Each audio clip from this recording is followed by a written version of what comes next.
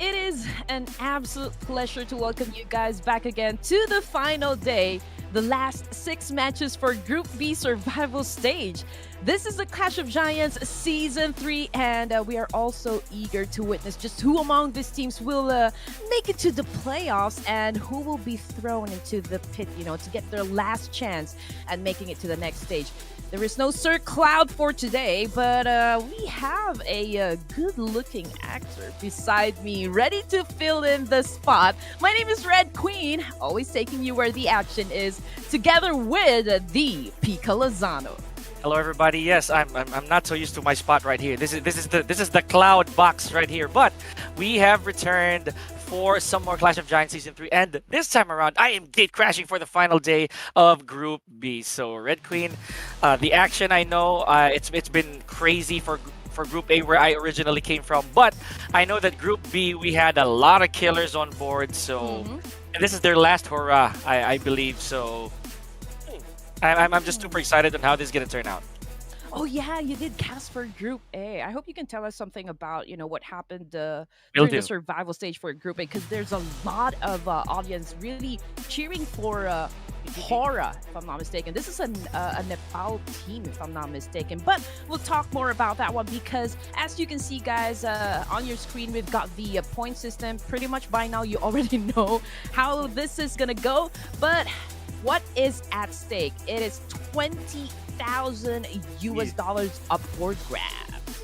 I'm gonna take one right out of Sir Cloud's playbook. Do not be fooled or flustered by the words on your screen, ladies and gentlemen, because today it is all about survival stage once again. At least for Group B.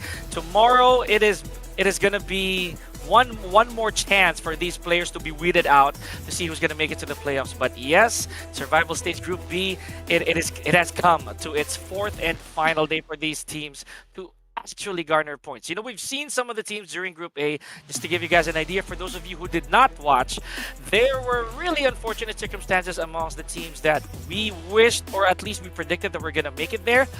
But it is what it is. It's the nature of competition.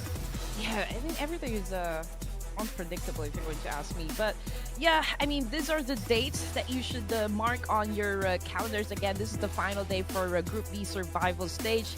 We're gonna be starting off with the last chance this coming January 13. But since we took a day off during the survival stage, so instead of having 2 days for the last chance, it is going to be a one-day event. But you know what? We're gonna be having not just 6 games, but 8 games in total.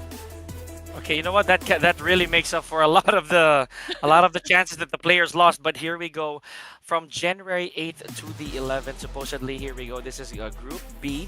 So I talked about this to Sir Cloud as well. There are some teams here that I've looked forward to, Red Queen. And when we worked before, Seventh Element. Oh my goodness, BIGETRON, Red Villains. These are just some of the teams that I put my cards into. Not to mention RRQ.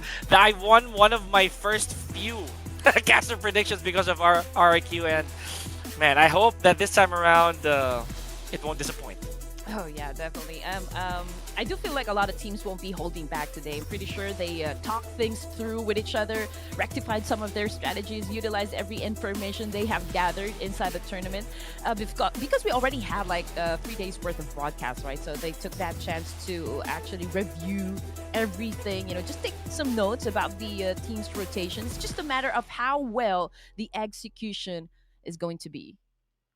Man, speaking of execution, this is definitely going to be an execution for some of these teams, as they will not make it to our top 10.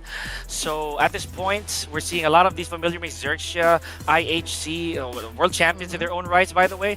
The Xavier, oh man, Sir Cloud. I know that he has his sight sets on a lot of these teams. Morph GPX, by the way. Yes, of course. Morph GPX, one of the teams before that really caught me by surprise. And this page right here.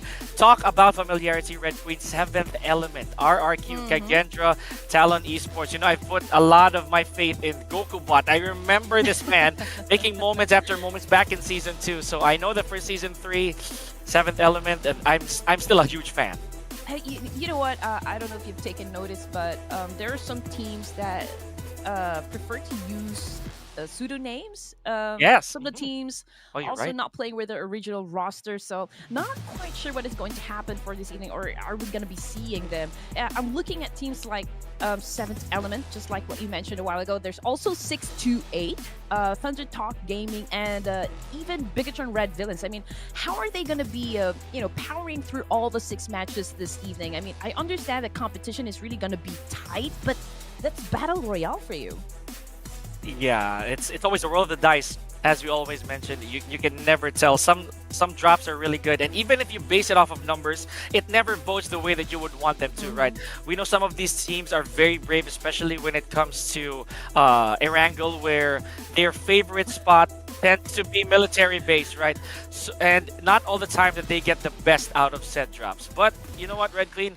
I'd say that, oh, here for Group B, this is where you have to spoil me. Ooh, okay. Nothing has changed. It's still Levi's coming from D Savior, you know. Vietnam is very proud of D Savior right now because we were talking about the kind of gameplay that D Savior is actually bringing into the table. They're very good. They're performing at their best, even though, you know, I know this is an off-season tournament, but this is still something that is big because you get to be with the best teams around South Asia and Southeast Asia. This is a pretty awesome training ground, and I think it would really play a good gathering of information when it comes to just knowing thy enemies. With that, you know, so some of the teams also, they consider this kind of like a very rewarding scrim, as we mentioned. So it goes without saying that they're gonna take this seriously, also with a lot of loot on the line, by the way. So we have a couple of the Xavier representatives here, as well as Sem9. Oh, I'm seeing Kenny S again.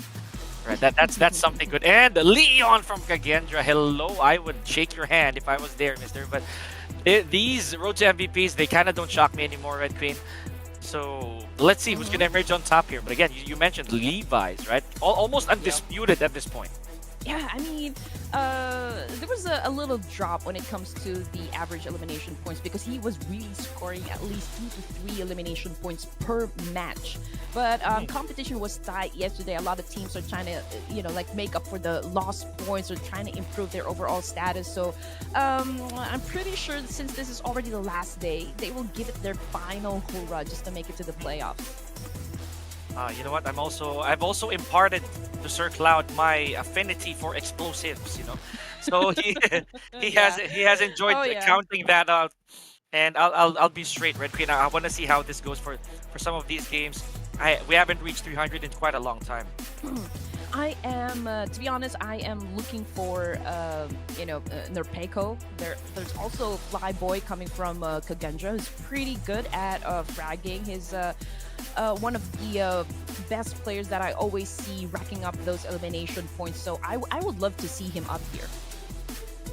You know what, Flyboy? When was the last time I heard that player's name? Honestly, and I mean that very well because this is Group B. In some manner, Red Queen, I actually wanted to cast this as well from the get-go, simply because of all these names that we've been seeing. But to me, to no one's surprise as well, I'd say the Xavier. Right, towering over DUKSAN. Yep, big gap right there. But it's not to say that it's really an easy task with 100 points, or rather 100 eliminations. Oh, that is a statement. Yeah, top 3 teams, I can say that they have already laid out a very good, awesome foundation. I mean, we have Vietnam's D Savior, South Korean's DUKSAN Esports, and Indonesia's Kagendra.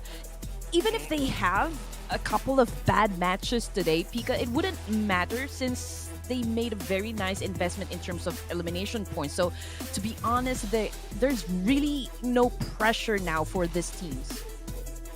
Yeah, I don't think I can compare this to how Group A turned out, Red Queen, when we did it, because there was a very tight spot there, especially between top 8 to 10, where anything could actually change that. Any game would change that, as well as 11 to 15. So in this case, I'm looking at page 2. Not really that much movement from some of the teams, right?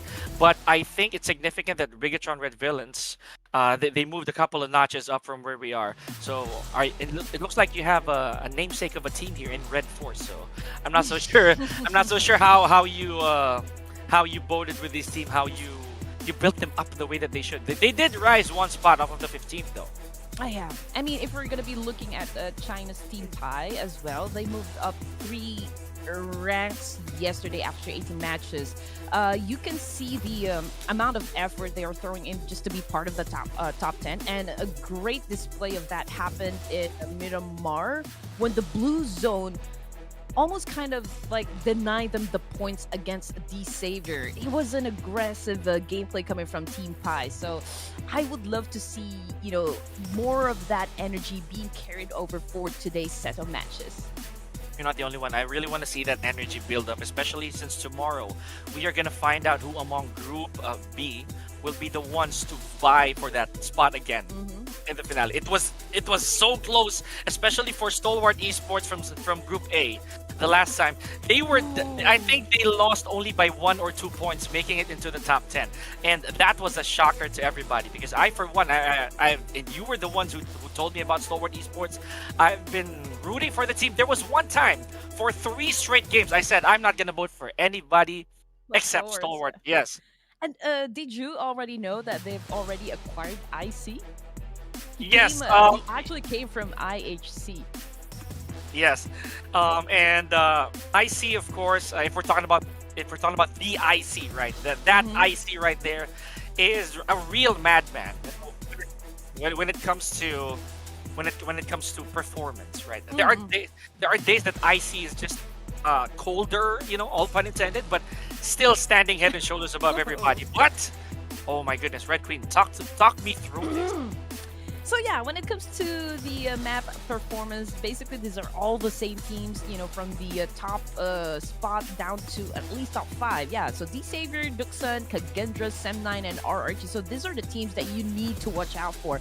But like what we mentioned a while ago, these guys can actually chill, for the set of matches today, because they've already set out that gap that they need, so they can enjoy the perks of just having a little errors inside the game, and it wouldn't even affect their overall standing. Okay, so as we know, folks, we're looking at one Sanhok, and then the triple Erangels as the usual, and a double Miramar to end the day. I'm pretty sure that a lot of our teams have even dreamt about being in these maps because of how many times they've been playing this to garner those points. But more importantly, the lessons they learned off of each game, right? So some teams really more triumphant than others, but I can't say the same for those in on the second page rather. Right? So yes, I'm gonna be the first one to check this out. Wow, DUKSAN really with the #1 performance, gotta love it. Kagendra, 7th Element, and Astra. Okay. Talk to me about Astra here, Red Queen. Unfortunately for the side of Astra Esports, we all know how well these guys actually performed during the preliminary stage, but unfortunately they have some other commitments, so I don't think we're going to be seeing them tonight. Although, yes, they're actually one of the top Sanhok performers. There's also 7th Element, who won the very first Sanhok match, for the survival stage. Unfortunately, they've been having, quite a number of bad matches, but I would love for them to do a major comeback, at least for the set of matches, because it'll be very hard for them if they're going to be included in the bottom 8. They will have to participate in the last chance. That's basically going to be tough. Oh man. And you know what? Giving me all that information, especially for 7th Element, right? Because I actually am gonna lock in 7th Element here, supposedly. But ladies and gentlemen, okay, I am left with my jaw dropped here because me and Sir Cloud struggled for 22 matches before someone got it right. But Red Queen, there's something about Red Queen right now, folks, that gave her that solid 5 predictions right there. Someone's whispering. I'm pretty sure I'm just kidding, but you know what? I'm gonna put it out there, Prod. 7th Element for my first prediction. Okay, Wow. all right. I'm All right, outmatched here, folks. Absolutely outclassed with 5-2. Oh man. All right. You know what? I have so much faith for my Oppas, so I'm gonna go and lock in DUKSAN Esports. For at least for the Sanhok match. I just know these guys can deliver. Oh man, and so can you when it comes to predictions, because that is literally give me 5 over there, folks. And Red Queen, I've been gone a while. Roughly a week, but there it is. That's a huge rack up right there. I bet that Sir Cloud is also ahead of me now. I think he is. Yeah, and the repercussion if in case you don't surpass the number of points I've already set up on the board. You only have 2 and I already have 5. So yeah, better get ready with your TikTok dance. Hey, that applies to Sir Cloud, all right, but not here. But yes, ladies and gentlemen, of course, Clash of Giants Season 3, the final day for Group B. We expect nothing less from these teams. Of course, the top 5, even with that sense of security, they want to be on a very good note, right? They want to be on a good position. They're good seeding, honestly. So let's see how this is gonna go. And still, the Xavier, right? Big dog with a huge lead, not just in frags, but in placement points as well, Red Queen. I think 30 points, roughly. You should have seen them perform yesterday. They were absolutely lovely. You know, they did not disappoint their fans. And they're just fantastic to, amazing to watch, so to speak. But if you guys are having a great time as well with your casters, with this whole event, with this whole tournaments, with your favorite teams, with your favorite players, and of course, Ruthless Hype Esports, I mean, come on. Do give us some love and support and subscribe to their channel. Also, don't forget to visit our social media pages. I mean, we do post some pretty cool stuff, especially Pika. You know, he'll give you like a behind the scene tour when it comes to his acting gigs. No promises, but here there's gonna be a lot more than esports there. That's for sure. And I've seen some of you people already following me. I appreciate that. Thank you so much. So yeah, you know what?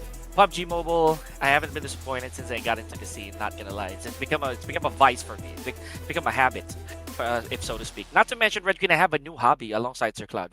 We tend to look for the newer weapons that we see on screen, right? Because for groups, for Group A, both I'd say even preliminaries. If I'm gonna track back a little bit, we've been seeing a lot of new weapons from these guys, and they're actually racking up eliminations with them as well. No Fear, I believe, had a lot of long-range shots with the MK12. So I, for one, am so happy. Yes, even the laughable Winchester at some point, Red Queen. I've That's I've seen. hey, but if you haven't, if it works, it works, if you don't right? have any choice, right? I mean, Yeah. it's better to have that than nothing at all. I mean, you don't have somebody to defend yourself, so I'd go for that gun. But yeah, MK12, that's interesting because MK12 is actually very hard to control, considering it uses a 7.62, right? 7 millimeter. Yeah. I think so. It's, Yeah. it's hard to control the recoil, so. When it comes to like a sniper rifle, I would always go with a DMR. So that's a mini 14 Yes. for me. And that's what's been giving the players a lot of torque when it comes to basically when it comes to those long range encounters, especially in Miramar. It's such a native weapon in Miramar, and I cannot be any more pleased to see more of that happening later on. But let's get back to the nitty gritty here, ladies and gentlemen, to the wetlands of Sanhok over here. Oh, it looks like we're gonna go west, Red Queen, if or maybe east, upper east. Yeah, we're looking at kind of like a north. Oh no, yeah, it's west. It is west. I'm so sorry. Yeah, there we go. I was like, I'm trying not to be dyslexic here, honestly, but yeah, we're going leftwards towards the southwest, rather southwest part of the map. Now, there was a time, Red Queen, that a lot of the drop-off points were very identical to each other. It's just probably bad circumstance. So let's see how this is gonna go. And again, Paradise Resort. It is one of the most bittersweet names of in a map ever, because it is anything but paradise when these teams actually come across each other. It looks like a BIGETRON already gunning for the big ones here, as well as the Xavier. Yeah, but I don't think they're gonna be drawing around Paradise Resort. Xavier is definitely gonna be taking over that spot right there. But boot camp is where you want to be right at this moment, because so Astra is going to play for this evening. Just not sure if this is going to be the main rostering or the second stringers, but yeah, Astra Esports getting punishment though, coming from IHC, and we also got FAZE Clan over here. So this is a three-way battle. Oh man, talk about scramble for loots here. Seeing a lot of F2 action here from Demo. A lot of DBS as well. You know, there was a time also. Oh, and just like that, Red Queen, Astra already eliminated. Very bad start. But you know, there was a time, if I'm gonna bring that back, that me and Sir Cloud, we were trying to to count as how soon or how maybe how late some of these teams are actually Mm-hmm. gonna go when it comes to their deployment. But look at this Lamborghini off of the Xavier already picking one off with a Oh. whoa Red Queen, a honey Oh. badger, and okay, a lot of new weapons here. I am so happy. Oh man. Okay. So D Savior always drops around Paradise Resort, and I think they've already done this since day number one. They've always have this altercation with the spy. But hey, Out. this is not one of my expectations because we've always known D Savior to be like hard clutching guys, right? Oh Formidable wow. team. But Team Pi, I feel like these guys would want to make a statement here in Ruthless, since considering the fact that this is actually the first time that they've joined, tournaments here in Ruthless. Ruthless was the first organization that actually made this happen. And talk about making an impact already for Team Pi. Yes, we're down to our last day, but the Xavier exiting early means they no longer have any chances to add to their already astounding record. But here Mm-hmm. we go. From Morph, we have Yoru out of there and leading Wow. at the wow, the 14th team. So we're moving really fast here, Red Queen, 17 I teams. Yeah. And we're only at stage one. That's a lot I of know, damage right? a few I think minutes in. everybody's in a hurry really to finish this tournament. But yeah, just as expected, I feel like everybody's gonna be really, really aggressive, especially for those teams that are uh at the bottom eight currently. But yeah, and as Red Force, they did win the fight, but they lost two players in the process. So it's gonna be a hard engagements from here then on. But let's see how many more teams do we still have. 13 more teams, 49 players alive. And just like what Pika said, this is just stage one. But check out the rotation that will be coming from NS Red Force and as well as Team RQ. We also have THUNDERTALK Gaming and DUKSAN Esports. Okay, they will all come from the south, the part Mhm. wherein there could be possible engagements with Talon and XERXIA Esports. Not to mention RRQ also kind of distant from the circle for the time being. You know, there's one thing as well, Red Queen, that I kind of noticed with our RQ right now. So Mm. they're only literally one at this point 3 points behind Sem 9. So it just takes one good push for our RQ, maybe one elimination, and they can overtake Sem 9 for that number 4 spot. That you know, if there's anything that I learned from Group Stage A, it just takes one good game for some of the teams to Mm. switch the seeding out. So I'm again, I know I didn't vote for them. I know I went to Seventh Element for my prediction, but I'm keeping my eyes on RQ.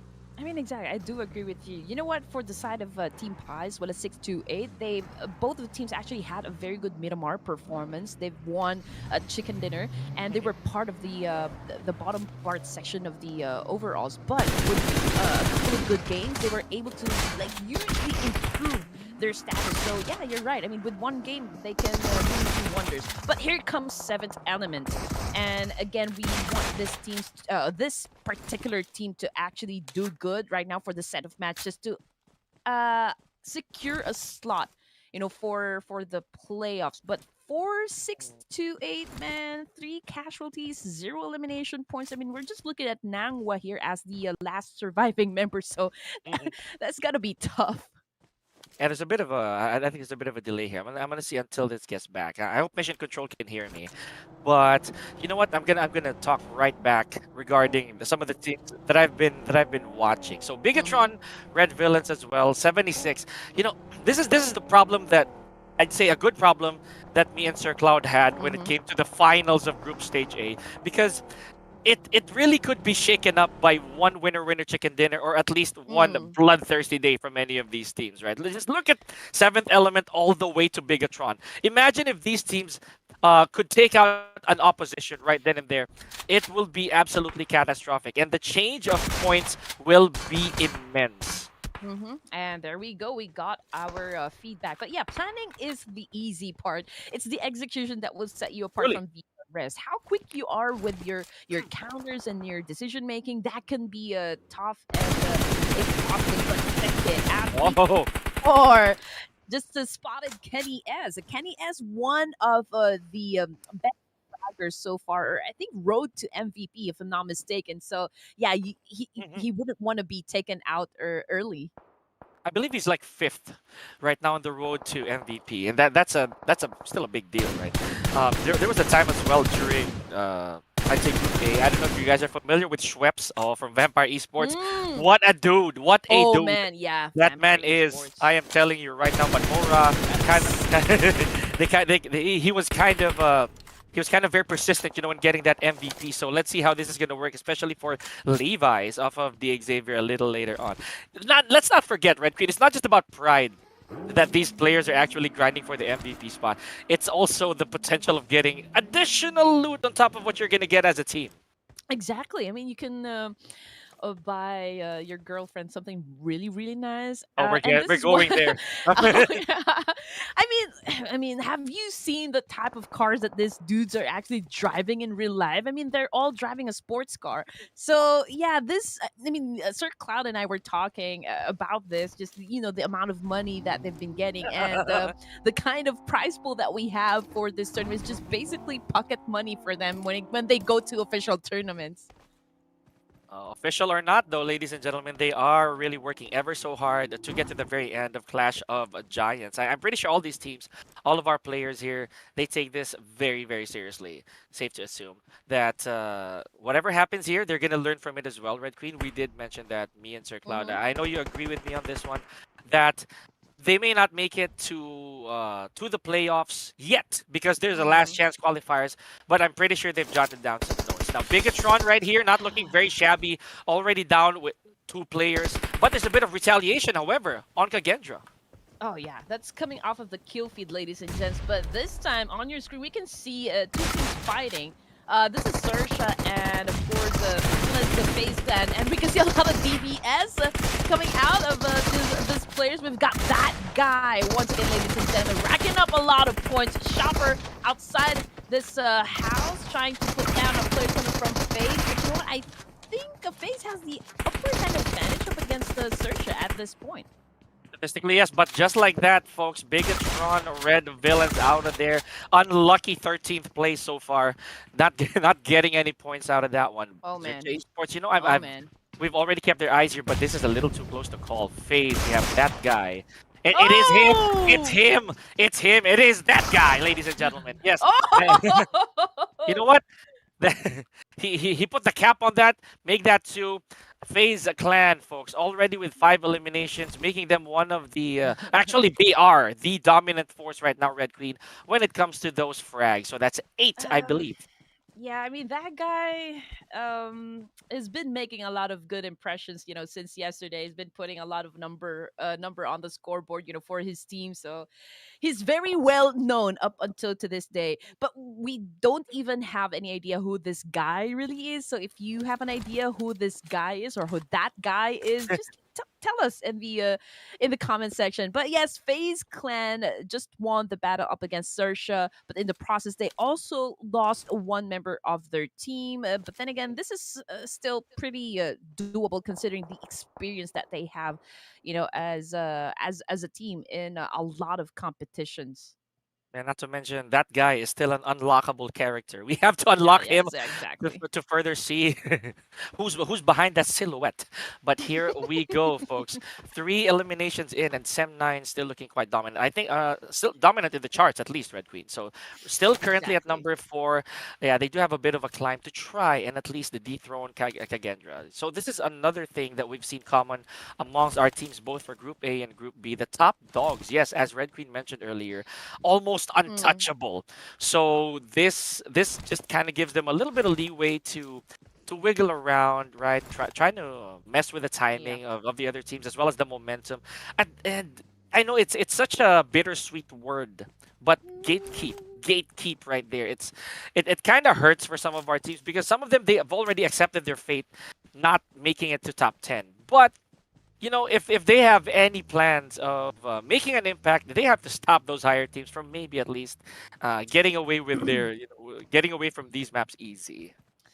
Exactly. I mean, how are these guys going to be starting the game?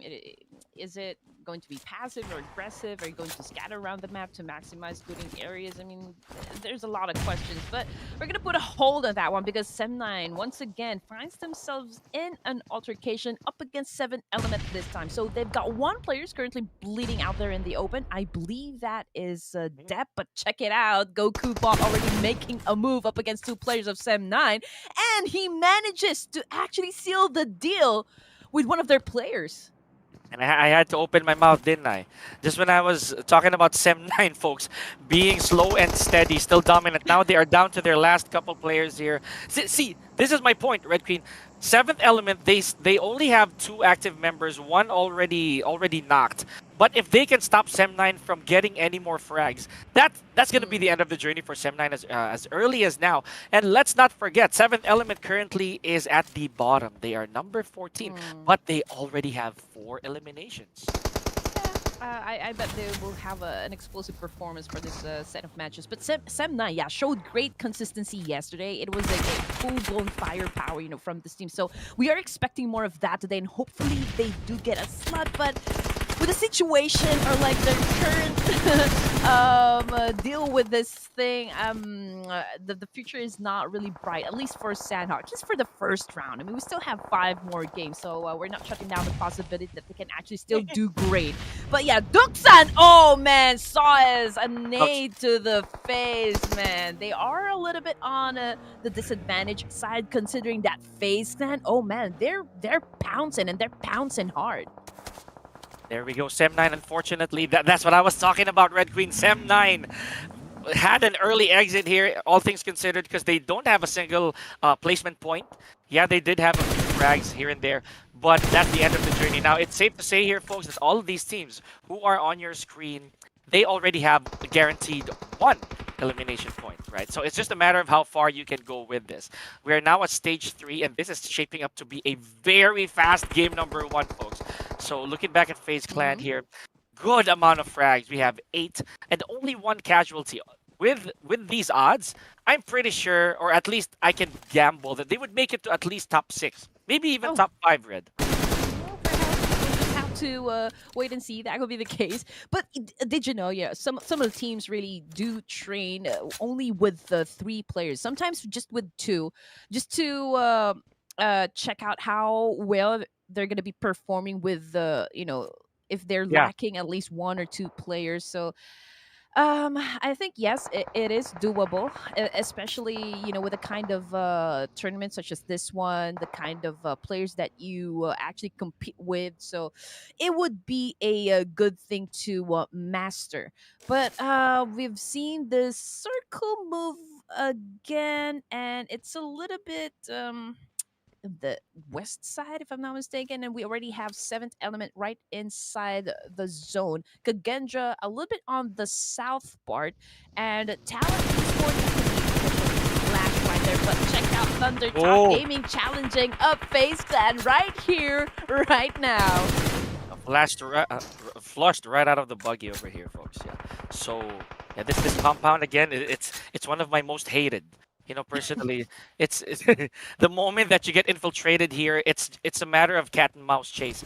I'm not really so sure how this compound is supposed to actually save your life. It's good for loot, but for what it's worth, ladies and gentlemen, we still have 8 teams, and I feel it's gonna slow down drastically from this point forward.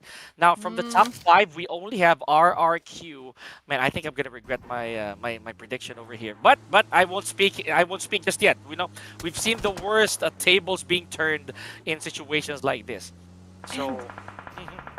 I mean, check out the circle, man. If you're gonna be looking at the situation, there is this like how to say, I'm trying to give you the best description, but it's like it says oh my god, it'll be difficult if the circle goes in the middle. That could be disastrous, not just for the one team. I think it is for everyone. Yeah, you know what, let's leave it to fate. But DUKSAN already out of there with now with only 7 teams remaining, folks. this is going to be a battle of eliminations. We just have one more, at least. And in my opinion, Mm. FaZe will. I'm not going to say that they're going to run away with this, but the moment that they get their 10th elimination here, they're going to be very good in terms of points. Even if they leave now at 7th place, but with one more elimination, I'd say that's pretty Mm. okay. That's going to be a good shakeup. But over here, we're looking at this. This is my most hated compound, I'm telling you. But so far, Oh boding really man. well for some of our players. Okay, all right. So, ooh, this is going to be tough, you know, for the teams that will be coming from the east side. You're right. Oh, that could be tough. But RQ, as you guys can see, trying to reposition themselves now. Probably they will have to choose another entry point, but that could be very difficult, you know, to find a very good spot just to make all the angles work for you. I think it's pretty okay for those teams that are on the south and the west side. But then again, we'll just have to wait and see. And I love the fact that Sanhok is making it difficult for this remaining teams because that's what we love. You know, we love the action and we love to know just how these guys are going to be performing considering their situation at this moment. Yeah, we're not in for suffering here, guys. So we just like the action as it is, all right. So please do not take that out of context. But kidding aside here, Talon, by the way, I kind of swerved my attention away from Talon, Red Queen, but they're looking pretty good, right? Even with one elimination only, Talon might just have the instincts right here to just weather it out, allow these teams to pick each other off and play scavengers, right? Play vulture, as I always say. So let's see. I'm gonna check it out. I'm not really so sure how this is gonna pan out, especially for Ooh. Thunder here. Oh my gosh, one knock. So FaZe, my goodness, Red Queen. Even with two players, they're still going. Yes, of course. I don't know where they are exactly. But okay, we've got Mela. Oh man. Mela, one of the best players coming from FaZe. He's cooking up that nade real good. He could potentially shut down not just one, but two players coming from THUNDERTALK Gaming, and that's exactly, I think, what he did. Unfortunately, for the side of Kagenja, they have been eliminated completely out of the game. But, oh man, I think it's the Oh, same thing for Mela. FaZe Clan already out as well. So that brings us down just 5 teams remaining. Stage 5 inside Sanhok. I'm gonna cash in my correct prediction there. Top 6 for FaZe, right? But they managed to leave with the same thing that I said. 10 eliminations, Red Queen. And we blinked and we missed. We had another elimination here. Last 4 teams here, ladies and gentlemen, and with very, very few players to count. We have STE here with just one player remaining. RRQ. Again, another team that I've kept my eyes on, but 7th Element, they're still going, and Talon has a bit of a problem up front here. Okay, There was a bit of a glitch there, but I okay. know.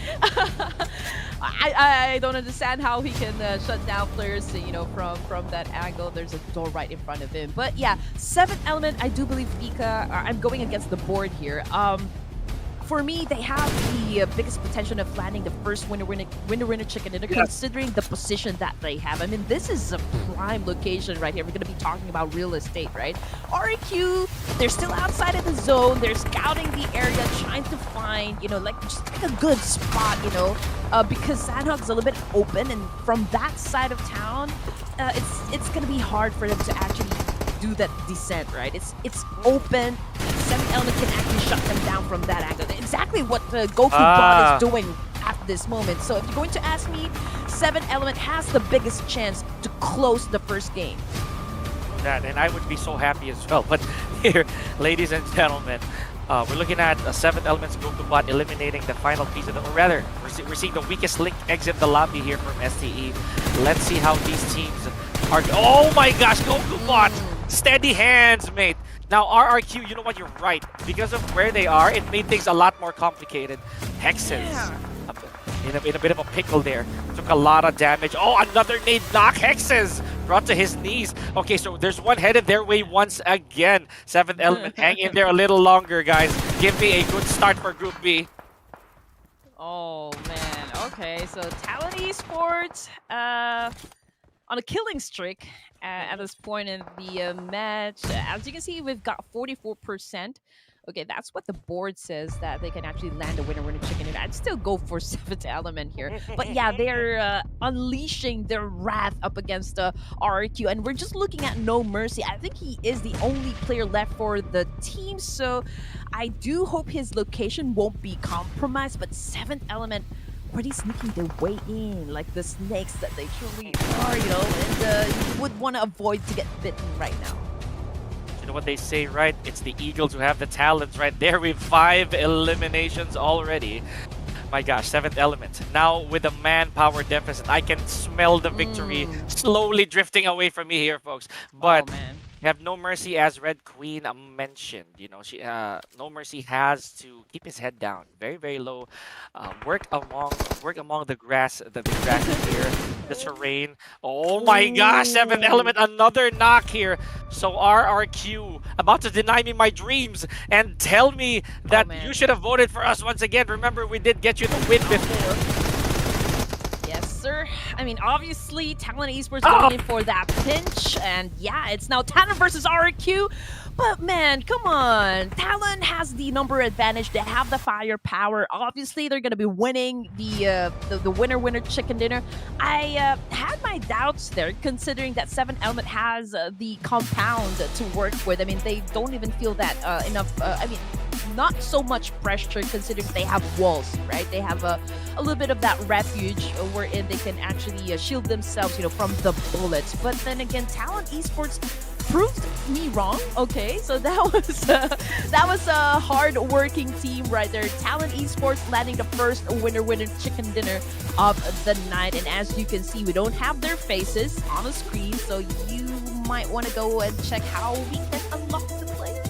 Yeah, please persuade them, folks. All of you in chat, please kind of give them a nudge, man. Come on, yeah, you know we want to see how you look. But here we go. Good amount of eliminations here. Not too greedy, all things considered. Red Queen with about total 8. I'd say that still looks really good on their record. But I was so close. I'm gonna say that out loud. I was so close, folks. Both RRQ and 7th element, the two teams that I rooted for even before we started the stream. But that's just Sanhok. Let's see how the rest of the teams are going to do later on. Who do we award the crown to as the MVP as well? I'm pretty excited, Red Queen, because that is that's one of the titles, right, that me and honestly Sir Cloud have been super greedy with when it comes to seeing how it's going to turn out. But, this caught me by surprise. Even though with the bloodthirstiness of FaZe Clan, they did not emerge on top. At most, they left at 6th. Yeah, so what team did you choose again for your prediction? 7th element. 7th element. Oh, I was so close. You almost got it. Yeah. And I was even rooting for you, man. I know. Dang. The mercy round from Red Queen, So again, guys, I mean, teams to watch right here in Sanhok. So we got Talon Esports, we've got 7th element, we've got RQ, and Thailand's FaZe Clan. But you know what? For RQ, this is the only thing that I can say about them after casting a lot, quite a number of tournaments with RQ in it. Sometimes they're in the mood really to rack up a huge number of points, but sometimes I don't know if it's like the energy or like if the pressure gets to them. Sometimes they're not really. Sometimes they drop the ball, So I would love to see some consistency coming from RQ. But then again, they're pretty safe in the overall standings. So again, this is one of the teams that don't really need to perform that much anymore, at least for the survival stage. Right. It's a battle for notoriety here, right? Like you're putting up your rep. So speaking of reps right here, it really goes to show that Talon really won this with very few heals compared to how RRQ were. It means that they took way less damage in that sense. Now, I knew it. It has to be from a team that's not Talon. We have FaZe. This is Vin, right? Like if I'm reading this correctly, folks, pardon me. With 6 eliminations. Now, of course, with a 60% team contribution, we saw that they entered 10. So, doing the math, folks, yes, 6 eliminations by himself. It's no question. Wow, FaZe actually started this game with big fingers on the trigger, right?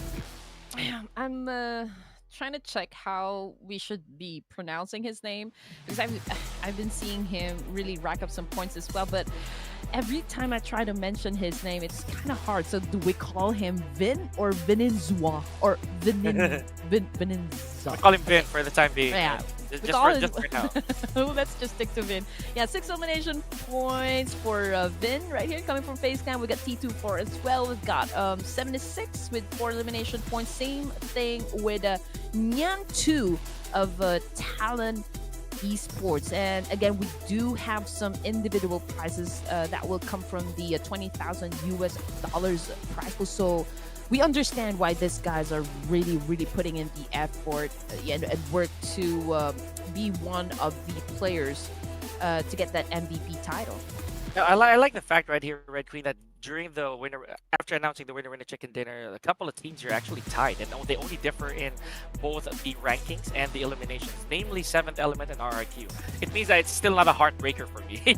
They both these teams they performed almost evenly, right? Just differing in where they're placed and just maybe one frag away. And this is where it was really funny for me. FaZe Clan, right? With that 10 elimination points and only 2 placement points leaving at number 6. This just goes to show, folks, that you might also want to consider, that this is a shooter. So just point it in the direction where the enemies are and you are going to get them points. Yes, exactly. And this is the point that I was trying to make out a while ago. But yeah, okay, so we'll try to discuss that later on. But for Sanhok, yeah, just as we expect, the amount of throwables that were used in the game isn't going to be as high as 100. It's always below 100, considering the map. Perhaps we don't know. But we've got 2 airdrops that got looted. We've got Nyantu as the longest elimination distance, 266 meters in total. Man, not 3 digits for the nades. Oh my goodness. Well, it is Sanhok anyway, folks. Pretty small map. So we don't expect much flushing out to do. But jumping 3 notches up here is Talon Esports with 115 points so far. And as Red Queen mentioned, it's not going to be that much of a change between top 1 to 5 here. Just an interchanging between RRQ and SEM9. So hopefully we see more of that action, a shift a little later on. And interestingly enough, XERXIA, IHC, and Team Pi all dropping 1 notch each. So see how tight this is. 108 and 7 specifically. Yeah, wait, hold on. I'm trying to turn on my fan because things are Eating up. already, it's hitting up the place. But yes, coming into the second page, we can see that 7th Element actually moved up 3 ranks at this time. So if they can actually continue on playing at this pace, it's not impossible at all for this team to actually land a spot, in the top 10. Same thing with FaZe Clan. I mean, they've managed to land at the 10th spot, but again, they're not out of the woods just yet. I mean, we are talking about just a 3-point difference up against THUNDERTALK Gaming. So there's a lot of things that can still happen. 5 more games, ladies and gents. So, like I said, it is going to be tight. Yeah, that's the last Sanhok, by the way, for Group B, folks. So whoever made that impact here, specifically Talent, you guys, you can bid adieu to Sanhok for now. We're going to see more of that action a little later on, ladies and gentlemen, as we head on over to probably our creme de la creme whenever it's the survival stage or here at Clash of Giants. 3 Erangels in a row, but hold that thought. Pika and Red Queen will be right back after this short break. Don't go anywhere.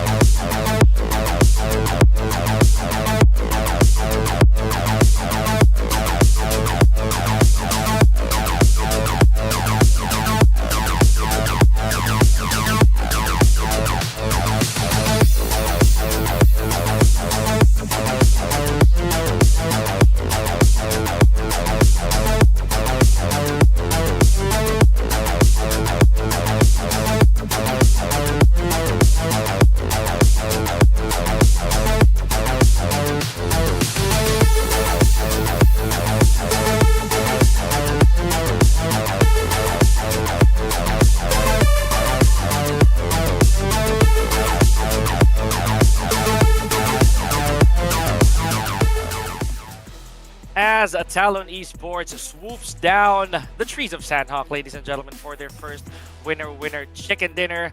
We are gonna move now to our triple Erangel. The El Clasico has returned for one more hurrah here at Group B's survival stage. My name is Pika here with Red Queen for the Clash of Giants Season 3. And yes, that was a fast game, Red Queen. Indeed, I will have to agree with you. But hey, please do be fast as well when it comes to subscribing to Ruthless Hype Esports channel, and also please visit our social media pages. Again, I always say this, we're very easy people to find. You know, we're on Facebook, we're on TikTok, we're on Instagram. So just type in our names. You can see our names down there below the camera. So again, you can already spell it out. But let's get back to the game. This is going to be our first Erangel this evening, and as you all know, this map is the bread and butter, you know, for all the teams here. This is the opportunity for them to put up huge number of points in the scoreboard. So we're going to be looking at the top Erangel performers. We've got the Savior, Sem9, RQ, and of course Kagenja. But you know what, Pika? A lot of the fans of BTR as well as IHC still hoping to see like a comeback, you know, for both of these teams. I mean, I gotta say they're not really used. I'm not used to seeing BTR, IHC at the bottom, so we don't exactly know if we're going to be seeing them in their truest form, at least for today. Are they gonna make it in the top 10, or are we gonna see them play for their life, you know, for the slot in the playoffs in the last chance? Yeah, that's really the tragic part, isn't it, ladies and gentlemen, when it comes to tournaments like this. So if you don't make the cut, you're gonna have to go with it through the hole of a needle, as I always say, when it comes to the last chance qualifiers. But yes, as close as I was earlier, ladies and gentlemen, that still does not count. So seventh element, thank you for that. I'm gonna cash it in this time to what might be my luckiest team ever. Please go for RRQ. Okay. You know what? When it comes to the prediction, Pika, I'll let you have a go first.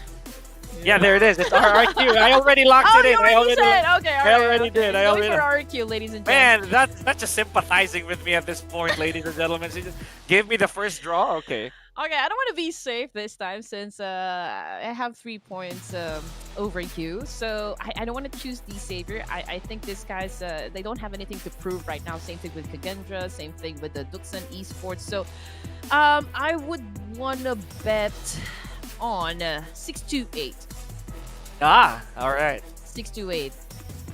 This Chinese team, you know, they have been winning a lot of S-tier tournaments. So again, most recent would be the PMGC 2023. They came in at 10th place, if I'm not mistaken, in the overall. So I just know that this is one formidable team, and also a team that you need to watch out for.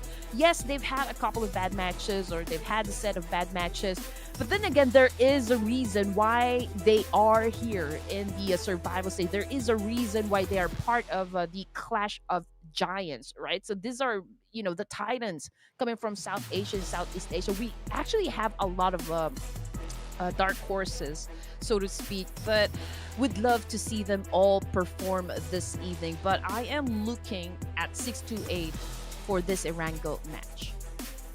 Okay. So there came a point, you know, during Group A that me and Sir Cloud, we no longer based it on numbers. We naturally gave up, right? And I guess that's where these wins actually come from every now and then. But for me, it is all about the loyalty to RRQ as well. So let's leave it at that. Okay. So mission control, I am also never giving the ball back to you ever again. You know, remember with me and Sir Cloud tried it, we both agreed. Oh no, mission control can never have my vote again. So it's a matter of shattering the faith. So I'd say here for Erangel, honestly, it's the tutorial map, if anything, ladies and gentlemen. If you've played PUBG Mobile, this is where you start with, and for these teams, it is literally a walk in the park for even in the competitive scene, right? So we saw the stats. We saw the stats, so it goes without questioning. The Xavier really up there. Imagine all the points that they got, right? So standing head and shoulders above the rest of the teams here, Red Queen. this is gonna be a good conclusion. This is the final set of Erangels we're gonna see for Group B. Honestly, if you're gonna be looking at what is happening right now, Pika, these teams they just make it look easy. The way that they play this game. I mean, I play classic, but I'm gonna stick it to casting because I'm not really as good as. I mean, they've been winning how much money now? $500,000 winning at PMGC, winning at PMCO. So can you imagine again just the amount of time that they put in just to play at this level is just fantastic, and I will always be amazed by that fact.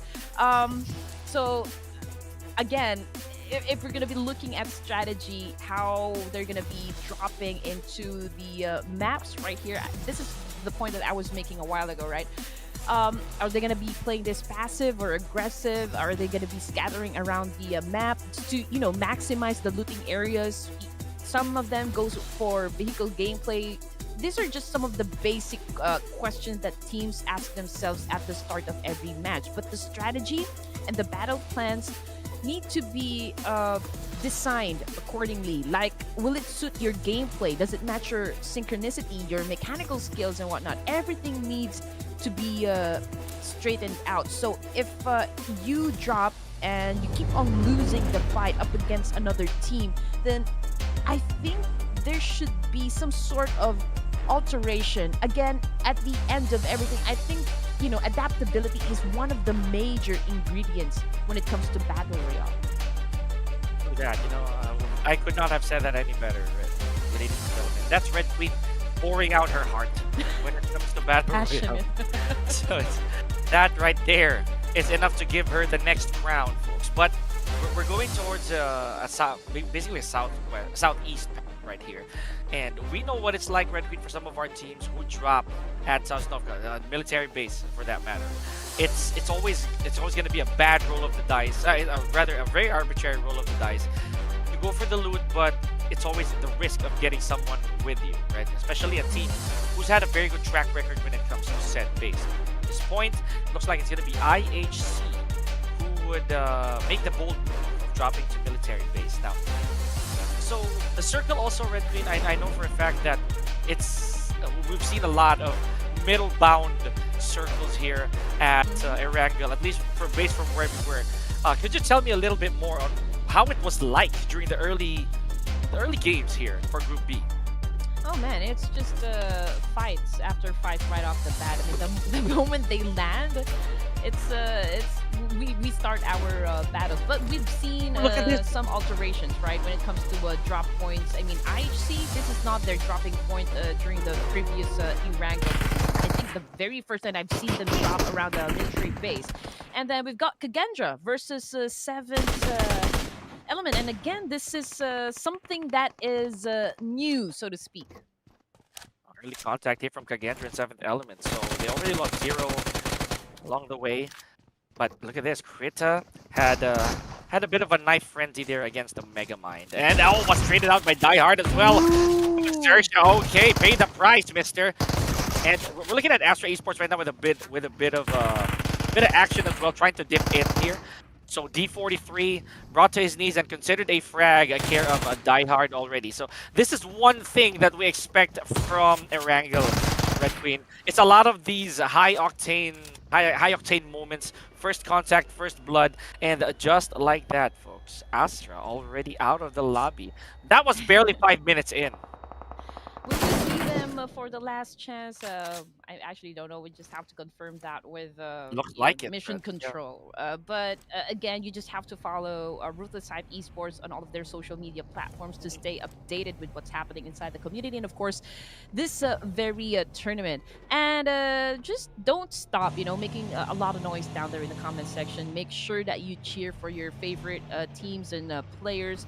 Let us know who you are rooting for or rooting against. We love teas like that. But you know what, Pika? This kind of circle will definitely make Sir Cloud happy. He always prays for a South Circle, a military end zone. And I can hear his spirit embedded in you at this very moment, Red Queen. Like, yes, that's Sir Cloud in there in your body. But because that is definitely a Sir Cloud thing to say. Well, I want to see a military base finish, the usual, right? That's some of the remarks. But at this point, yeah, the circle will most likely end that way, ladies and gentlemen. And also to say, Red Queen, I oppose that thought of Sir Cloud in some manner. I wanted a mansion finish, maybe even a hospital, or rather, I say school, which was never ever granted thus far. Oh wow, nice roll here from Demo. Switches vehicles immediately from IHC. So Red, we know that IHC they're world champions, right? So Mm. that's a big belt to break to lug around. And currently they're at number 8. Imagine that. There's a bunch of teams for this league alone that have plummeted IHC down there. Yeah, we've already had this topic. Actually, we've discussed this with Mhm. Sir Cloud. I see right now, to be honest, we don't even know if they are, say, serious about really winning Clash of Giants.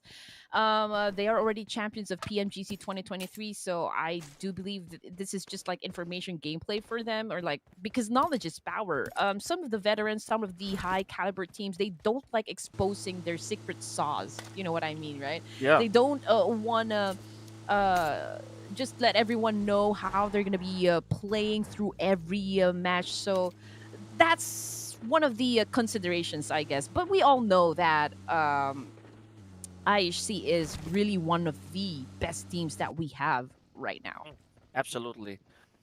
Uh, Fortunately, though, here, ladies and gentlemen, there are some other teams, at least in points, that are ahead of IHC. Not to discredit them in any manner, but it's also a problem here, Red Queen. I'll be the first to say, because any of the teams below top 10 can actually overtake IHC if they're not careful.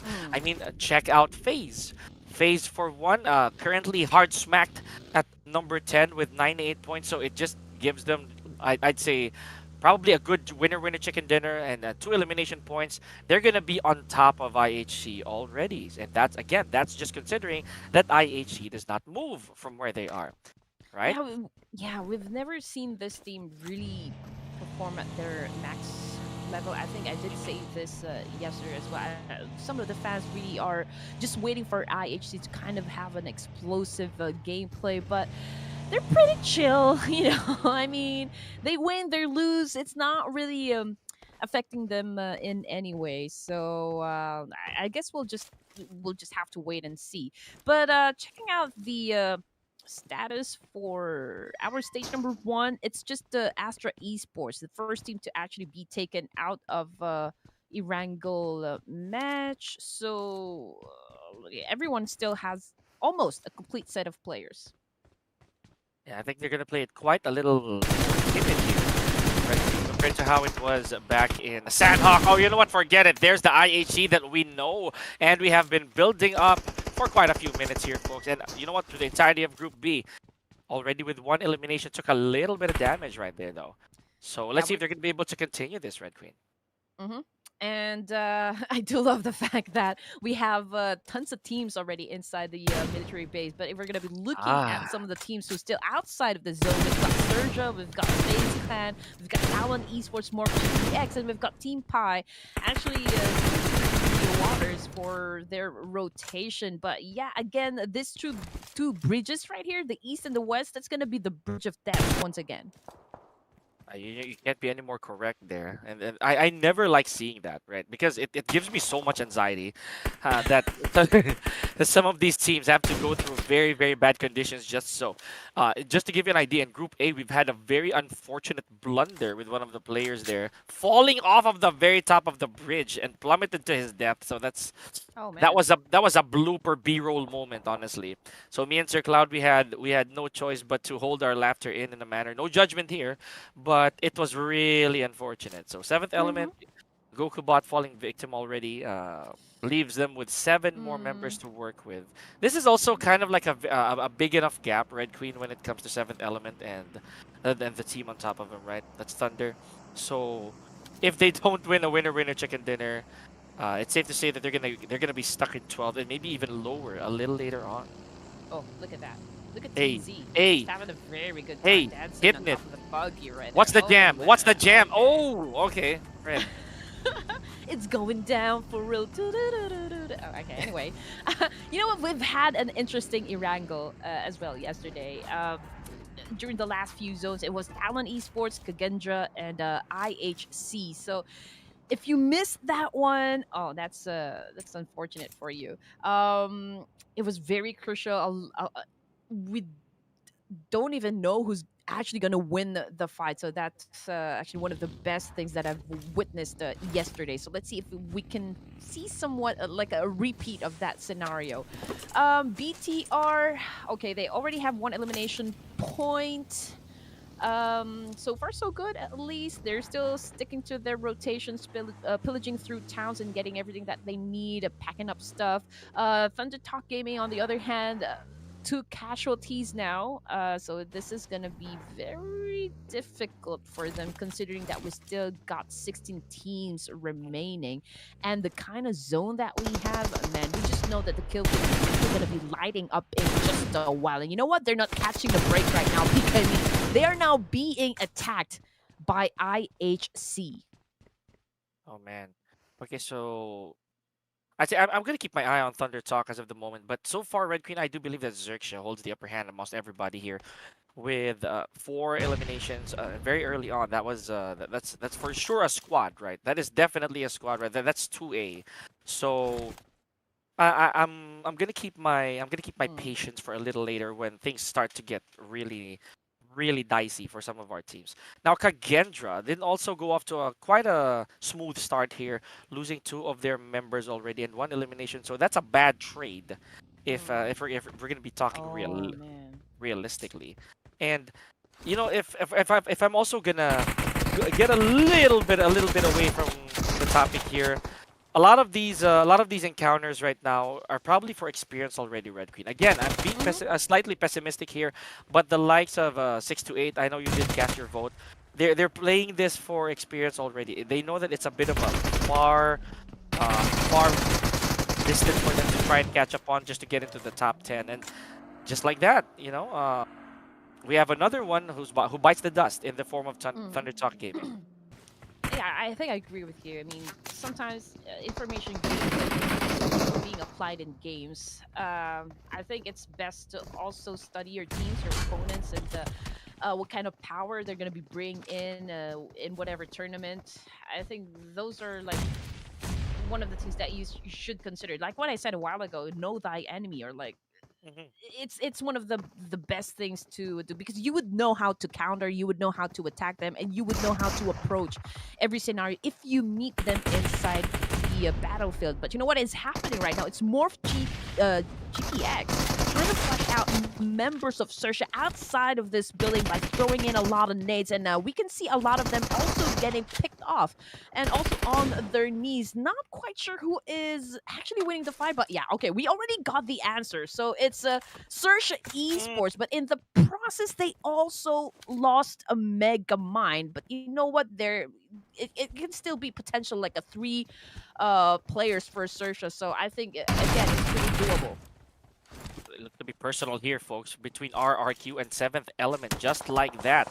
My first cast has already been exiled, but here we go, 001 from RRQ already knocked, and never mind, that's an elimination right there. So, my goodness. Lamborghini, though, also putting in some work against FAZE. Mm, I'd say, okay, the feed is moving a lot faster than I thought here, ladies and gentlemen. Now, XERXIA, yes, with that amount of eliminations, but still caught outside the blue zone.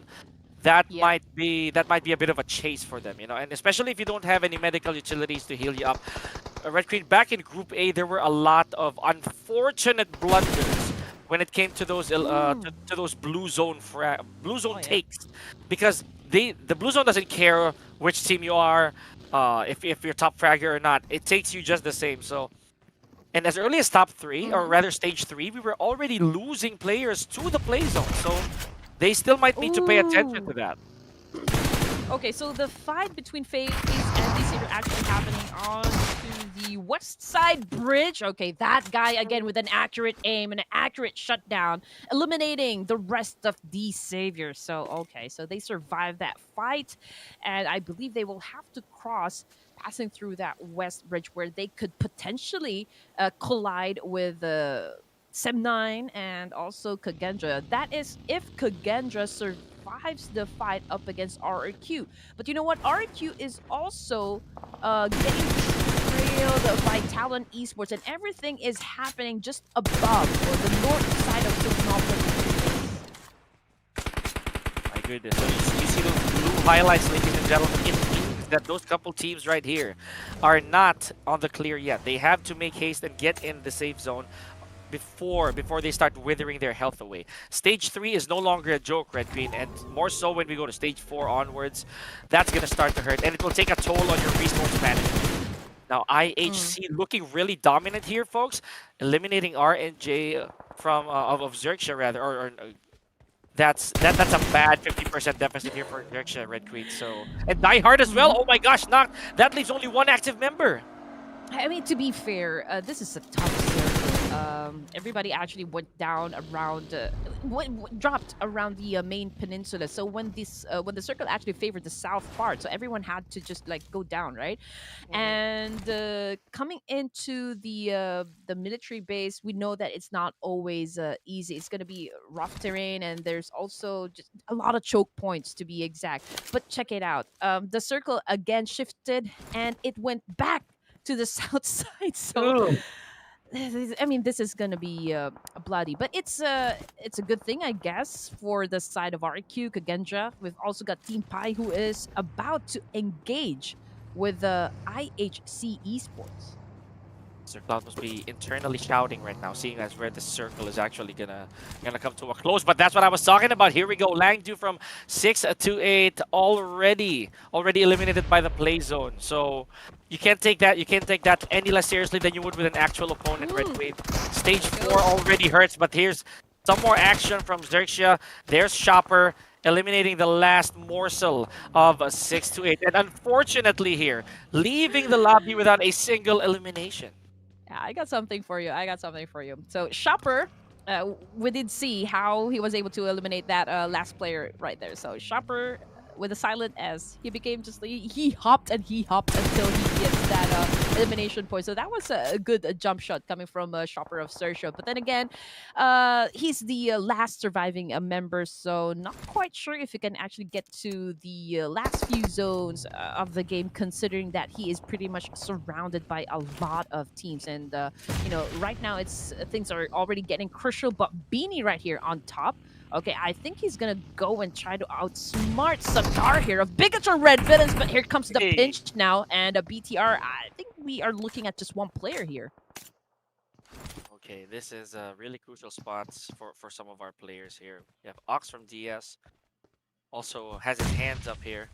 Gotta be ready. Oh man, okay, Meow Meow felt that for sure, but here we go. There's the finishing touch. So we have one more elimination on the side of IHC. 7 frags already, ladies and gentlemen. Oh, but Meow Meow has to get out of dodge. Tries to go on the rooftop here. So yeah, buy a little bit of time. That's gonna hurt. No, not quite. Man, the guy is limber, just like the namesake here, landing on his feet. This Meow Meow. We've got IHC going head-to-head up against NS REDFORCE here, and we can see that TZ is already on the ground. Same thing with Godless, but here comes Alex with a DBS, and he was able to shut down! Oh, Sporta inside a moving vehicle? Whoa. Okay. You know what, Red Queen? That is something else. I'll say that straight up, but here we go. Team Pi with no eliminations just yet, but making it to the very edge of top 10. How long will they be able to? Oh my goodness! Another vehicular, another elimination rather, but this time in the form of a vehicle hit and run. So that's a first. You know, that's the first run. And he has his eyes on Demo from IHC. Is he gonna be able to? Whoa! Did that just happen? No way. There is nothing that is gonna bring IHC to their knees. Oh man, you do not mess with the demo right there. I mean, Team Pi obviously he had that advantage, right? He has that elevation to work with, but he was the one that gets tagged. So that is a very cool shot, coming from demo of IHC. Well, let's see what else is happening. BIGETRON Red Villains, okay, 2 casualties, 1 elimination point under their belt. This is already stage number 5. They are at the edge of the circle, down south. We're in. We are still looking at the players coming from IHC. Possible clash, perhaps we just have to wait until they get close with one another. But we've got Vin again right here coming from FaZe. This is the previous MVP. So let's see if he can do the same thing, if he can carry the same kind of energy back into our game number 2 and perhaps win the chicken dinner. But for Talon Esports, pretty amazed by the fact that they still have a complete set of players, considering that it is hard to get to stage 5 of Erangel or in any map. With all of your players still intact, it is always hard, but they now have a number advantage. I'm holding my breath a little bit here. Now, they're in a very, very good spot right now. They're arguably one of the more dominant complete teams here alongside SEM9, right? The other teams, especially IHC, with 11 eliminations, they are short by 1. And that manpower difference could actually come into play a little later on towards maybe circles, stages 6 and 7. Here we go. Jen from BTR taking out another member from... Oh, you know what? I'm just gonna say it out loud. Pi is also in a very, very bad situation here. Just like that, Red Queen. The reason I said that they're in a bad spot is because they're not gonna get any placement points from that. Wow, that was a good shot coming from BIGETRON Red Bull, considering the fact that they're left with just 2 players, but they are still killing it. Okay, what a great performance coming from BTR, just as we expect. 4 elimination points for the side of SEM9. Superboy having the most number of kills, and we've got BIGETRON Red Villains, who is just right up in front of them. Manbot, okay, just doing a little bit of a spray up against Shopper of XERXIA Esports, but okay, so it did not connect, but I think he's getting ready to charge. And that he must, ladies and gentlemen. So we got Shopper over here, I think being eyed upon by the entirety of SEM9. There's one nade. The arm is up. Gonna go for that baseball elbow over here. Oh, but not quite. Okay, it's a bit of a cancel, but the molly enough probably to flush out Shopper if that's the case. There's also a bit of gunfire coming off of Talon, so Shopper in a very bad spot here, ladies and gentlemen. Or Okay, KSN2s. a lot of trades coming in. FaZe Clan losing members as well. And there you go, ladies and gents. I think they have been permanently taken out of Erangel. This is, again, the second match. 7 teams remaining. BTR, Genfuzz is bleeding out there in the open. I don't think Paslon can do anything about this situation. I'm pretty sure he cannot pick up his teammates. I hate being wrong. I hate being wrong because IHC right now, they wanna secure that spot. They wanna make it to the playoffs without any doubts from anybody. So at this point, RRQ, this is my bet right here. They're gonna have to hold their ground as much as possible, right? Sam a 9 though. Okay, so this is one style right here, Red Queen, that we've been seeing for so long amongst our teams, right? It's just like how they know, a bit of a ranked game mentality. Oh man, I had to say it. Look at that Manbot already brought to his knees. That can't be good, and there's no one nearby. Pick him up. Kenny S has to make haste though. And 8 elimination points for the side of XERXIA. But again, we're just looking at Shopper, the lone wolf here. But you know what? SEM9, okay, they have the elevation, right? They are at the higher ground, and we all know that's always an advantage. But Shopper, he has a... But okay, so the position has been compromised. But yeah, SEM9 just avenged their teammate there. They got knocked down, but definitely they will be getting that elimination point. But IHC, man, decided to show up here in Erangel, and even though if they don't get the winner chicken dinner, with the amount of points that they put up on the scoreboard, man, that is already a lot. But I think they have a statement to make here. So let's see if they're gonna win this fight up against SEM9. Look at that flush by IHC, ladies and gentlemen. Let that raid, and coming to the aid of the teammates here. We do have, again, more talent action, Red Queen. Remember, they're still complete. They definitely hold the numbers advantage here. And should they be able to run away with this, they're going to go for a second winner chicken dinner. That's going to be very, very important here for talent. They have to hold their ground.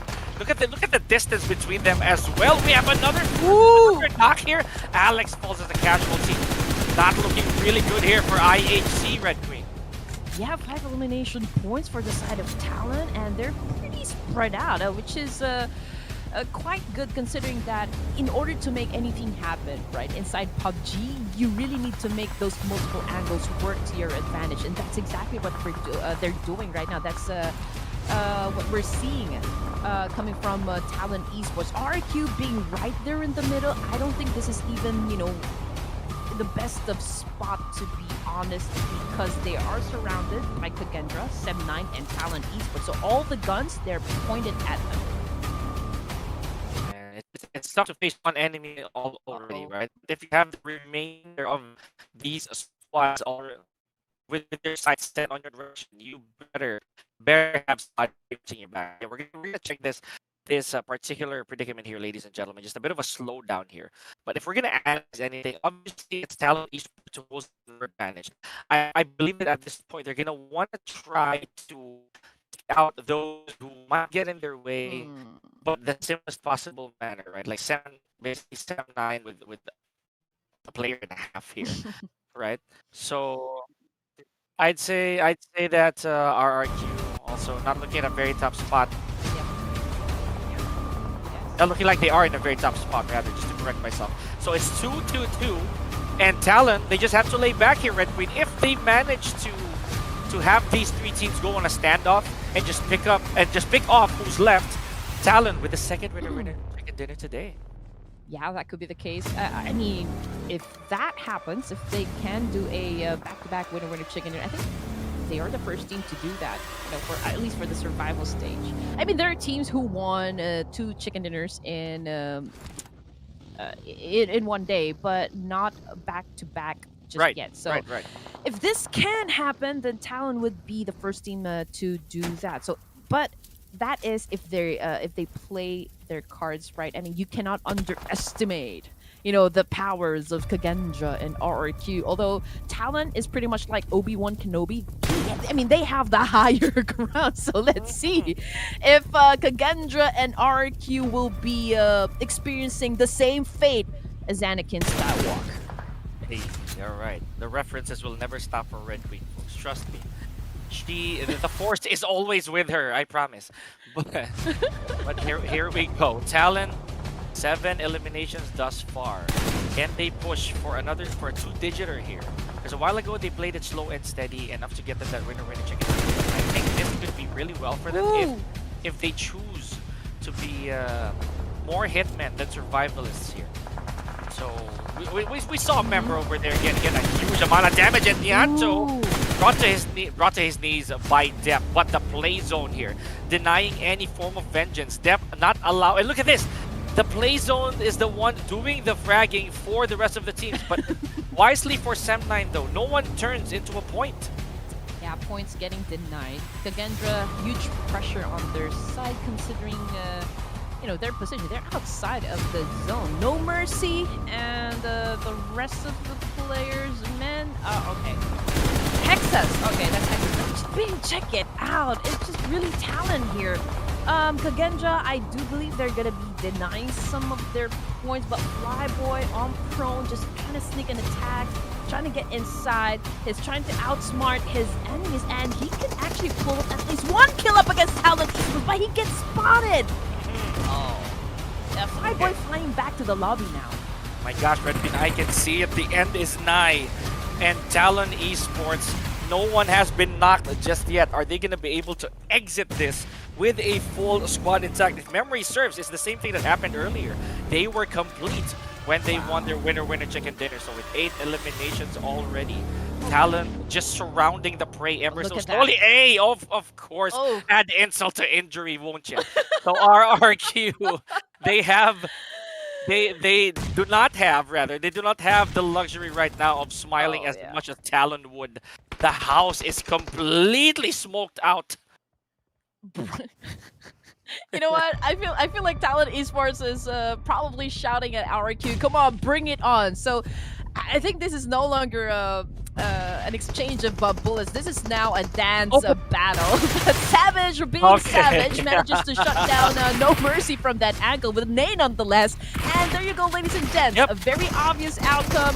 Talent having the number advantage, having the position advantage as well. 10 elimination points plus a chicken dinner.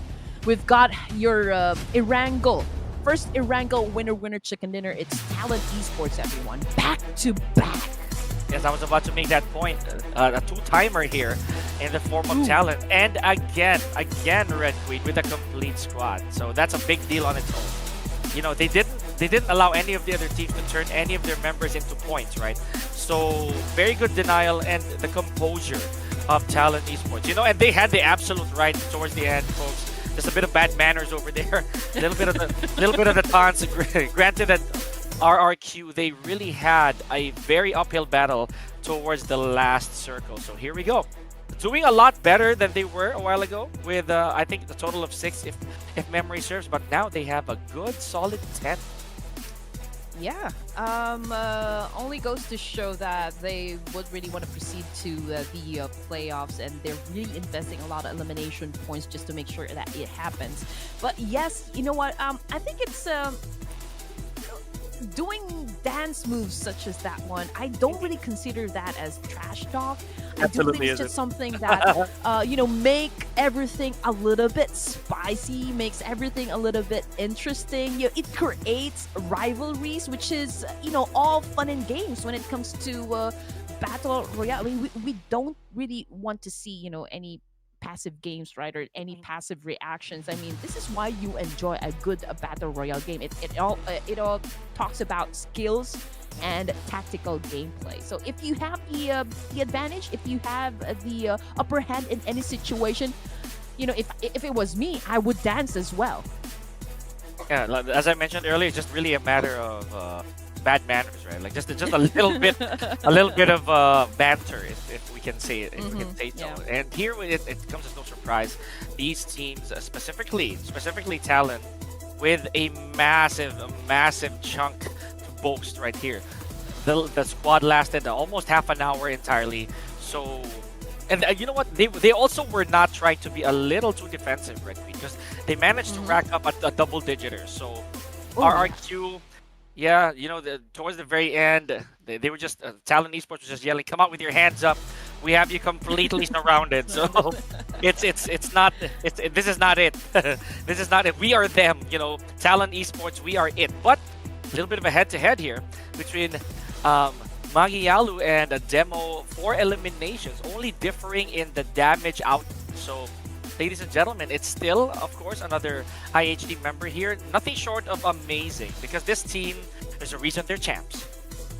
Yeah, I do believe, with the damage output Manyalu has, he was able to knock down at least a couple more players compared to Demo. It's just that Demo's more accurate when it comes to the shots, because those damage outputs, he was able to translate that into elimination points. But then again, at the end of the day, it's supposed to be more on the kill points rather than just the damage output. But if we're going to be looking at the stats, I think it's just the same. The only thing that I saw a little bit different would be the team contribution. But the MVP, it goes to Alex of IHC with 8 elimination points, 690 damage output, and of course a good-looking face. So that's a total package right there. Hey, that didn't come from me, folks. All right, that's a you can quote Red Queen on that. But yes, with 8 eliminations, Alex 100% honestly above each and every one of these top performers when it comes to those points, right? So look at that. And yes, it's not always about the damage; it's how you close out those eliminations. Granted that in this entire board that we have, it's Mangyalu that has 903 damage. So. Unfortunately, pretty sure looking at by how this is, he was unable to get all those frags in, right? So let's see a little later on for the second Erangel if this is gonna have a little bit of a shakeup, because we have 3 IHCs on this board alone, Red Queen. I mean, did you see the kind of performance they just put out? At least for this Erangel match, I mean, it's not impossible for them to actually dominate the board. But obviously, 50% team contribution goes to Alex, so he did most of the work there. So there you go, ladies and gents. It's Talon Esports who caught the winner chicken dinner, setting up a total of 20 points, followed closely by IHC with 19, and then we've got XERXIA RQ with 10. So these are your top 4 teams that finished strong with a double-digit score. But for those teams that didn't do particularly well, so there's Morph GPX, DUKSAN, Team Pi, there's also Astra, THUNDERTALK, and 628. And man, Astra, THUNDERTALK, as well as 628, 0 points for match number 2. Yeah, that's gonna need a little bit more of extra effort moving into our next games. But here we go, 201 throwables. Okay, well, I'm happy enough. I'm not gonna lie. Yeah, just I'm gonna put a bit of a grid there. But the fact that Talon Esports, ladies and gentlemen, have been dominating the past couple games, already garnering a total of 38 points just 2 games in, Red Queen. That is insane. That's gonna look really good on their record. However, imagine this. Even with all that, even with 2 winner chicken dinners in a row, they are still on number 6. That just goes to show that the top 5 teams have indeed established that big gap between them and the rest of this. But I'm not gonna speak in finality just yet, Red Queen. Talon Esports only 2 points behind Tem9. Exactly. I mean, D-Savior, I think this is the only team that has quite a good number of gap in terms of their points, right? But, for the rest, I think it's still pretty close. I do believe we are going to see, these teams get reshuffled for the next 4 games that we're still going to have. So we just have to watch out for that one. But we do expect the likes of IHC, BTR, as well as 7th Element to have like a huge improvement when it comes to their gameplay, at least for today, if they would want to be part of the top 10, if they would want to continue that fight. Because, again, you don't want to be part of the last chance, considering that we're going to play 8 games and there's only going to be 6 teams that will proceed to the play. So that can be totally insane. Right, insane indeed, ladies and gentlemen. But we're gonna continue this insanity back to Erangel after our game number 2, once again landing on the side of Talon. Imagine that. So are they gonna go for a triple here? Because that would be even more insanity, ladies and gentlemen. But do not quote us on that. We're gonna leave that up to chance a little later on after this short break. Pika and Red Queen still here at the caster's desk for Clash of Giants Season 3. Don't go anywhere.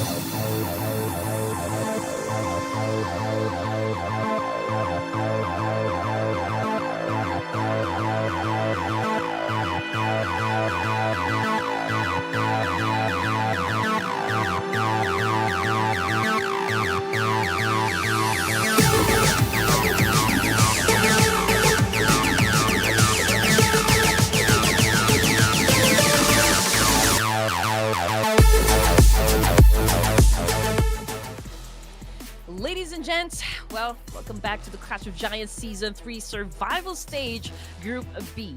Now, if you missed the last two games a while ago, it's Talon Esports that's currently dominating and securing not just one, but two WW series. Now, there's that. My name is Red Queen, always taking you where the action is, together with the handsome, the actor, Pika Lozano. Alex was handsome, all right? I remember you ever so clearly saying that. But yes, we have returned, and as you saw my gestures, yes, it is a lot of talent action, ladies and gentlemen. So, Oh, yeah. this is so yeah, in case you missed it, this is how the page 2 looks like. This is amazing. Wow. Nothing changed entirely for our second match here. So a lot of the teams here, not only do they have to work a little bit harder, just to avoid the potential of going for that last chance, but to at least move up in the charts. Specifically for FaZe Clan, it's not so far from where they are against THUNDERTALK Gaming.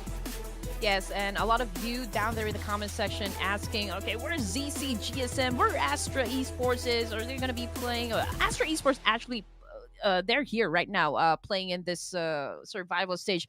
But ZC GSM, unfortunately, they have other commitments, so I don't think we're going to be seeing them tonight completely. Although they've graced us with their presence during day 1 and day number 2. Day 1, I think they played with their second stringers, but for day number 2, we saw the main roster. I think they also played day number 3, just not quite sure though. They've managed to actually improve quite a lot during day number 3 when they played with the original lineup.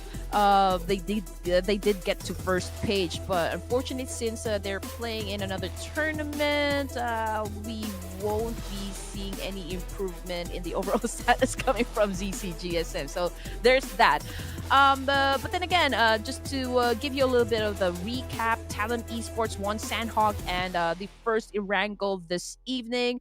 But we're jumping back again to Erangel. So hopefully we do get to see some of the teams that we expect to perform big to land a winner chicken dinner for their team, or perhaps a triple win coming from the side of Talon Esports. We did see Kagendra pull off that kind of performance. So can Talon also do the same thing? Yeah, it's a big clap back if Talon can do that, folks. So let's see. And that's all there is to it. What better way for us to end our Group B than to get another triple, right? Than to get that kind of performance from Talon Esports. You know what, Red Queen, just also FYI, I'm a huge fan of Talon Esports, not just for PUBG, but for other titles as well. We've got a little bit of that claw action going on here, ladies and gentlemen. Yes, Talon, the birds of prey, So we are definitely gonna be putting their faith. Speaking of putting faith, I am actually cashing in my prediction over here. But no, no, it's not Talon Esports, right? But you know what? I did it for the first 2 games. You might as well go first this time around, ladies. Okay, all right. This is what makes our head aches, to be honest. Just trying to pick which of the teams we think is going to be dominating the match. I did pick DUKSAN a while ago. I gave it a shot with 628. So this time, okay. I think I'm gonna go ahead and lock in XERXIA Esports. Ooh, okay. I'm looking at the stats as well right now, honestly. So I'm not surprised, but that's good. That's a very, very good choice here for Red Queen. As for me, ladies and gentlemen, I'm gonna ride the unicorn over here, and I'm gonna go with DX. What? Yes. DS. Okay, DUKSAN. I thought Yeah. you said DX as in D Savior because Yeah. I don't think that you'd be riding a unicorn because these guys have been performing so well. But yeah, DUKSAN, one of the heavy hitters, for this survival stage. If they make it to the playoffs and Group B versus Group A, that could be a very interesting clash. I think we have a lot of fans down there in the comment section cheering for DUKSAN Esports. I've been calling them Opas. Oh, yeah, actually, I heard you loud and clear when you did. But here we go, ladies and gentlemen, another tale for Erangel. This map right here has made both heroes and survivors alike, right? Because of how many times we've played this. So it goes without saying, Red Queen, this is the map we played the most for the entirety of Clash of Giants. The way that this has unfolded, I'm pretty sure some of our players have, once again, I did say that before the stream, if you guys just tuned in, a lot of the players may have already dreamt of this map because of how many times we have witnessed it. But you know, let's pan a little bit to the left side of our screen. So for Group A, we've had what we call a standing celebrity, you know, who usually appears majority of the time when it comes to these statistics. In this case, I would say it is actually Kenny S. Yeah, he has overtaken Levi's with the most number of elimination points. So, oh man, that is big. To be honest, it is still Levi's with the most number of knockouts, though. But let's see what's going to happen if Levi's can actually reclaim the throne with the most number of elimination points. But getting back into the flight path, Pika. This is basically the same as we saw earlier. IHC going ahead and dropping around military base once again, and I do believe THUNDERTALK will be joining them around the south part area of Erangel, but we'll just have to wait and see where the initial circle will land because that will take the tempo of the game. And there you go, ladies and gents, another possible military base ending. And with the way that this looks, ladies and gentlemen, I'm going to talk about that a little later on. But right now, we have GokuBot getting his hands dirty against Kagendra, but Senior falls victim off of this trade by Leon. So that's 1-for-1, folks. Let's see who's going to emerge on top here. Kagendra, though, I do see it. I see the sun setting immediately for 7th Element. And I had to say it. I had to say it. The first team out of there, 7th Element, in the blink of an eye, Red Queen. Kagendra cleaning house. Of course. I've seen this in the previous stages. You know what? Yep, I can't blame them. I cannot blame them at all. Oh man, this guy's really putting up a show for each and every one of us. Kagendra dancing the moment that they've actually eliminated players coming from 7th Element. And that was a creative, out-of-the-box thing coming from Leon. The way that he shut down 3 players coming from 7th Element. What a performance right there. Right, so we have XERXIA. That's also sad again for 7th Element, right? This is the bad thing that I always mention when it comes to those early drops. You're gonna be very, very denied of the good resources. It's gonna boil down to gun skill as well as decision making. So in this case, it was a 7th Element who had a bit of that problem. So Die Hard. Oh, Honey Badger. I saw one Honey Badger very early on in the second game, Red Queen. So you know how I am. I'm such an aficionado of these unorthodox picks from our players. But we have Krita getting shot from over the fence here by Die Hard. Yep, getting that finishing touch in. Is he gonna be pulling off a Bruce Willis movement here? Yes. It is Bruce Willis, right? Die Hard? Yes. Okay. Yes. For a moment, I kind of doubted myself there. But yeah, XERXIA Esports. Okay, Megaline was the first one to go. So, John McClane. Yeah, considering the fact that, he has such a huge brain, right? So game IQ shouldn't be so hard for the side of Megamine. But unfortunately, though, Die Hard really died hard. Oh, man. So, XERXIA now losing 2 of their players, D43 or 043 rather. Still trying to clutch it, and oh man, there is a possibility that he can make it happen for the team, but what an accurate nade coming from Shopper. But yeah, they won the battle, Pika, but can they win the war? Because RRQ seems to be, you know, right here inside the area, challenging them once again. About the scavenger hunt, literally, here for RRQ. They heard that the dust has settled, so they're gonna wanna try to eliminate what's left. Oh my gosh, where was that? Chopper, beautiful ambush. Wow! And getting Kogil in the process. Oh man, that caught them off guard. They did not check their corners. Not to mention, they did not look down. I don't blame them. You see how Shopper was comfortably placed by those high, tall grass leaves, Red Queen. Again, I don't blame RRQ. But just before the exit, inflicting a bit of damage to one of the top teams. Beautiful stuff. Oh, Shopper, Yes. you sneaky player. Yeah, he went down swinging. Actually, took Koga with him back to the underworld. So that is um again amazing to watch. Oh man, okay. So that's quite a treat for everyone.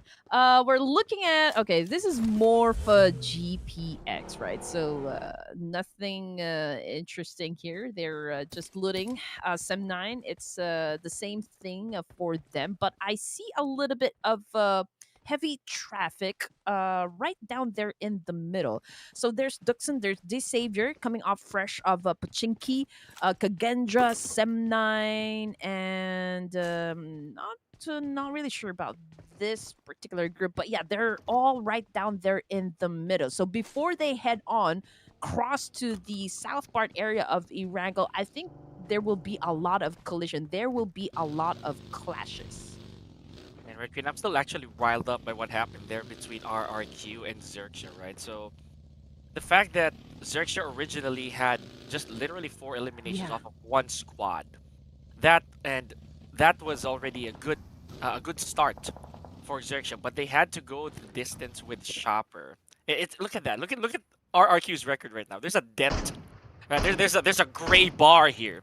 So that kind of says a lot on RRQ's intentions earlier. Yes, I'm not gonna sugarcoat it. It was a bit of a dirty follow through from RRQ side because they waited for the entire teams to Mm-hmm. actually finish their basically their clash, and they did. They came rushing in, but not looking at the necessary response, I would say. Now back to the action here. Kagendra already losing Flyboy Pat earlier on. Now losing Leon potentially. Is there going to be a pickup here? BIGETRON Red Villains jumping in, trying to go for that infiltration. No avail. I thought Zero was gonna bounce, but I think Kagendra's gonna stay and fight. Now Zero, when it comes to his HP, making some rounds, making some angles work for him, cooking up that nade. Can he shut down BTR or any of the players coming from BTR? Genfos, okay, he completely missed that one, but Frenzy cooking up a nade for himself. Sadar, oh, was able to shut down a Zero from that angle with an M249. That is some brutal gun right there. It's one of my favorites personally, you know. So I love seeing that. But Kagendra right here left only with Frenzy. Ooh. Oh man! Oh, that is literally one of the more painful ways to go here for Kagendra. And that was a single throw right there, Red Queen. Yeah. Beautiful stuff. So, well, okay, Kagendra got the worst of that encounter, ladies and gentlemen. I feel for them. And again, another top team having to exit the lobby very early. Mm-hmm. And like what happened with the art a while ago, I mean, you just have to make every opportunity work for you, right? Every advantage. And yeah, there ain't no rest for the wicked, I guess, for the side of Shopper of Sersha. RQ did not even, give him a chance to lick his wounds. I mean, they went in there, they went for the pinch, and they got the elimination point. So that is just, an unfortunate situation for the side of Sersha. But then again, we've played how many matches already? This is like the 20th match, if I'm not mistaken. 21. Okay, we've had 21st, yeah. 21 matches. So they already know where they're gonna be dropping, what kind of rotation they're gonna be having. So you might want to avoid being too predictable inside the maps or inside the games. That is why we do encourage, all the teams, all of the players to have some sort of alteration, like backup plan, contingency plans, right? When you guys are playing in a tournament such as this one. I mean, this is very competitive lobby. Yeah, and with a lot at stake as well. This is no laughing matter when it comes to placement, when it comes to pushing forward at 20,000 solid Gs, ladies and gentlemen. 20 Gs on the line here. So here we go, Talon. But wow, was that friendly Oh. fire? There's a bit of a friendly fire action over there, sadly though, on the side of Talon. But they can spare a few bits of damage every now and then. Let's just see if it's going to be a little too much to handle. Oh, Mayalu surviving that encounter. Beautiful stuff. And Team Pai, though, ladies and gentlemen, as early as stage 2, also another elimination. So we're seeing another fast game. Ooh! My gosh, Hyunbin taken out by AIDS. Or that's YYDS, I'd say. Yeah, That's why YDS, if I'm reading this right, because 628, Okay. right? So hopefully I'm not wrong there. Now we have a BTR again treading so softly here. They did have a very good encounter or very good result of an encounter right, against Kagendra. So Ooh, I okay. was about to say that there was no dice earlier, but Leon falling victim to one of the members of BTR earlier. It's a really successful push, and you know whenever you make it out of those encounters, Red Queen, undamaged or not losing any single one, Mm-hmm. you know that it's a boost of confidence. Oh yeah, definitely, definitely. But coming off of the kill feed, we've got NS Red Force challenging up the guys of FaZe Clan, and I think Sem9 also has FaZe Clan within their sight. So probably Superboy just getting some information and trying to check out the best way to approach this engagement. But we can see, some trades happen, but it is still a bit of a long range. I'm not even sure if Sem9 would decide to go for that hard push if they're going to be crashing the compound where FaZe Clan is staying currently. But I think we also saw another team try to put down some players coming from FaZe, but I don't think they're going to go ahead and push. I think it's still too early for any engagement coming off from the teams, especially we are at the final stage. So you don't want to go and be reckless in any situation. But BTR, again, this team, they're a little bit kill hungry at the moment. I think they're thirsty for kills, so to speak. So they are eyeing, the guys coming from THUNDERTALK, but they're a little bit hesitating whether or not they're going to be pushing or not. Taking a bit of damage is Satar. So that's oh, wow, was that from across the map? Care of Jay from Thunder Talk. Okay, so I'm pretty sure they know they're being hunted, right? So they gotta stay in this compound as long as possible, make as little movement, stay away from the windows. This could be a little bit of a personal encounter when it Uh, comes to Thunder Talk and Bigetron, because we're only at stage 3. There's hella safe oh yeah. within the inside of this circle. So this is an absolute crocodile situation for Bigetron. They're gonna wait for the prey to leave the safety of that compound and then strike when necessary. More of GPX, however, is still on the move here Mm-hmm. with not a single point to count so far. They may be playing the late game, Red Queen. Perhaps, perhaps.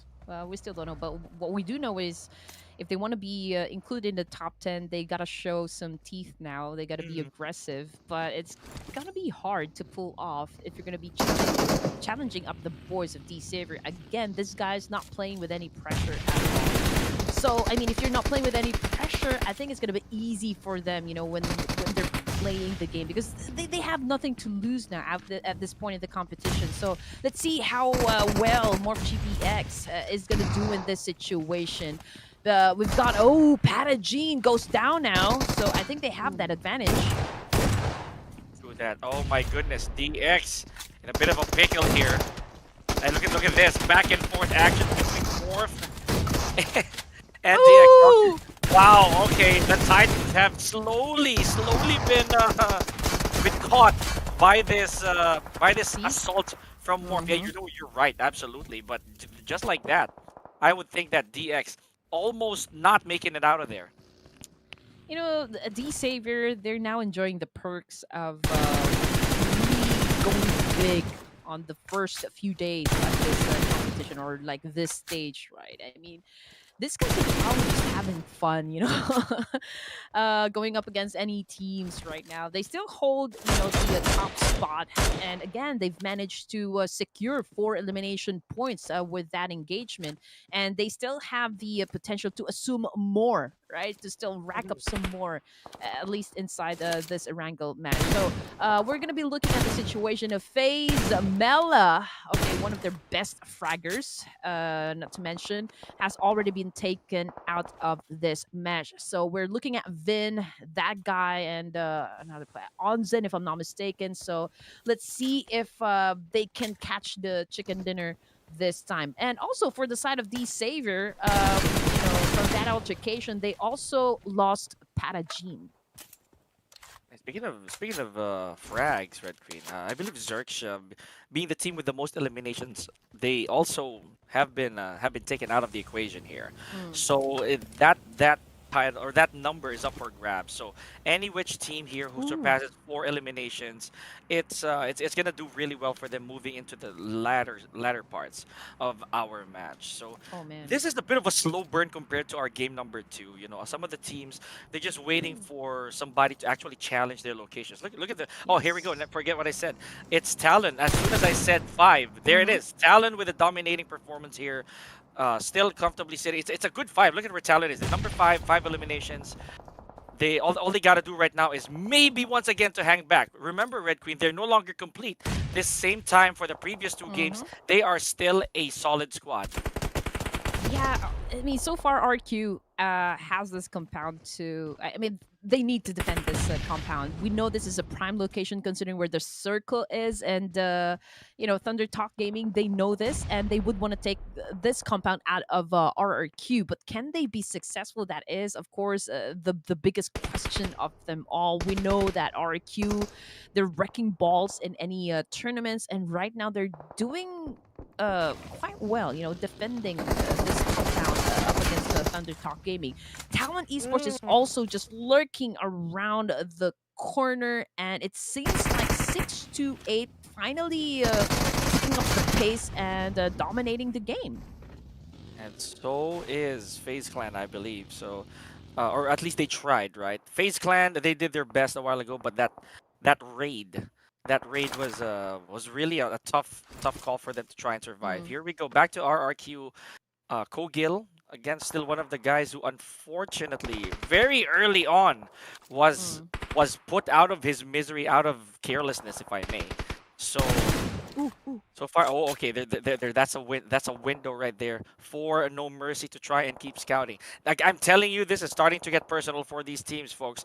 This is this is gonna be one heck of a standoff. And look at all these compounds have at least a team or just some of their members just finding refuge inside. Here comes the cavalry, RRQ. They're gonna hold on to this spot for quite a bit. No. We have less than a minute here for stage 4 before the red zone starts to, the blue zone rather, starts to hurt even more. Yeah, I love the fact that 001 there, how he parked his car. Oh, man. It's just really, really funny. Okay, so we can see NS Red Force looking to pop some heads, right? They tried to go in for that one player coming from BT. Unfortunately, all those bullets did not connect. But Sporta and the rest of NS Red Force, they are a little bit out there in the open. They are at the edge of the circle and in between a lot of teams, so to speak. I mean, they've got Sem9, we've got BTR and RRT. So this is gonna be this is a top spot, for Ouch. NS Red Force. Just not quite sure if they can actually survive this. But yes, Thunder Talk Gaming right now, Flower, if I'm not mistaken, Mhm. currently on the ground. So Thunder Talk right here, doing anything but make the unnecessary noise that they should. So Flower, yeah, that's gonna need a little bit of a pick me up. Somebody has to come to the rescue, but it's not very.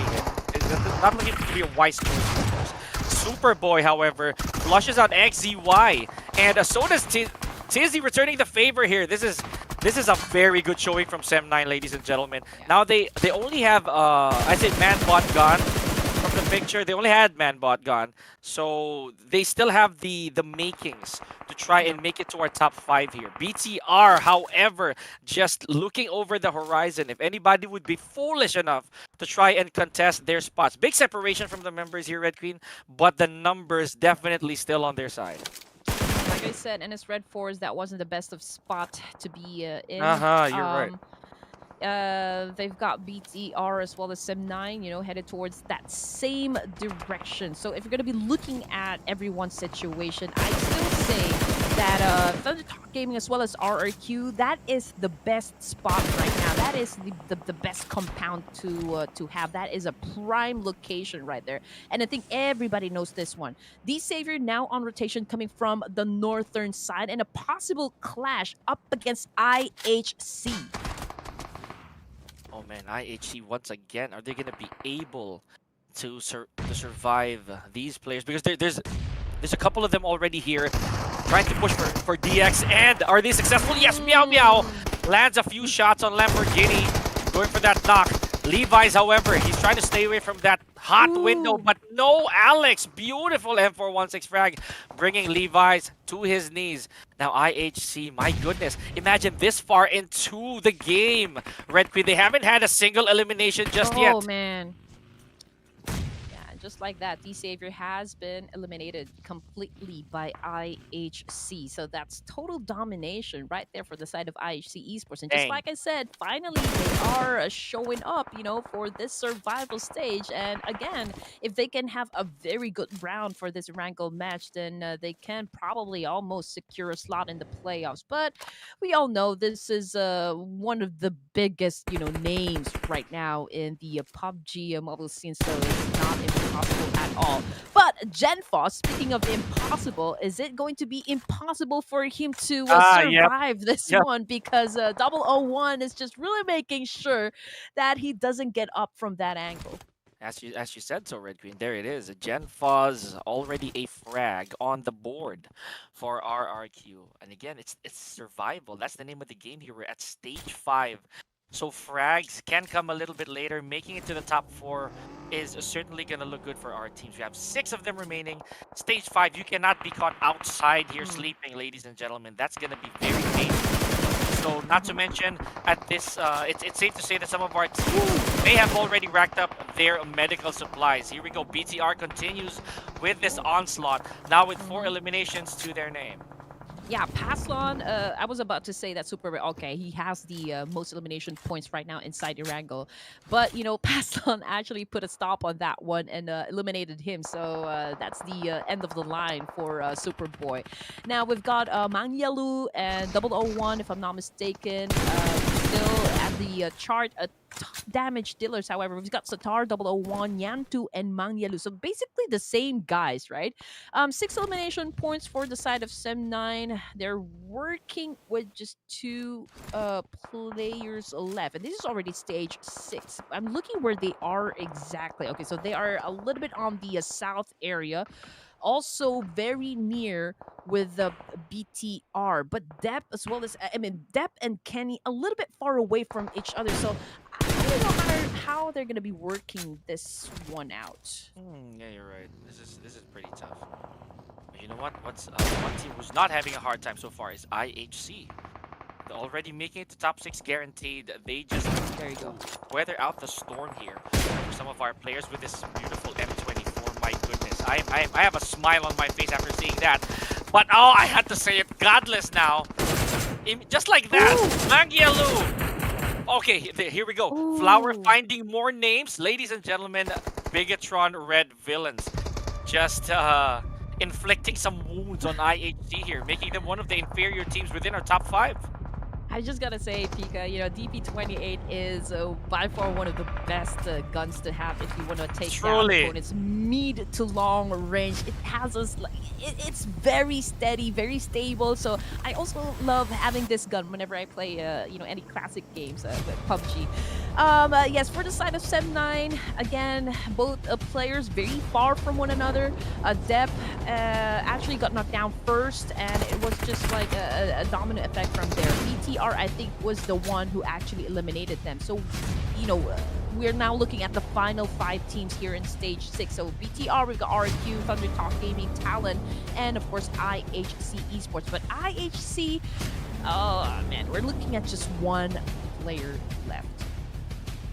Yeah, I know somebody's bound to try and hunt for this weakest link in IHC so far. They're gonna want to put him out of his misery, but not if the other team have other business in their hands. In this case, it's Meow Meow taking out another member from BIGETRON Red Villains. And look at Meow Meow. Even with that damage, I think he's gonna go for. Oh yeah, I think he ran over somebody. I'm not so sure.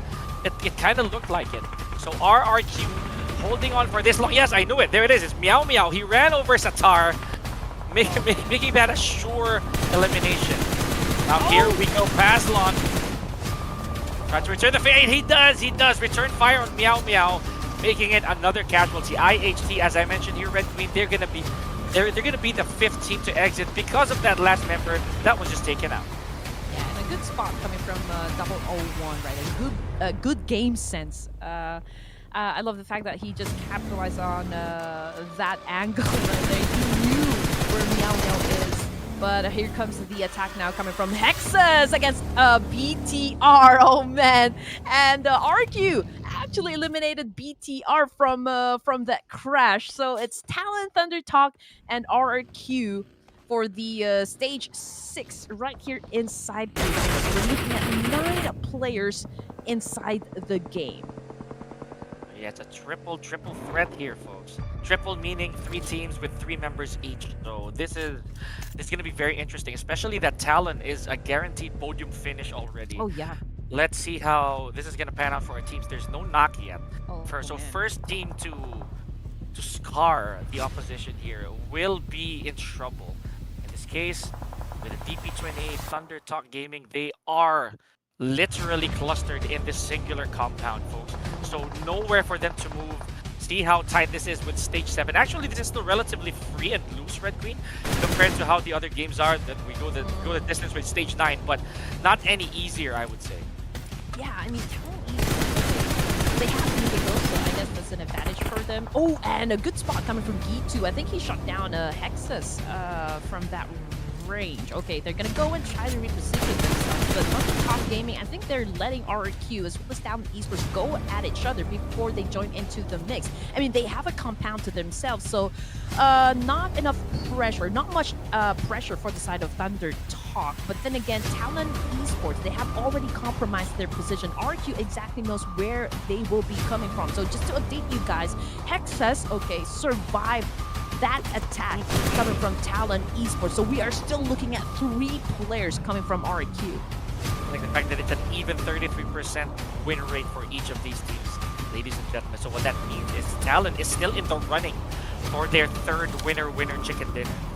Let's just see how they're gonna deal with this right now, because RRQ and THUNDERTALK Gaming, THUNDERTALK showing up to be quite the team here, Red Queen, for this particular match. So let's see if not to make it out of here, could they keep one of these higher teams as well. So remember, supposedly it's THUNDERTALK Gaming that is somewhat off of a deficit here when it comes to points. They have to make this count. Yes, exactly. And just look at the circle there. The circle actually forcing the teams to be out there in the open. So I do wonder if they have packed enough smokes, because that would definitely help. But look at Mangyalu and Dito going up against Hexus right now. They are circling like vultures, and they pulled out their shot because Hexus already now down and on the ground and burning, and also double one. Oh my goodness. Talent, if they're not careful, it'll be the boys of THUNDERTALK Gaming who might just capitalize on this, because they still have the compound, Red Queen. They still have the cover. The shade is on their side. Oh, just what I was talking about. There we go. Jay, what a perfect dip. Now, what this means for THUNDERTALK Gaming is if they manage to hold on a little bit longer for stage 8, granted that the circle does not flush them out of their compounds, they might steal this from Talon, a denial of a potential 3rd winner chicken dinner. Okay, no mercy. I don't think he has the opportunity to save his fallen comrade here. So 001 definitely going back to the lobby. But you're right. I mean, THUNDERTALK Gaming, all they need to do is just really be patient and just get lucky with the shots. But oh, what a good spot right there coming from Nyantu. And with that range, that is just amazing. But some of the players coming from THUNDERTALK getting picked off by Talon Esports. Can this be their 3rd winner chicken dinner of the night? My goodness. Is it 3rd time the charm here for Talon Esports, ladies and gentlemen, because by statistics, they hold the upper hand. I'm not talking about any hand. I'm talking a big hand. I'm talking Andre the Giant hand. Ladies and gentlemen, Talon Esports with 10 eliminations, caps off their 3rd winner chicken dinner here. Oh my goodness, who is going to stop this team right now? Holy cow. Oh, it's not a cow, it's a Talon. Okay. Oh man. This is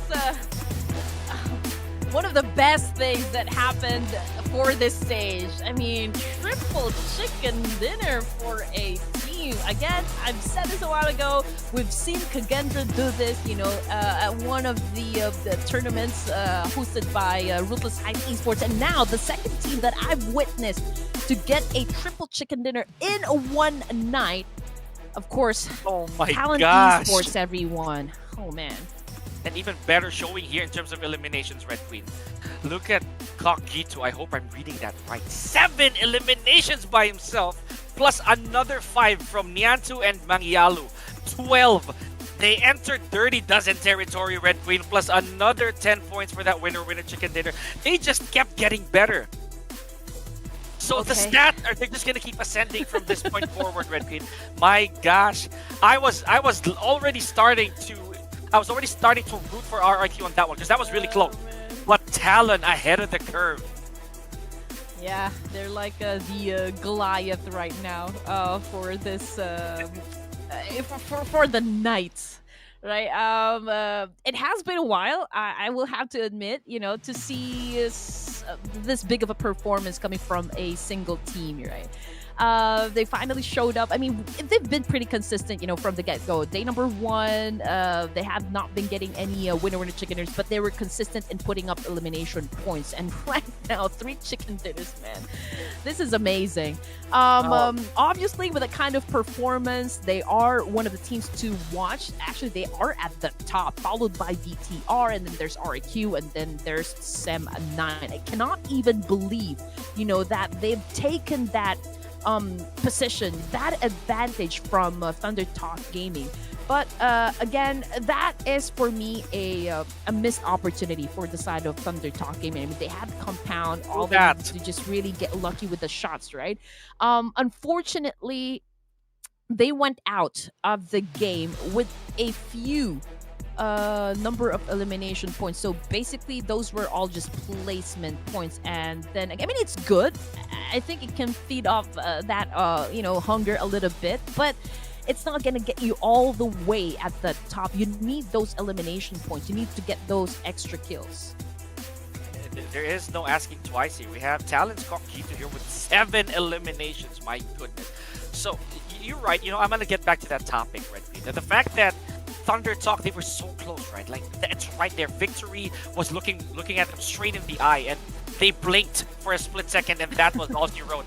So, I like Exactly. how they performed, right? That's one of their best showings so far, if we're going to be very blunt. But it all goes to show that Talon, not afraid to contest as well. Remember, they were at a top spot as well. They were out in the open for that final circle, and they were not afraid to contest. Yeah, it's an open space. They were out of the zone, and I mean, odds are against them. I didn't even think that they're gonna be winning the fight. The team that I was actually looking at would be Team REQ. Just like putting it out there. The Talent Esports, I don't know, but they made it work. Despite the odds being not in their favor. So that is one performance to give a big round of applause. So 22 points, ladies and gentlemen, followed by BTR with 11. You see the gap there? 11 points for both BTR, RQ, and then we've got SEM9 with 8 points. So 3 teams that actually did a strong finish, a double-digit finish. So yeah, BTR, RQ, and of course Talent Esports. You're gonna have to combine both scores from BTR and RRQ just to tie up with Talon for match number 3. Now, I'm gonna go out of my way here and say that Talon has the potential to do it again for a 4th time. No. Just because of how they are right now, Red Queen. Again, I'm not gonna speak in finality just yet. I don't wanna mince my own words. Heading into match number 4. Not to mention, it's another Erangel. So the first winner chicken dinner tonight of Talon was from Sanhok, and making a statement 2 times in a row are from Erangel. So it's not impossible. But with 235 throwables here, this is also no shock to me. So yeah, anything can happen. I'm keeping an open mind for match number 4. Yeah. Oh man, I'm still over the moon with what Same. just happened. Okay, Meow Meow, aka Jal, again with the longest elimination distance. I just didn't see the number there. But yeah, D-Savior, we're still looking at them as the kings, for this stage. Followed by dun, dun, dun, dun, Talon Esports. They moved up 4 ranks, dethroning Team RQ and as well as Kagendra. Oh, that is big.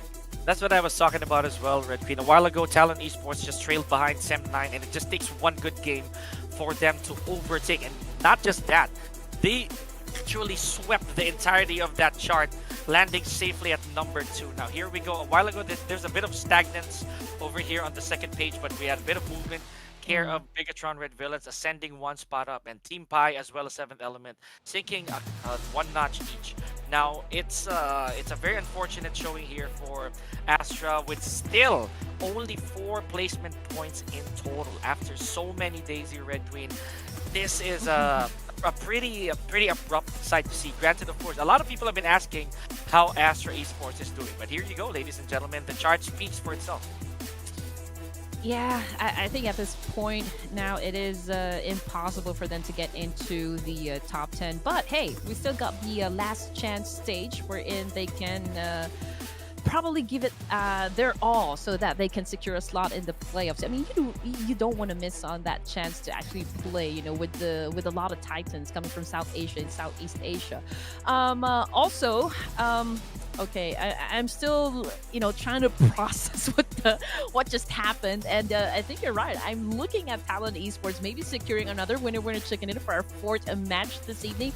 We don't know. We're gonna keep on looking out for that one, but we're gonna be talking more about what just happened a while ago. Don't go away. We will be back after this.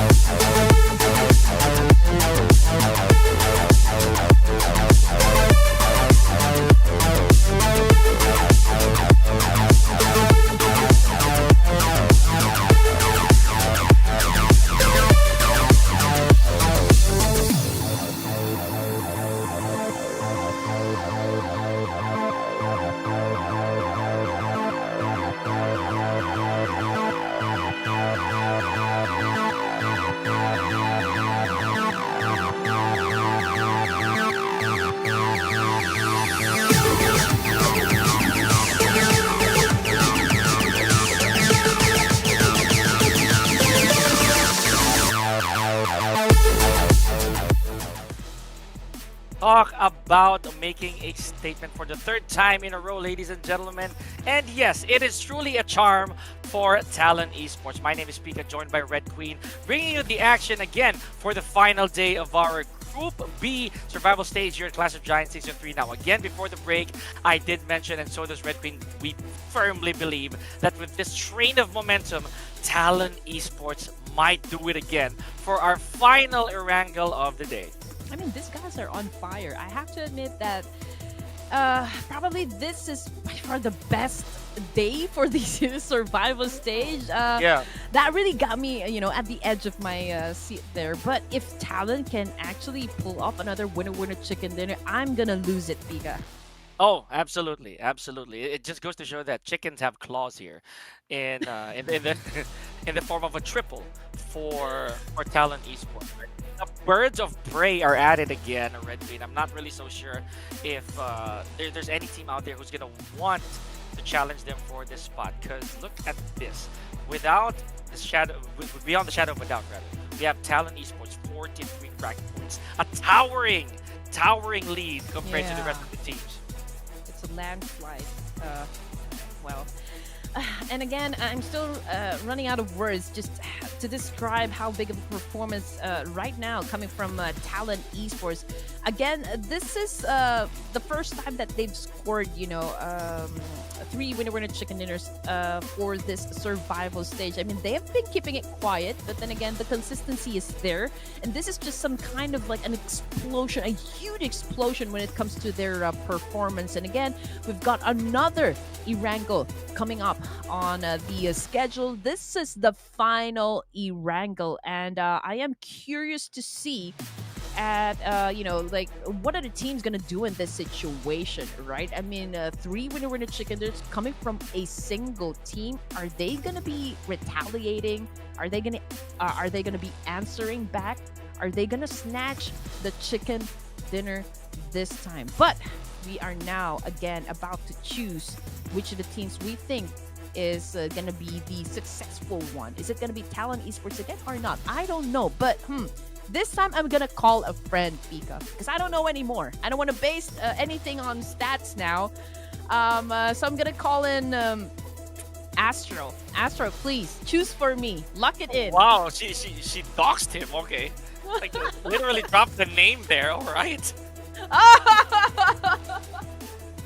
Oh man, you thieves! I was about to do the same exact thing. Oh my goodness.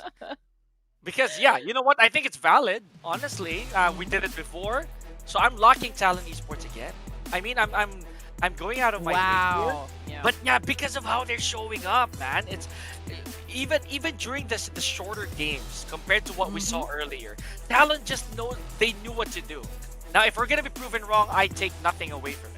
I take pride in deciding the Talon is over a 4. So here we go, ladies and gentlemen. Final Erangel of the day here, Red Queen. Are they? Oh man, are they gonna go for a quad? Oh man. Oh, I don't know. Honestly, this is one of the again best things that ever happened for this Group B survival stage. But who knows? Maybe that can happen. But let's see what the other teams are going to be doing in this situation. Of course, there's a lot of fans out there. Okay, they're already asking, so who is Talon Esports? I can see some of them actually bringing up Procedure Evos. Yeah. Procedure Evo. So that would be Luxy and Zuxy tandem. So some of them actually disagreeing with this theory, saying it is not true, but a lot of you guys are really bringing up this topic. So yeah, continue to do that, because we would love to know what you guys think and if this rumor is actually true. Oh man, that is quite a bit of intrigue here on our side here, ladies and gentlemen. But at the end of the day, it is still the way that they represent the banner, right? It is how they function entirely as a unit. Now, this is a very different flight path that we're looking at here, Red Queen, for the third time around. Here at Erangel, we're going to go northbound, slightly west here, and ending at Jarki, supposedly. Now, that being said, would there be a team here who would choose to go against the Crane and not smack right in the middle once again here of the map? Because a while ago, a lot of the teams, they had to make that travel. They had to make that trip. But look at this, a different team Morph and GPX landing now at military base alongside THUNDERTALK. Okay, so they're willing to go for that risk. Yeah, and no IHC. Yeah, we've seen, two Erangels actually dropping around military base. So this time it's a different drop for the side of IHC. But yes, Morph GPX. Okay, anybody who drops around the military base, right, is pretty confident or like being aggressive when it comes to putting up elimination points, because this place, we just know that there will be a lot of teams eyeing this specific drop, considering the abundance of loot right here. And Morph GPX is actually doing that. But check it out, Leon was able to get himself on Starlight here, and now he is trying to shut down the players coming from 7 Element, and Goku Bot unfortunately was the first one to go down. He had to go and shift to the Thompson after that knock. So is he going to be able to finish the job here for 7th Element's Goku Bot? Or rather, for the team of Kagendra here.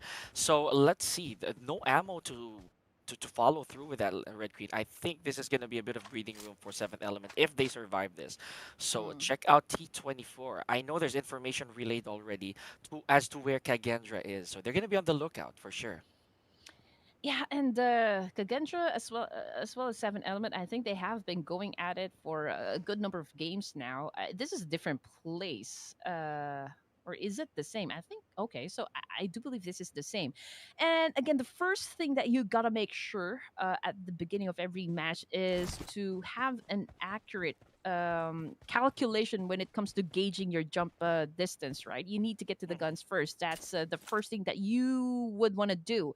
And Kagendra, obviously, I think they got the lead for that one, and that was just unfortunate for the side of 7th Element. I mean, yeah, Goku Bot, he survives that clash, he survives that attack. Unfortunately, they're pretty low on resources, but for the meantime, both of these teams, we are seeing a little bit of a standoff, but Leon going in for the off angle. And don't look now, Red, but we only have 16 teams who actually deployed, right? So, judging by who is missing here, it's apparent that Astra is not playing this game anymore. So, good stuff a while ago from all of our teams. But right now, it's a bit of a smaller playing field, right? That we're looking at here. Stage 1, no eliminations just yet. Ton of damage on the side of 7th Element. And I felt for GokuBot being fished out of the air right there with that Scar L, right? So look at how much damage he took. And he didn't have any opportunity to go for medicals right away. He nearly gave up the fight, honestly. Yeah, pretty defenseless there up in the air. I can see 7 Element, they only level 1 helmets and vests here. So again, I'm not quite sure if both of the teams will decide to actually go for that hard push, but it is quite impossible for the rest of 7 Element to actually get out of this situation, considering that BTR, was that BTR or Kagendra? Oh, Kagendra is a little bit feisty. Yeah, they would want to assume those points. And even though Kagendra is already safe in the top 10, they're surely going to be proceeding to the playoffs. But they're not stopping, or they're not holding back at getting a lot more elimination points, probably just to make a statement. But because for now, I mean, at this point in the competition, it's already bragging rights. And not to mention, it also gatekeeps, right? A lot of the teams who are still here, even though they're not in the gunning for top spot already, maybe even make it in the top 10, they could still hinder those teams who are actually closer to making it in. So that's still a problem, right? Every single team in here that does not don the same emblem as you is still a threat. Speaking of threats, this is still the same standoff we're looking at here between 7th Element and Kagendra. So yes, despite having those knocks earlier on, they managed to survive that ambush, for lack of better term, because that's really what it was, Red Queen, from Kagendra earlier on. Leon, and rather Frenzy right here, took a lot of damage off of that. So there's the need to be picked up. But not if T24 has something to say about it. Oh, like I said, Red Queen, they're going to be on the lookout. Yeah, So T24 got the first blood. Okay, he served that Oh, that revenge right there for his teammate. But I think yeah, Kagendra's kind of pissed off by the fact that they got pushed down in the overall ranking. So I think they are on a mission to kind of get back into the top three, because to finish at the top three, I think that is still quite a statement there, right? So let's see if they can actually make that happen up against the seventh element. But it is a good counter coming from seventh element right there. But Leon with the off angle shot caught T24 slipping on that rooftop, and now T24 is currently knocked down. So that could be the opening knock Kagendra has been waiting for. So yeah, there you go. There's the crash now. So let's see if seventh element can actually defend themselves. Oh man, Fly Boy with a two-piece skill. I don't think the future is bright now for seventh element. My gosh. Okay, definitely not seventh heaven. For the boys Oh man, right here, not looking really good now. Go spot. The guy who was originally in a bad spot, now finally done for. First, a team to leave the lobby here. So Kagendra, I was about to say Red Queen, oh, we're gonna be here a while, but no. Seventh element, they had to go for the push, right? I think it was Vengeance time when they rode that vehicle.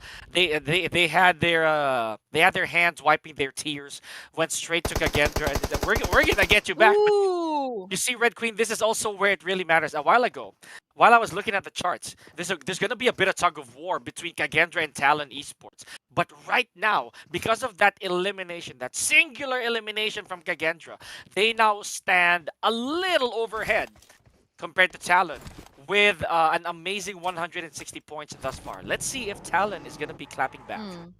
yeah, I think that was an essential kill coming from Leon. I think that started the domino effect, right? But after getting into a fight with a seven element, of course, the Kagendra obviously won. Team Pi is deciding, okay, this might be a good opportunity for us, because they definitely heard those gunshots and they know Kagendra's very low on resources. So we can see that Team Pi, they're scouting around the area looking for a possible entry point if they're going to be crashing the compound where Kagendra is currently staying at. So probably those are the questions right now running through their minds. But let's check out IHC. Right now they're in the Gaka mountain, so good vantage point right there. And given the situation right now, given where the circle is at, I do believe that is one of the good spots to have. But we can only see a partial of that mountain now being included, because we've already seen another shift coming from the safe zone, and a lot of those teams will be coming from the north and the east side right now. So there's that heavy congestion right there, and it's just a matter of time for these teams to actually engage with one another. That pretty much 628 and Sem9 as well as DUKSAN, they're within proximity now. That I'd say right now, Red Queen, even the way the Talon is moving, you can really tell how confident they are. They have a good gap between them, ready to regroup when they need to. But yeah, BIGETRON over the horizon there. I'm not so sure if IHC have laid eyes on them already, but here we go. Bit of action underway. BIGETRON already has one knock. So, okay, this is going to be very tricky. It's Chopper again. Okay, so Chopper with a beautiful M416 knock there. Had to try and seal the deal here, but oh no, IHC stuck in a pickle here. We have XERXIA taking the fight to our one of our top teams, ladies and gentlemen. So Die Hard here, the first incapacitation on the side of XERXIA.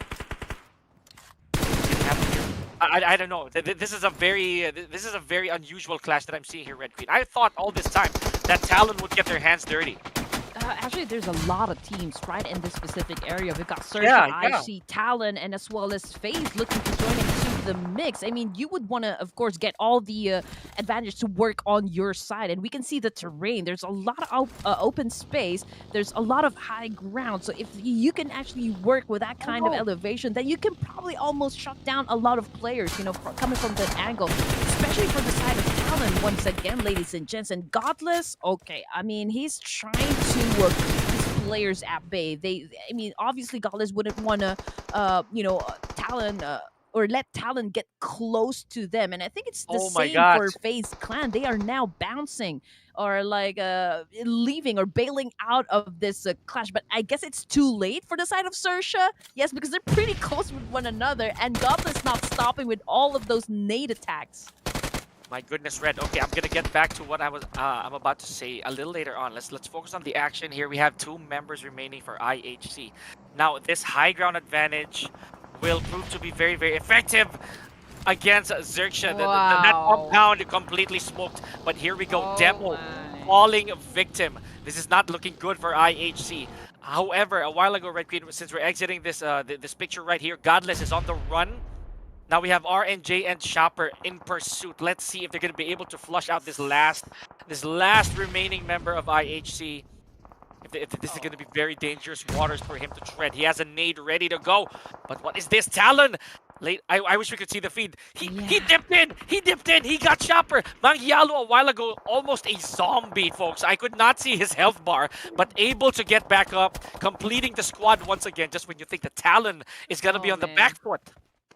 And I mean, like I said, Talon, they're in a very good position right now. They have the vantage point, right? But just check out Mela and where he is going. He would want to do a heavy backstab up against the Talon Esports. It's trying to find an angle to shut them down. But the rest of XERXIA, man, they got eliminated fast. But check out Kagendra and Morph GPX. Okay, okay, so we are just looking at Flyboy. He is the only active player right at this moment, but there's still time, you know, for his teammate to get picked up here. But oh, no! Morph GPX already in a rush, and from afar, that was a good spot right there coming from. Was that Bobo Ho?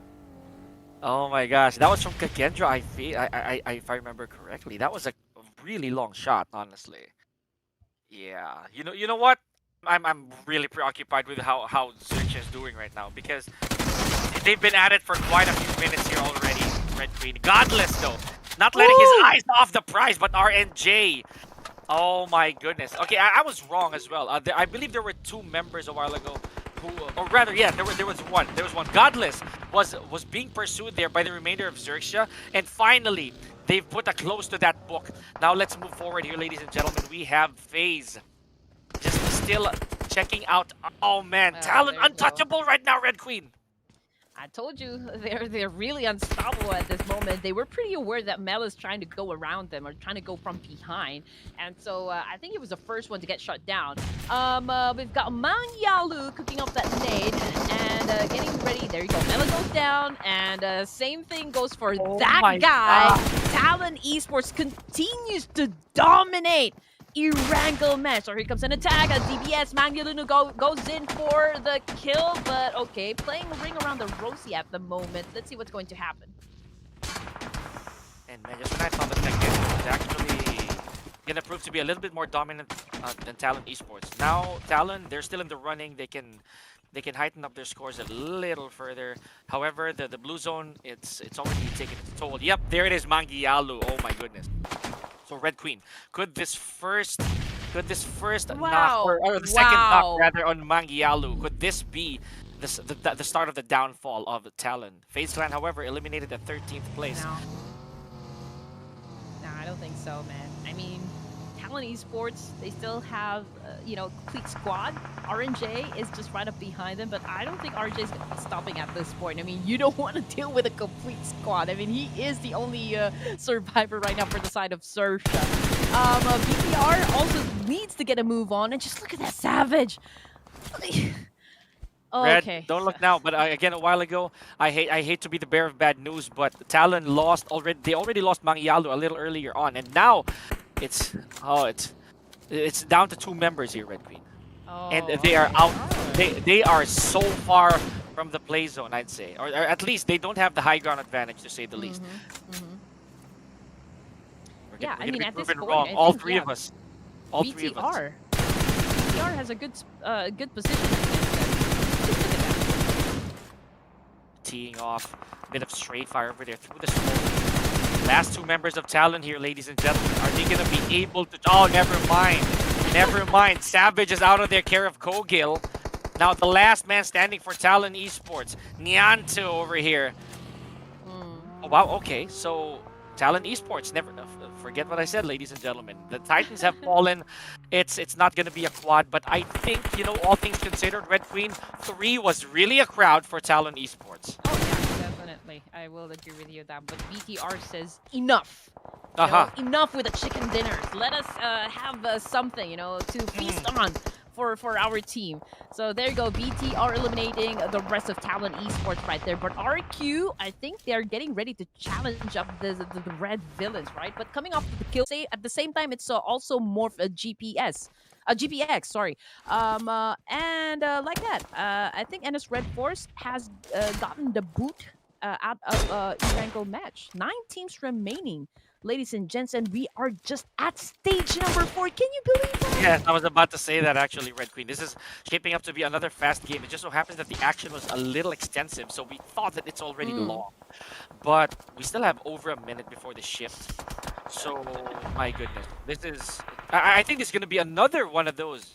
It's death by 1,000 cuts for a lot of our teams here, Red Queen. Let's see how that's going to pan out. Because we saw it earlier, so, for at least for the last game, no one was complete anymore when we got to the final circle, right? The teams are already damaged, they already lost one member, and they're picking off already the remnants of the other team who left one man behind. But speaking of another one, here we go, there's another frag on the feed, but untouched is the team earlier, by the way, who did really, really well. We have THUNDERTALK. Yeah, and I think 628 is still a complete squad. Same thing with DS DUKSAN right here versus D Savior. So again, this is South Korea versus Vietnam. We can see all of the players coming from DUKSAN cooking up their own nades, getting ready to throw at D Savior. Lamborghini holding off a smoke right there, but Patagin cooking a nade himself. Okay, Lamborghini gets knocked down with a nade. And now we are looking at just 3 players for the side of D Savior. Can they still save Lamborghini in this situation? Because we all know DUKSAN pretty much very good with their attacks as well, with their offense and defense at the same time. So there's that big opportunity right there to eliminate D Savior in this situation. Another thing that I'm actually enjoying right now is seeing how RRQ also still complete here, Red Queen. So they have a big chance of contesting here a little later on. Now all the teams here that we're seeing, folks, they already have 1 guaranteed placement point.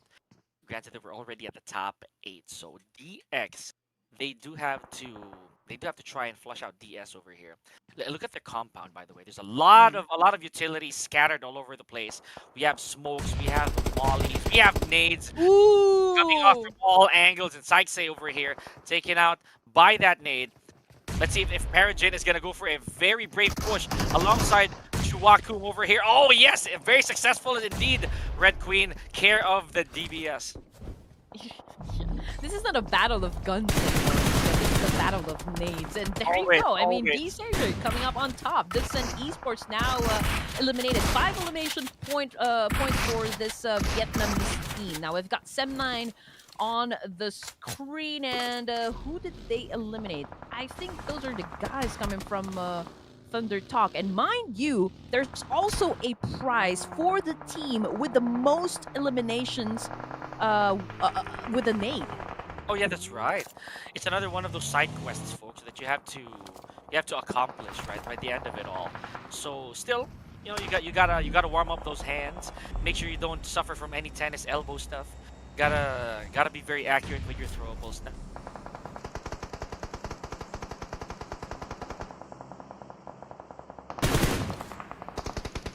Pie also not far behind Red Queen, entering their potential stage 5 without a single elimination. So this is gonna be big for them if they survive the remaining teams and slowly rack up those eliminations.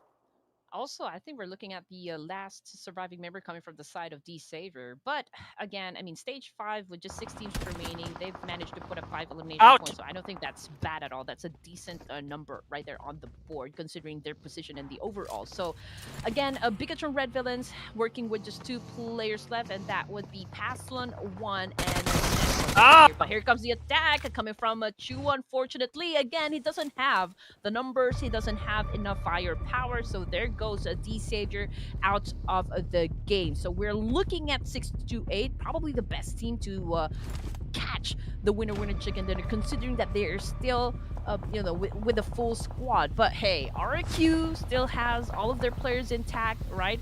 Same thing for Sem 9 and Team Pie. No, okay, so Team Pie only left with 3 players, but just look at where BIGETRON will be coming from. They are at the edge of the zone and everyone is right there in front of them. So I don't know how BTR is going to be surviving this, if they have enough, at least smokes, if they can pop them up and make a smoke bridge. But even with that kind of plan, it's going to be, tough to pull off. They're going to be needing a miracle if they want to survive this round. Tall order, honestly, for BTR rather. But RRQ also suffering 1 knock already. A while ago, by the way, pretty ironic that Pie's crack shot got shot in the crack. I already saw, honestly, crack shot being healed, right? Well, already with the knock, but I guess was able to be picked up. But here we go, the flush out, ladies and gentlemen, by RRQ, proving to be very effective out here in the open. So that's not looking good. That is not looking good. Sem 9 here, ladies and gentlemen. However, with 10 eliminations, but with a couple players down, how long will they be able to put this up? Manbot, though, putting the finishing touches on 001. Let's see, oh, I was about to say that. Wow, just like that, we lost 3 teams in a row. What an exchange! You blink and you miss, you snooze and you lose. So that's one of our favorites, favorite phrases there. 6-8 and Team Pie. Ooh, this is a civil war we're gonna be watching here. Now STE, they have they're still complete, so 67% of getting that chicken dinner is justified. So let's see what Team Pie is gonna be doing in this situation. I think 6-8 just needs to play this one patiently. They will just have to flush out, players coming from Team Pie, leave this compound. But then again, we'll just have to wait till we get to stage number 7, because I don't think 6-8 will be crashing this compound. They wouldn't want to risk it. Of course, they don't exactly know the location of the player, so that could be a big risk. They have to play retake here, if ever they want to get that security, because it's safe to say that this zone is going to be closing in about a minute or so. But it's pretty early. We never usually have this kind of last 2 teams, this grand final, with only being at stage 6. It's very uncommon, right? So what this means is, especially during that last clash, ladies and gentlemen, the frag feed went nuts. Right, so we were seeing names disappear in an instant. So stage 6, it's bound to be a quiet one, I'd say the least, unless one of these teams actually intend to fire the first shot. So in terms of advantage, I think it really belongs to 6-8 at this point. Let's see if Team Pie will crumble at the side of pressure. I've been thinking about a lot of crack jokes, for the Team Pie, but you are one brave man, Pika. But I think 6-8 is just gonna wait this one out. Both of them are actually having a standoff at this moment, and I don't think 6-8 is gonna be leaving this high ground position, not unless we can see a hard shift coming from the zone. And there you go, ladies and gents. I think the zone, it's safe to say that it had favored at least Team Pie to give them a little bit of a fighting chance up against 6-8. And tell you what, I owe credit to Crackshot over here, because a while ago the reason I noticed that was because he was one of the members from Team Pie who was actually knocked. So compared to the rest of the teams, he's actually surviving. He survived a lot longer, but yes, I had to jinx it, folks. I hate my commentator's curse. Even Sir Cloud believes that I do have a poisonous tongue. So here we go. 6-8 and Team Pie, ladies and gentlemen. The numbers definitely not belonging to Team Pie. We have now over here from 6-8 going for that compound flush. It's safe to assume here, folks, that 6-8. They're gonna be sealing the deal, and that they do, ladies and gentlemen. Okay. All right. My goodness, 6-8, and they were close, by the way. They took a lot of damage leading to that final encounter. Yeah. Gotta love it. Match number 22 closes out our final Erangel for Group B here at the survival stage with the 6-8.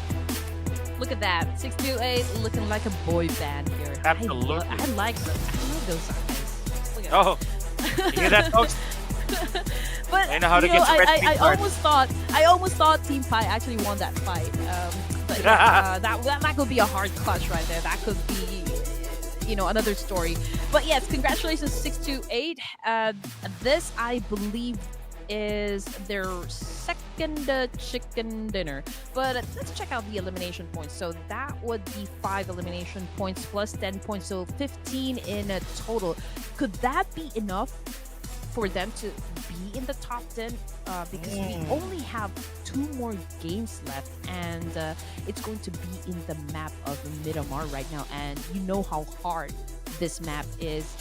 There's a lot of open space, the terrain is not really friendly, and so I don't know what kind of strategy you guys are going to be pulling off of your sleeves just to just for this team to actually get a slot, in the top 10. Again, you wouldn't want to belong in the last chance stage, because that could be hard, considering that we will be playing not just 6 games, but it will be 8 games in total.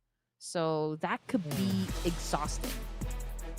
Yeah, you know what? Not to mention, Red Bean. It's like starting over. Instead of being in a tournament entirely to get to the playoffs, it's like you're taking a chance once again on a completely different tournament, right? So that's the feeling of being in the last chance qualifiers. But yes, 6-8, ladies and gentlemen, and of course I'm a huge fan of the mammals. Gotta love me that emblem as well as Sem9, right? So no question here for the final Erangel. These teams really showed up. So BIGETRON, RRQ, Sem9, and 6-8, all respectively, they did what they had to do, and I love the way that Erangel was concluded. Very fast, didn't seem like it, but it kind of was. So 6-8 versus Team Pi here, good head-to-head standings. At the end of it all, the numbers game just proved to be too much for Team Pi. Yeah, and Sir Cloud and I were actually discussing this one yesterday. What do you think about the 6-8 logo? Is this a cat? Is this a mouse? Or is this a panda? Because I'm not all really we so know, sure. it has a lightning on the forehead, and it's listening, headphones. So not exactly sure what that is. It's a musically inclined Pokemon. That's what it is. I'll leave it at that. But I'll leave it at that. Benefit of the doubt. But yes, for the fans of 6-8, please let us know in the comment section what that animal actually is. Amusing though. It's very adorable. But Manbot with 5 eliminations from Sem9 bags the MVP this time around. Half of the team effort goes to him. Exactly. 5 elimination points. Again, it's not always easy getting those elimination points. If you can actually score more than 2 points, if you can do an average elimination of 2 to 3 kills per match, then you could be, standing in the position of Levi's. But again, Levi's has been knocked to second place by Kenny S. Is still that the case, though? We'll just have to find out in just a little while. Top performers, we've got Manbot as your first placer, followed by Flyboy of Kagenja. We also got Chua coming from D Savior, and of course Mang Yalu, who we've seen multiple times a while ago, getting a lot of knockdowns for the team. Now up there on the board as your one of your top performers for Erangel. And really much deserved, not gonna lie. So, despite the fact that he did kind of fumble somewhere along the way, it's still a pretty good standing to me. So I also want to ask, right, because I wasn't able to spectate everybody and everything, but have we had a single performer for Group B that has scored a double-digit elimination on their own? Please let me know.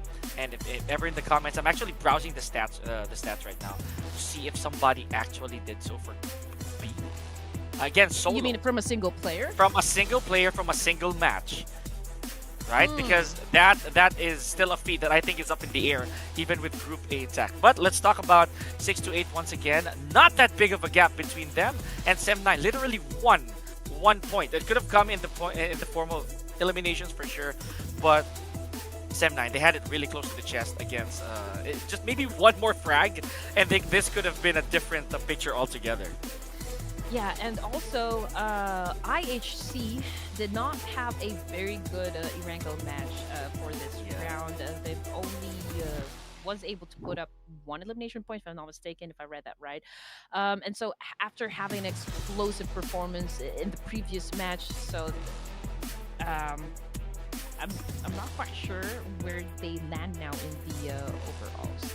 But Pika, you're not gonna like this one because just look at the amount of throwables that were used. You know, at least for this round, it's just 168. To be honest, I cannot even believe this stats considering the with a lot of players getting knocked down and teams getting wiped out with a lot of explosions there just a while ago. I mean, we did hear a lot of booms, right? So it's safe to assume that there's going to be a lot of explosives. But yeah, there's a big decline. Okay. Big decline there in terms of the throwables. But anyways, moving forward, Team RRQ dethrones the 3-time king for today in Talon Esports. So yep, very good showing. Sem9 leaps another spot, but Team Pi, this is the highlight for this game, Red Queen, exiting page 2 and hitting page 1 with just one notch up. See, that's what I was talking about. It could still go either way when it comes to the teams from about, say, 15 onwards. If they get good games, they get good days, they'll be able to catch up.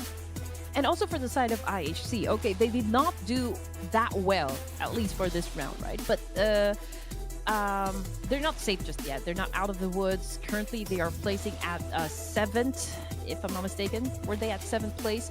And they also have just a 7-point lead to whichever team who is actually down below them, just below them. So they will have to push a little more, you know, just to keep their position, just to maintain their position in the leaderboard. So yeah, 2 Miramars. I'm also not sure if this is, you know, like their strong map, but if they want to stay in the game, I think they will still have to be a little bit more aggressive than usual.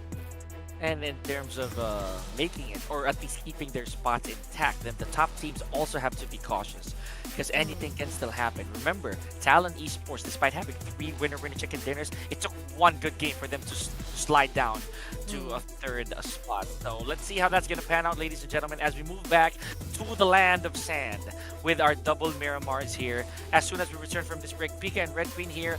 Don't touch the dial. We'll be right back.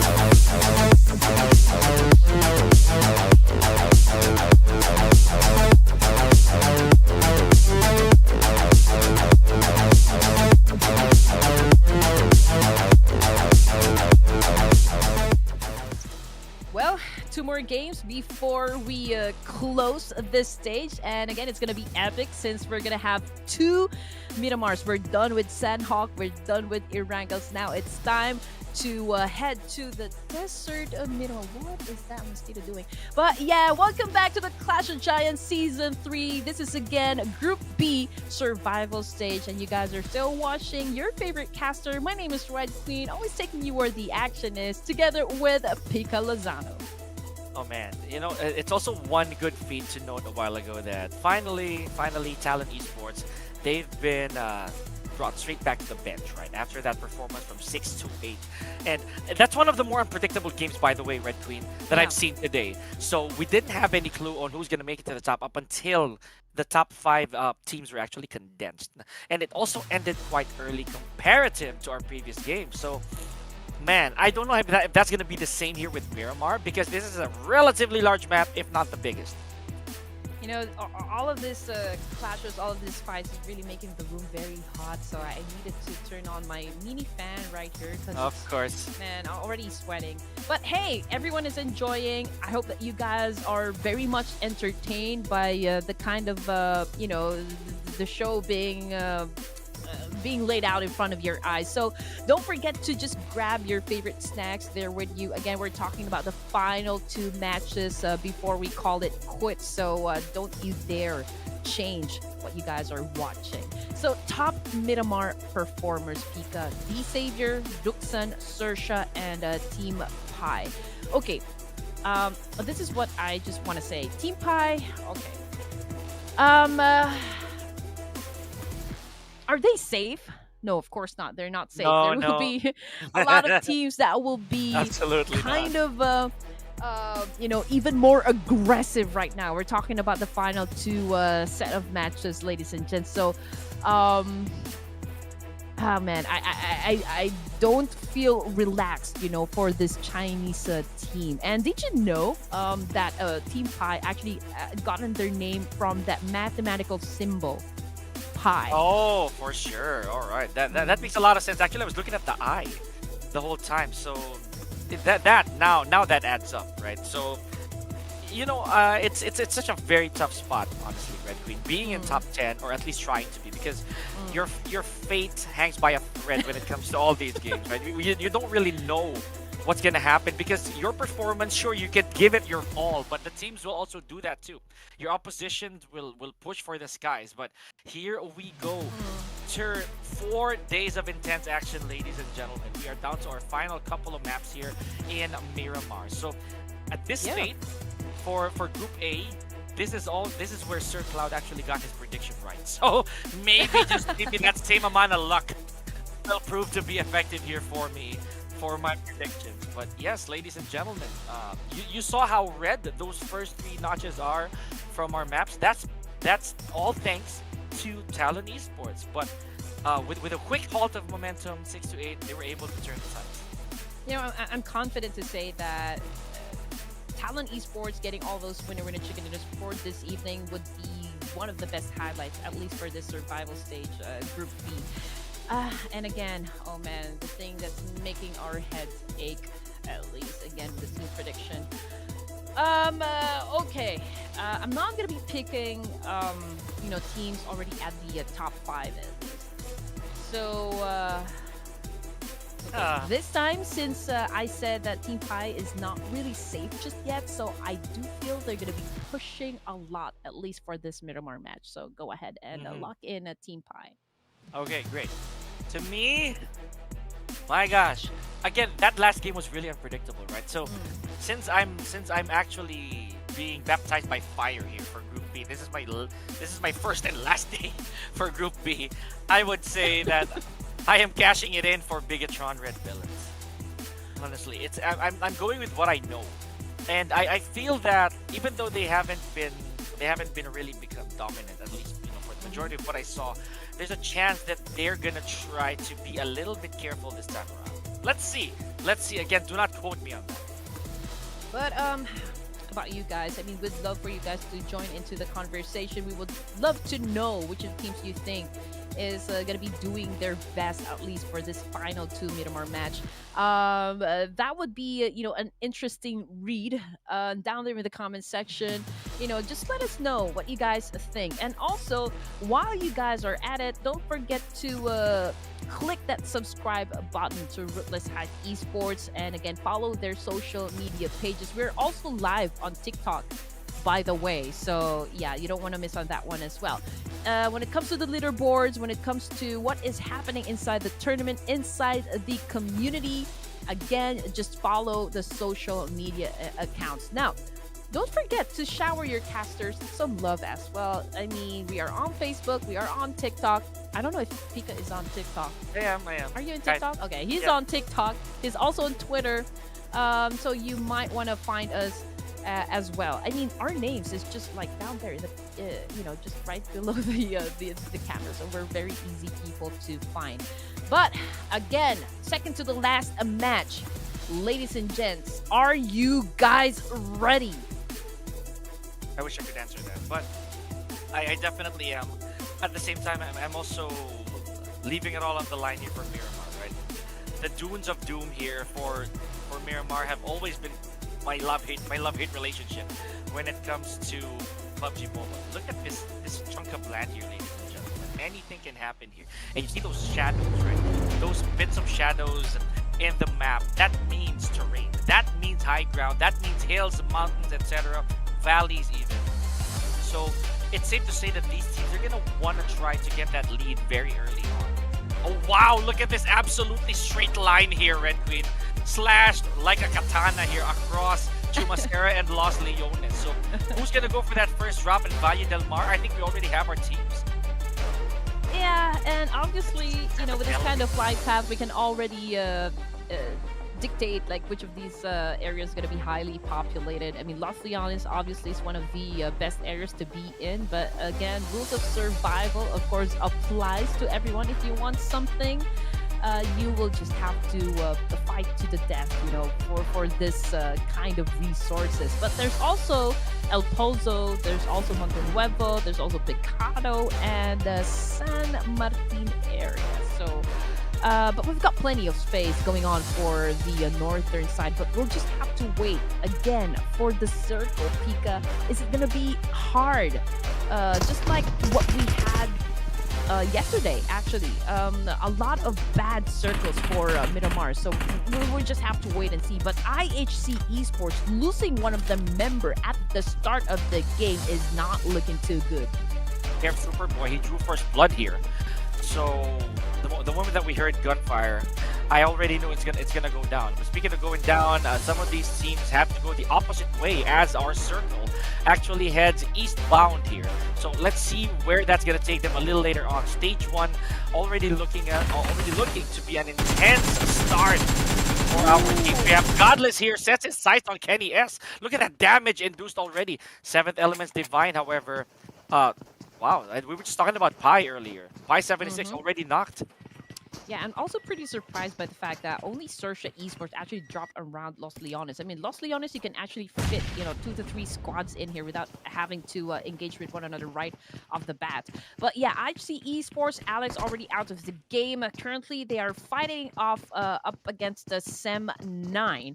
Not exactly sure about the status of SEM 9. Okay, so they still have 4 players. So it looks like they have the upper hand advantage here, Pika. So again, another standoff here. The fight for the compound. So step 9, should they be able to seize this away, to take this away from IHC, they're gonna have a good amount of time to burn here, Red Queen. But the damage output definitely not looking too good for Sem 9. And there it is, Demo. As I mentioned, Red Queen, they're heavily wounded players here. So okay. And look at this. We might have a little bit of three-party action here. Boy, the guy who drew first blood, turned into a box right in front of our eyes.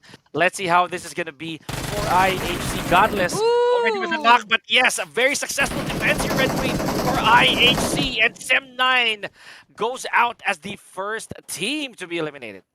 Yeah, demo is actually short for demolition. No, I'm just kidding. I don't know. Just trying to give a meaning to his name. I think demonstration, right? But you know what?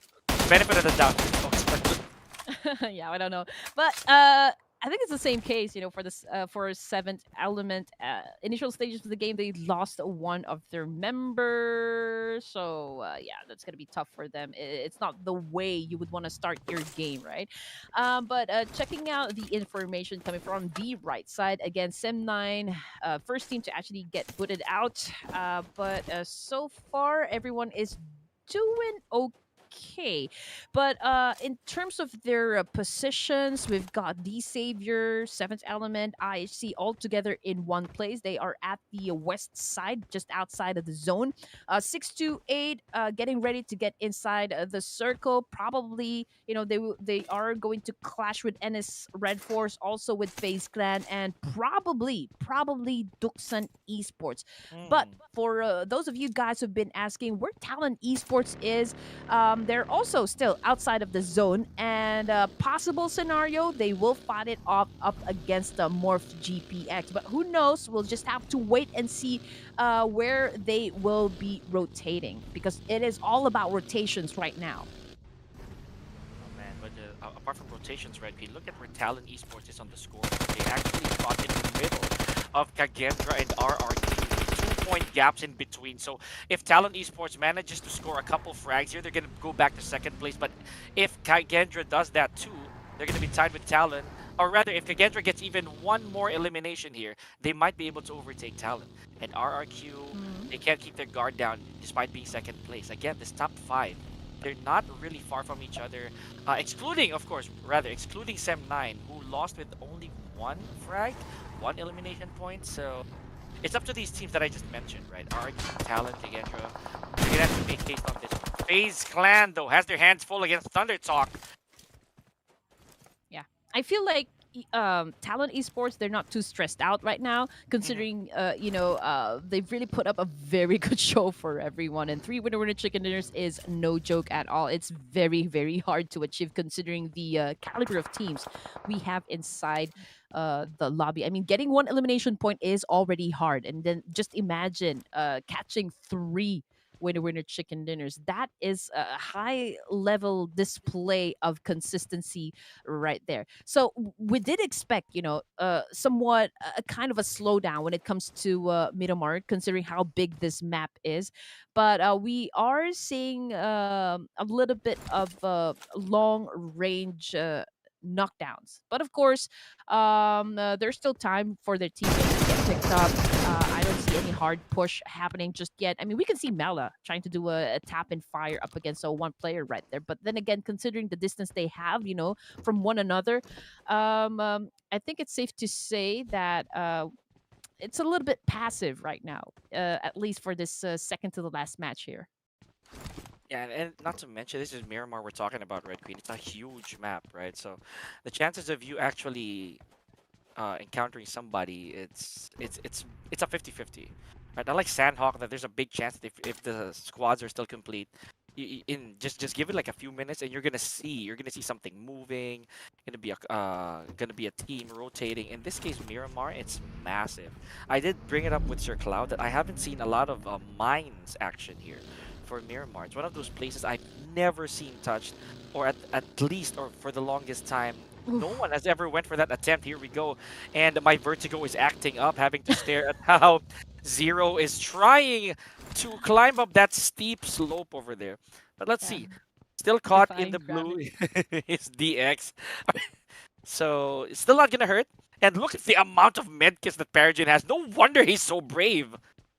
Yeah, exactly. But yeah, Zero of Kagendra just a while ago, defying gravity, climbing up the top spot. So let's see if he can actually be successful at that one. But they need to be careful though, because if that part is no longer, included in the zone, then that could be, like a double-edged sword. But we know how important it is to be at the higher ground when it comes to Miramar. You would always want to make that vantage point work out for you. Yeah, but this savior, okay, when it comes to Miramar, it's really best to have a lot of first aid kits, because considering the fact that limited resources, at least for this map, right? So if you would want to replenish your stock or your bag, you will have to get it from the bodies that you have already put to the ground. Hmm. Yeah, again, Miramar is not an easy stroll for a lot of the players, right? And it's never never always a rather Red Queen successful when you loot out, right? If you go to compounds, you're probably gonna get the same thing that you already have. Granted that Miramar it's very unforgiving when it comes to honestly to and weapons alike. If you get your hands on a Mini 14 this early on, that's already a blessing. I haven't seen a single player. Yes. I haven't seen a single player. Oh, never mind. There it is. So T24. I was about to say that getting your hands on a Mini 14 this early will prove to be advantageous, and I just said it earlier. I haven't seen a single player done it, but here we go. T24 just teeing off against 7-6 from Team Pi. And I love the combination, Pika. I mean, for long range, he has a DMR, and for like a CQC, there's that DBS. So, what a great combination, to be honest. Let's check out Team Pi. Okay, they're not having the best time right now, so to speak. They already lost a crack shot, and I think SG went out as well. So, we're looking at two players left for the team. And what makes it, an even harder situation is the fact that they are still outside of the zone. And when it comes to Miramar, I mean, you don't want to overextend your stay in the blue zone. You know what's gonna happen. It's a big map, you know. I mean, if you get caught a little too long out there, then that jog is gonna be dreadful, ladies and gentlemen. Speaking of dreadful, BTR right here. I don't know if that was actually a smart move for Sidestay here, because No. BTR, they have this whole compound to themselves, scouted every window, every door. But just like that, there's a dip in from Soez here. Wow, taking out one member from BTR, care of that Mini 14. Now, okay, just because you're indoors, ladies and gentlemen, it doesn't mean that it's completely safe. Yes, you kind of block their vision, but they can get pushed down to any second. With the number of nades being thrown Yep, inside, yep, yep. you're gonna run out of space and corners to actually hide yourself from. But BTR, oh man, a lot of them facing the ground as of the moment. It's just Paslon 1 coming up against Saez, but Saez was fortunate enough to fire his gun first, and now BTR no longer part of the game, Pika. Say, I did mention I have the thumb of a snake here when it comes to commending these teams. BTR a while ago they looked really well, but that push was absolutely worth it for the opposition.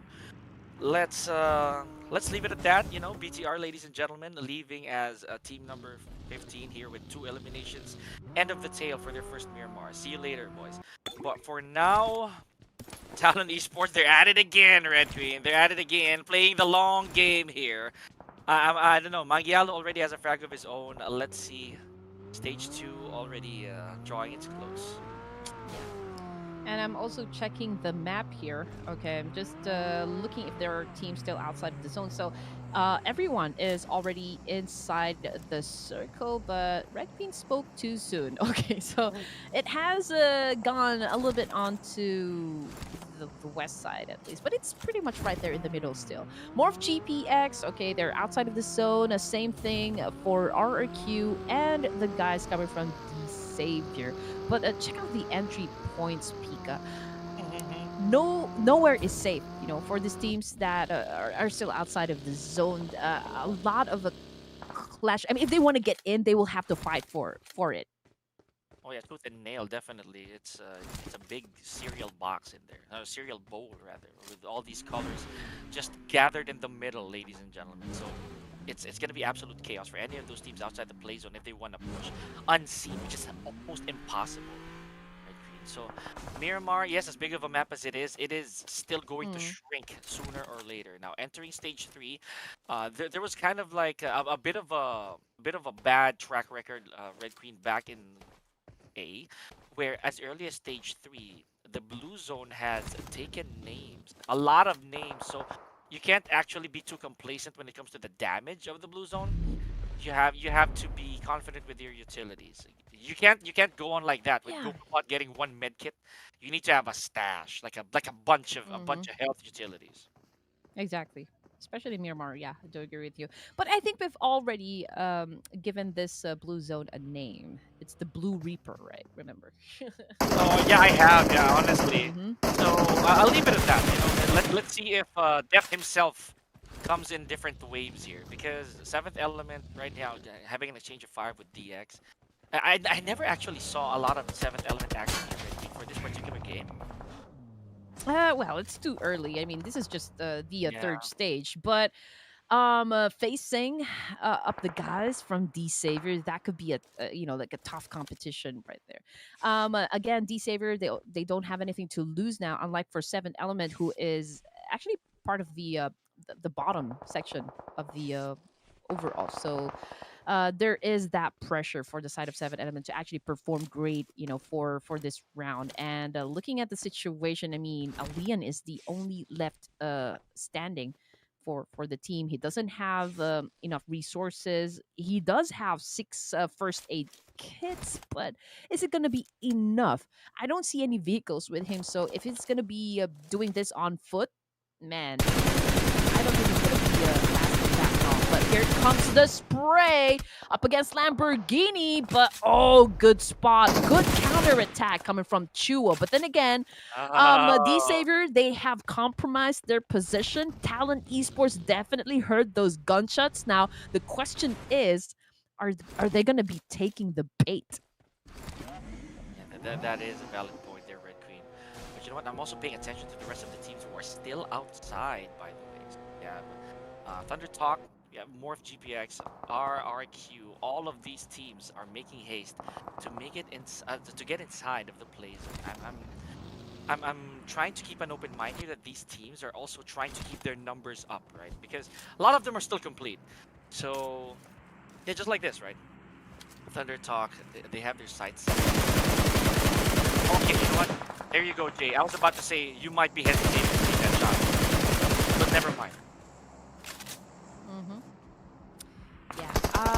If you're going to ask me, I would prefer to hold an M416 compared to a Scarlight when it Ah, comes yeah, to yeah, yeah. a long range spray. I do believe it has, more stability compared to Scarlight. But yeah, I mean, you have to make most of what you have. That is the number one rule here in Miramar. I mean, this is the desert. But here comes Morph GPX up against RQ. Hexus with a DPS. Shuts down a Yaru. That would be a two-piece kill. No, coming from Hexus. All right, RRQ here on a bit of a tear, ladies and gentlemen. Just like that. Our Morph GPX booted out. They're gonna have to prepare for their next deployment here at Miramar for the final game later. Kagendra, though, they lost Flyboy already.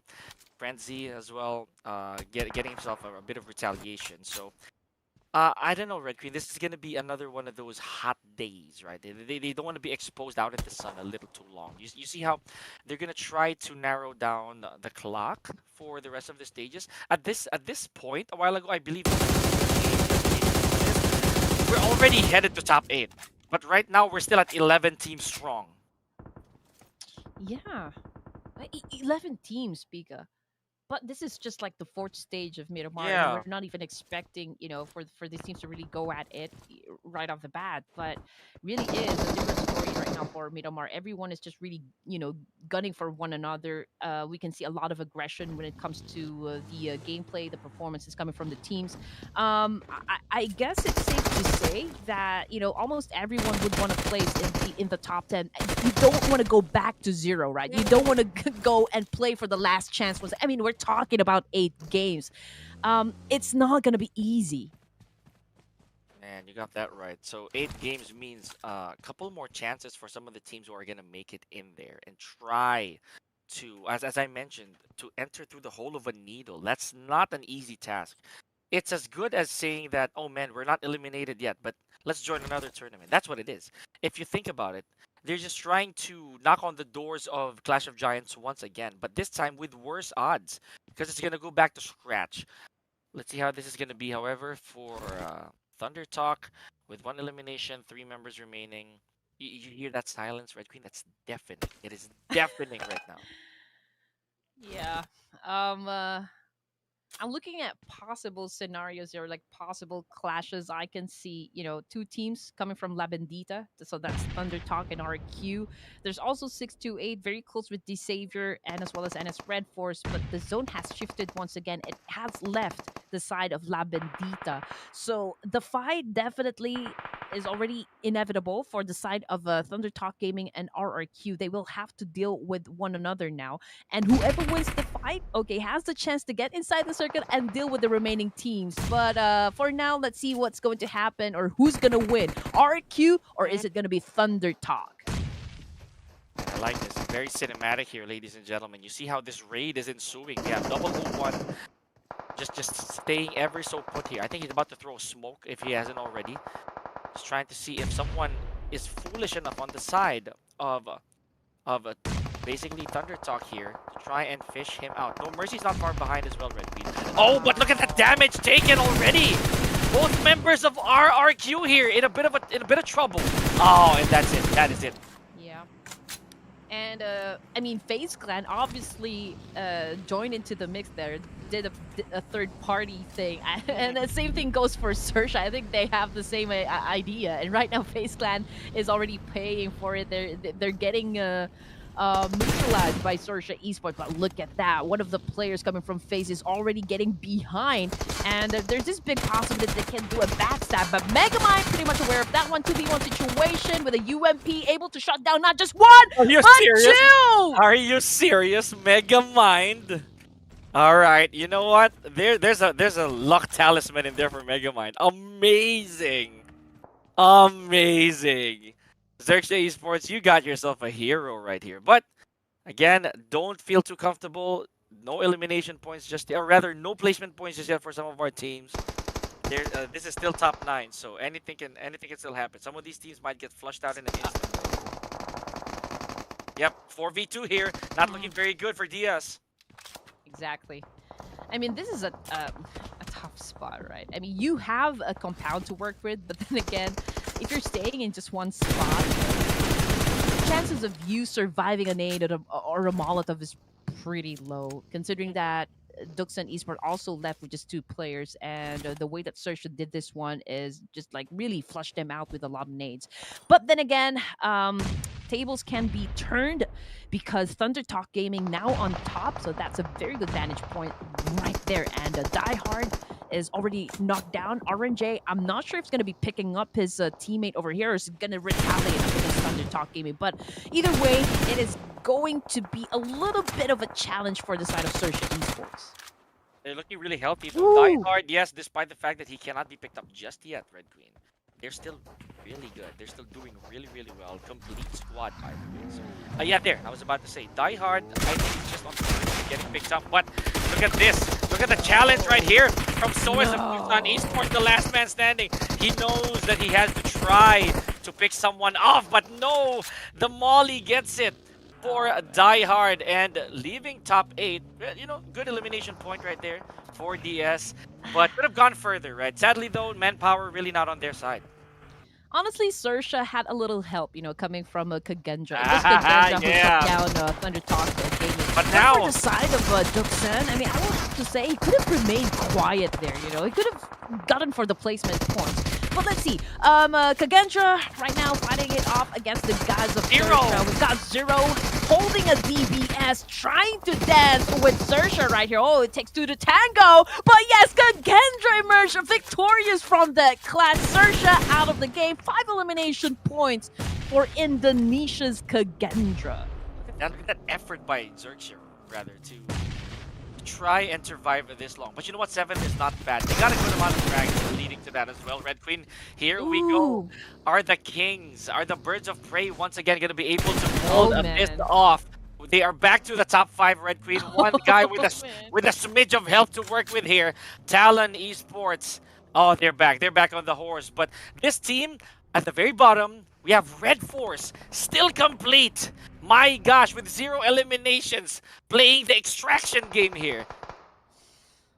Okay, I'm gonna try to breathe slowly for this one. Okay, and it's REDFORCE again, full squad up against 628 at this point in the match.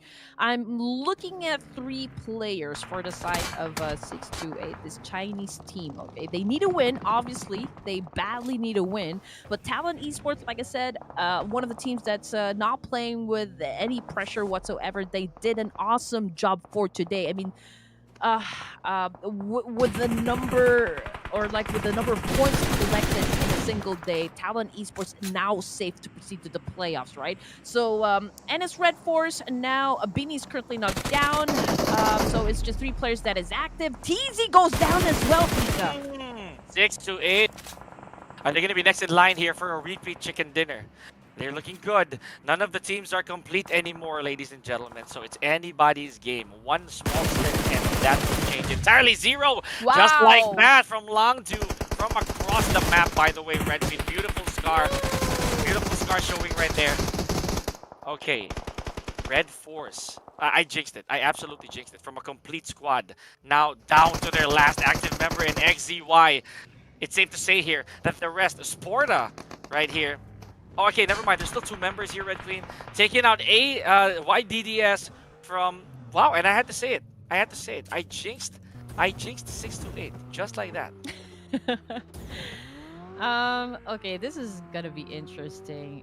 D Savior, Talon, Kagendra. I mean, these three teams are part of the top 10 Pika, or top 5 nonetheless. So, Yeah. oh man, this is gonna be epic. That is for sure. But NS Red Force, okay, we still have to give some sort of consideration, at least for this team. 3 elimination points, and we're looking at just 2 players, right? But they don't have the best of spot once again, and Kagendra's taking advantage of that one. But the circle moved and has favored Talon Esports again. Pika, can this be their 4th chicken dinner? And not in Erangel, so this is going to be, the first one in Miramar. It's going to be a record as well, you know. Imagine having a winner-winner chicken dinner on all maps. So that's going to be something for Talon Esports. Twice in one map, of all things. Here we go, ladies and gentlemen. Who's going to break the silence here between these teams? Then we are at stage 7. Lamborghini, along with the rest of his teammates over there. Way over to the right here. And you see how they actually hold the hiding advantage here, right? Let's just see who's going to be foolish enough to take it from them. Um, If they even will, though. exactly. But the thing is, Gitu is already, inside the zone, so that could be like a contingency plan right there. That's a play safe move.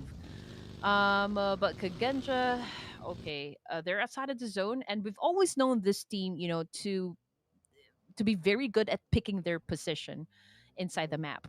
And I'm actually waiting for them to reposition themselves, right? How they're going to be handling the situation. They don't have the best of chance to actually land the winner with chicken dinner. The Savior looking too hot as well.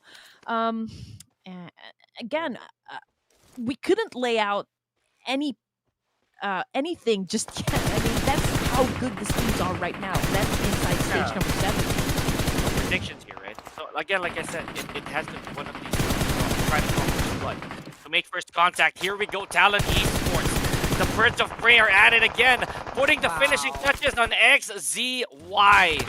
Ladies and gentlemen, Talon Esports slowly inching their Wow. way, and there's Sporta as well, eliminating Red Force from the picture. DX, Talon, and Kagendra. Folks, it is these 3 teams that are standing on top of the food chain right now. Let's see if Leon can get picked up, because that's going to be very important for Kagendra. This is like the battle of Godzilla and the Kong, Kraken right? Yeah. and the King Kong. So Oh, man. all apex the predators right here, but one is fictional. But okay, so let's just put it at a megalodon. Okay, at least that Or no, one no, is the true. Mega Godzilla, Red Queen. The A Mega mega, Godzilla. okay, Mega Oh, Godzilla. all Okay, there right. you go, ladies and gents. I, w- I wonder who among these teams is mechanically made, because right now all of these monsters, these kaijus, right here in the dry battlefield, ladies and gentlemen, even numbers, right? Albeit with some damage on the side of Kagendra. Got the loot, I think, is 0. So yep, there it is from the airdrop, 0. I am pretty sure he got himself a good amount of stuff there to work with for the remainder of stage 8. So Red Queen, less than a minute before we merge towards stage 9. These teams are gonna have to play this one close to the chest. can you cast this whole thing? I prefer to watch. No, just kidding. You know what? But Yeah, yes. I completely understand where you're coming from. This is a crucial separation, by the way, from Talon Esports. Look at where or Gitu is, right? So Yeah, by but himself. if they can make that multiple angles work for them, I mean, Mhm. just look at that. Kagen just right there in the middle, right? They can easily actually just puncture them and shoot them to the ground. That is if really they can make the multiple angles work. But let's not underestimate the power of D Savior, right? I mean, these guys are pretty hard clutching, but we can see that Savage trying to handle three of these players, cooking up that nade, trying to shut them down. And Lamborghini! Oh, I think Lamborghini caught a nade. Okay, no, not yet. Not yet. All Relax, right, Red all Team. right, all right, all right, all Relax. right. Oh my gosh, there is damage though. There is a bit of damage here, ladies and gentlemen. So it's still quite, all things considered, it's still quite And there you go. an okay circle. Now we're in stage 9. We got a knock here on the side of Kagendra, ladies and gentlemen. Care of Talon again. So the birds of prey, these raptors, they're on the hunt. Leon, a victim of Kogito. That's what you were talking about, Red Queen. If they're able to make this pinch work, it could be another Talon game. Oh yeah, definitely. I mean, this is I mean, out of all the positions, I think Talon really has the best advantage. Again, I'm going up against the board here. It says here D Savior, but let's see. Lamborghini, okay, he's taking a little bit of that damage, and we can see a lot of smokes being popped off, right? So they don't want to reveal where exactly they will be coming from. But I look know at my MVP. G2 going in for another angle pop. Okay. Zero spotted Okay. him. So 2 players left for the side of Talon, and that immediately puts them, as a team with the least chance of getting that winner in a chicken dinner.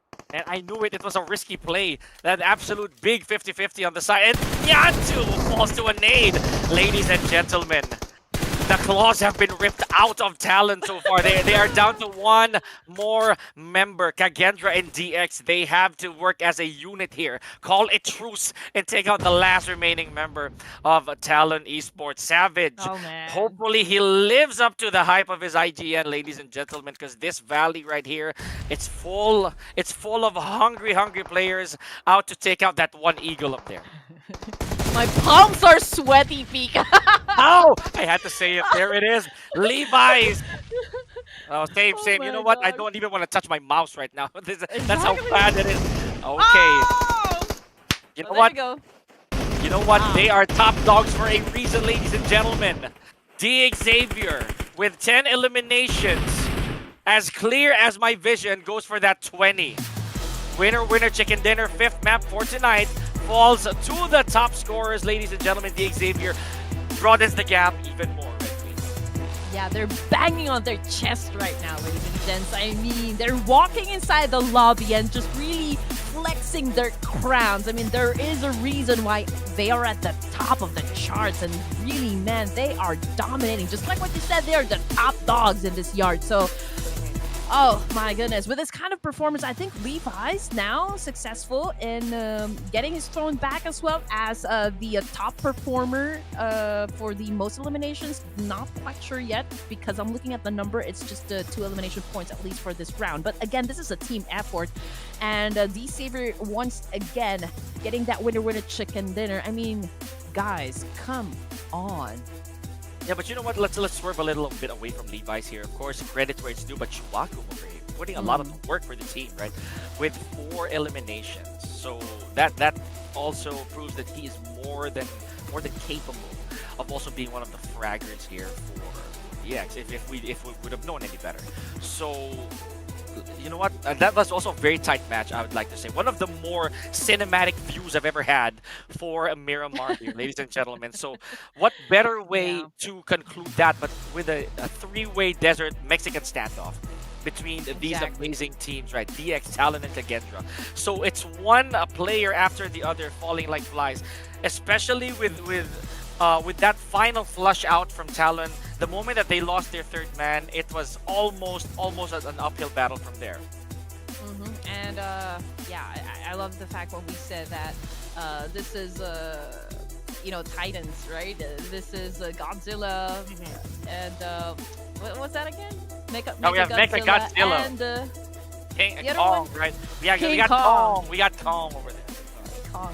This man right here, Gitu, I am I am saluting you right now for that very brave, right? Being away from the entirety of his team just to go for that pinch.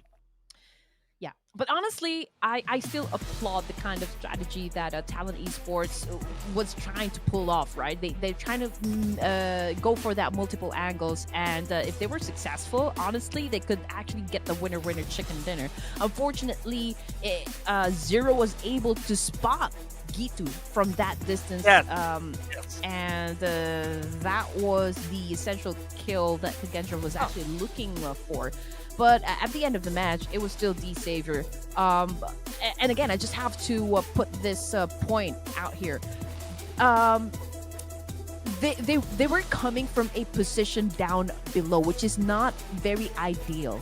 Again, even if the odds not working onto their favor, it's still D Savior that won the fight. So again, a good display of reflex and strategy, and just the way they handled the situation and the pressure is already fantastic. And to go over here with 4 eliminations, scoring that MVP. Not far behind, of course, is Gitu. As I mentioned, I was really impressed by the way that he made those calls, right? Unfortunately, though, it was kind of cut short as he was intercepted before he can do further damage. But here we go. I like the fact here, Red Queen, that these 4 top performers that we have didn't all come from one team. They all have their sole representations, right? One from DX, Talon, Kagendra, and XERXIA respectively. I like that. It means that the playing field definitely even for a lot of our players. But here we go. 20 points. As clear as my left eye. This is a very beautiful start for for DX today, or at least we're heading straight to the We're headed to the conclusion of our group stage here, rather of our survival stage for Group B. Yeah, and again, for the not so performing teams for round, I'm looking exactly at BIGETRON Red Villains. Oh yeah. This is definitely going to be taking a toll on them. I mean, this is already the second to the last match. We are on to our final match after the break, and they're still at the bottom, if I'm not mistaken, the bottom 8. Do we still have enough time, for BIGETRON Red Villains to catch up? We're going to check the standings later, but I kind of doubt it though, because at this point, all the teams out of the first page, they're just going on a bit of a tug of war when it comes to those points, right? So, I love you, Grenades. You usually have that 1-4-3 here, ladies and gentlemen. So not really very disappointing. Let's see how the final game is gonna fare for these teams. That was a long stretch, by the way, so that just goes to show that the teams really didn't let go up until the last bit of health they had left. Out of the 4 days that we've had, at least for this Group B survival stage, this must be my favorite of them all, Pika. I mean, there were a lot of actions, and this is what I've always been looking forward to, right? I have to admit, it has been kind of like a, I don't know, not so aggressive first day 3 matches, at least for serves, at least for this Group B, right? So this is the most exciting day for this group stage. I'm glad I'm actually calling it too, right? But if we're gonna talk about the gap, as I mentioned earlier, much broader than we intended, or that we expected rather. 209 points, folks. So that's a chunky 20 on top of what they already have leading into this. But the story for page 2 right here, REDFORCE making it to the top 3 a while ago, or rather within the top 5 was already a big deal, because off of top 16 they switched places with Morph and GPX. Okay, hold that thought. Production, don't change the channel just yet. Okay, wait. Okay, so yeah, Pika, if we're gonna be looking at the situation, FaZe Clan only has 1 point lead up against THUNDERTALK Gaming, and again we are on to our last match, right? BIGETRON Red Villains, okay, pretty close with THUNDERTALK Gaming, so this is gonna be crucial for this 3 teams right here. Yeah, I mean, this is a battle for the 10th place. Any big shakeup right here, especially on the side of BIGETRON, ladies and gentlemen. Imagine the moment that they surpass 107. Granted that FaZe Clan doesn't do well, Red Queen, they are out of there. This is actually the same spot that Stalwart Esports was in for Group A. So, ladies and gentlemen, I am with Red Queen on this one. This day has been nothing short of exciting, but we are gonna come to the absolutely epic conclusion for day number 4 and both survival stages. So don't go anywhere. Pika and Red Queen will return after the short break.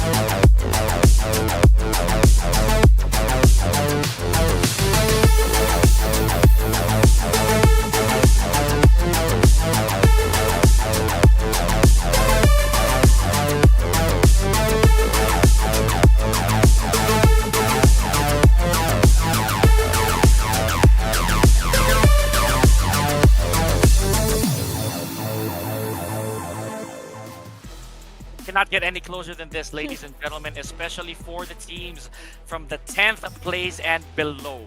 They have to go tooth and nail against the oppositions. But right now, ladies and gentlemen, what's more important is that we are going to find out who will go for the last chance qualifiers. My name is Pika and Red Queen for the final game of the survival stage for both Groups A and Group B. I cannot be any more thrilled here.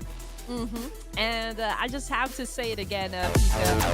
FAZE has the 1 point. THUNDERTALK Gaming and BIGETRON Red Villains is not far behind, to be honest. They are now at 103 points, and it's gonna be a close fight. So we're really gonna keep a very close eye on those teams that we have mentioned just a while ago. So we're not also taking out the possibility that 628 might do something that is extraordinary that can hugely improve their overall status. Also with the 7th element, but it is kind of it's a kind of bleak for me, but miracles can happen. But then again, if you're going to ask me which of the teams I'm going to be looking at, it's going to be the FAZE, THUNDERTALK Gaming, and BIGETRON Red Villains. Yeah, I'm rolling up my sleeves, right? Because this is going to be one heck of a barn burner to cap our day off. Now, I'm going to cast my final prediction for this stage only, by the way, for Clash of Giants Season 3. So, ladies and gentlemen, yes, I know this is going to sound very anticlimactic. I'm going for Talon again. Talon! What? I'm serious. Come on! I am Miramar serious here, Red Queen. I'm going to go with Talon because you saw how close they got. You saw how close they got for the 4th time today. For the 4th time. Who's to say, right? Who's to say? Sure. And mind you, if I'm right for this prediction, not only will Talon Esports prove me right, but they will be able to go for a chicken dinner for every single map in a day. Okay, all right. Pika being safe there, playing it safe. Hey, I'm actually risking a lot right there. That's just Okay. Thinking. You know what? For this round, I'm gonna put my fate on FaZe Clan. Really? Yes, yes. I'm gonna go Oh! for Thailand's FaZe clan. You know why? Yes, Because I please just do, please had do. I I'm had my watching. tom yum just a while ago, and I can still I can still taste the spiciness. So that kind of reminded me of just how amazing Thailand is. So I'm gonna go ahead and choose FaZe clan. Okay, you know what? You're right. It looks like you got a bit of a premonition there, right? If that's how I'm interpreting it. So, yeah, I'll leave that to you. But Red Queen, I am telling you right now, Talon Esports is in a whole different level today. So if again the prediction serves me well, we clutched it out by the way. So I'm Oh. very happy if that happens again, ladies and gentlemen. Miramar, final map, final match, the final of all the survival stages. And this is how we're gonna find out, Red Queen, who's gonna be clashing against each other tomorrow for the last chance qualifier. That I'm super excited over. All right. I'm seeing a different map video. Okay. All right. So we're in Miramar. Okay. I guess this is a fair flight. Right? It's in the middle. Okay. And you can go anywhere, but definitely there will be some teams that would just cause chaos here.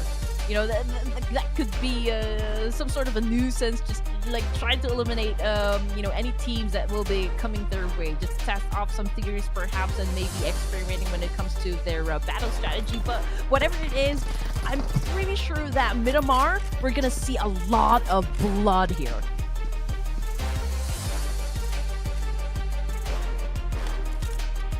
So yeah, we can see that teams now getting deployed, but a fight happening now between the BIGETRON Red Villains and, of course, Seventh Element. Okay, let's see what is going to happen. Again, BTR, one of the teams that are trying to still hold on for dear life just to get included in top 10. Seventh Element, okay, getting picked off one by one. BIGETRON Red Villains remains to be strong at this point, but you know what? Seventh Element still trying to counter hard. Red, I just saw one of the best things ever. I think I just saw the circle landing right in the middle of the mines. So Team Pi here. I'm gonna get back to the action. Team Pi, early elimination here. Oh no. Pair of a DX. Now I'd say the Sem9 also has their hands full. But ladies and gentlemen, T24, one of my favorites. Wow! Brought to his knees. Oh my goodness, BIGETRON Red Villains here walking into the traps of a Seventh Element. Look at this. This is not looking good for BIGETRON.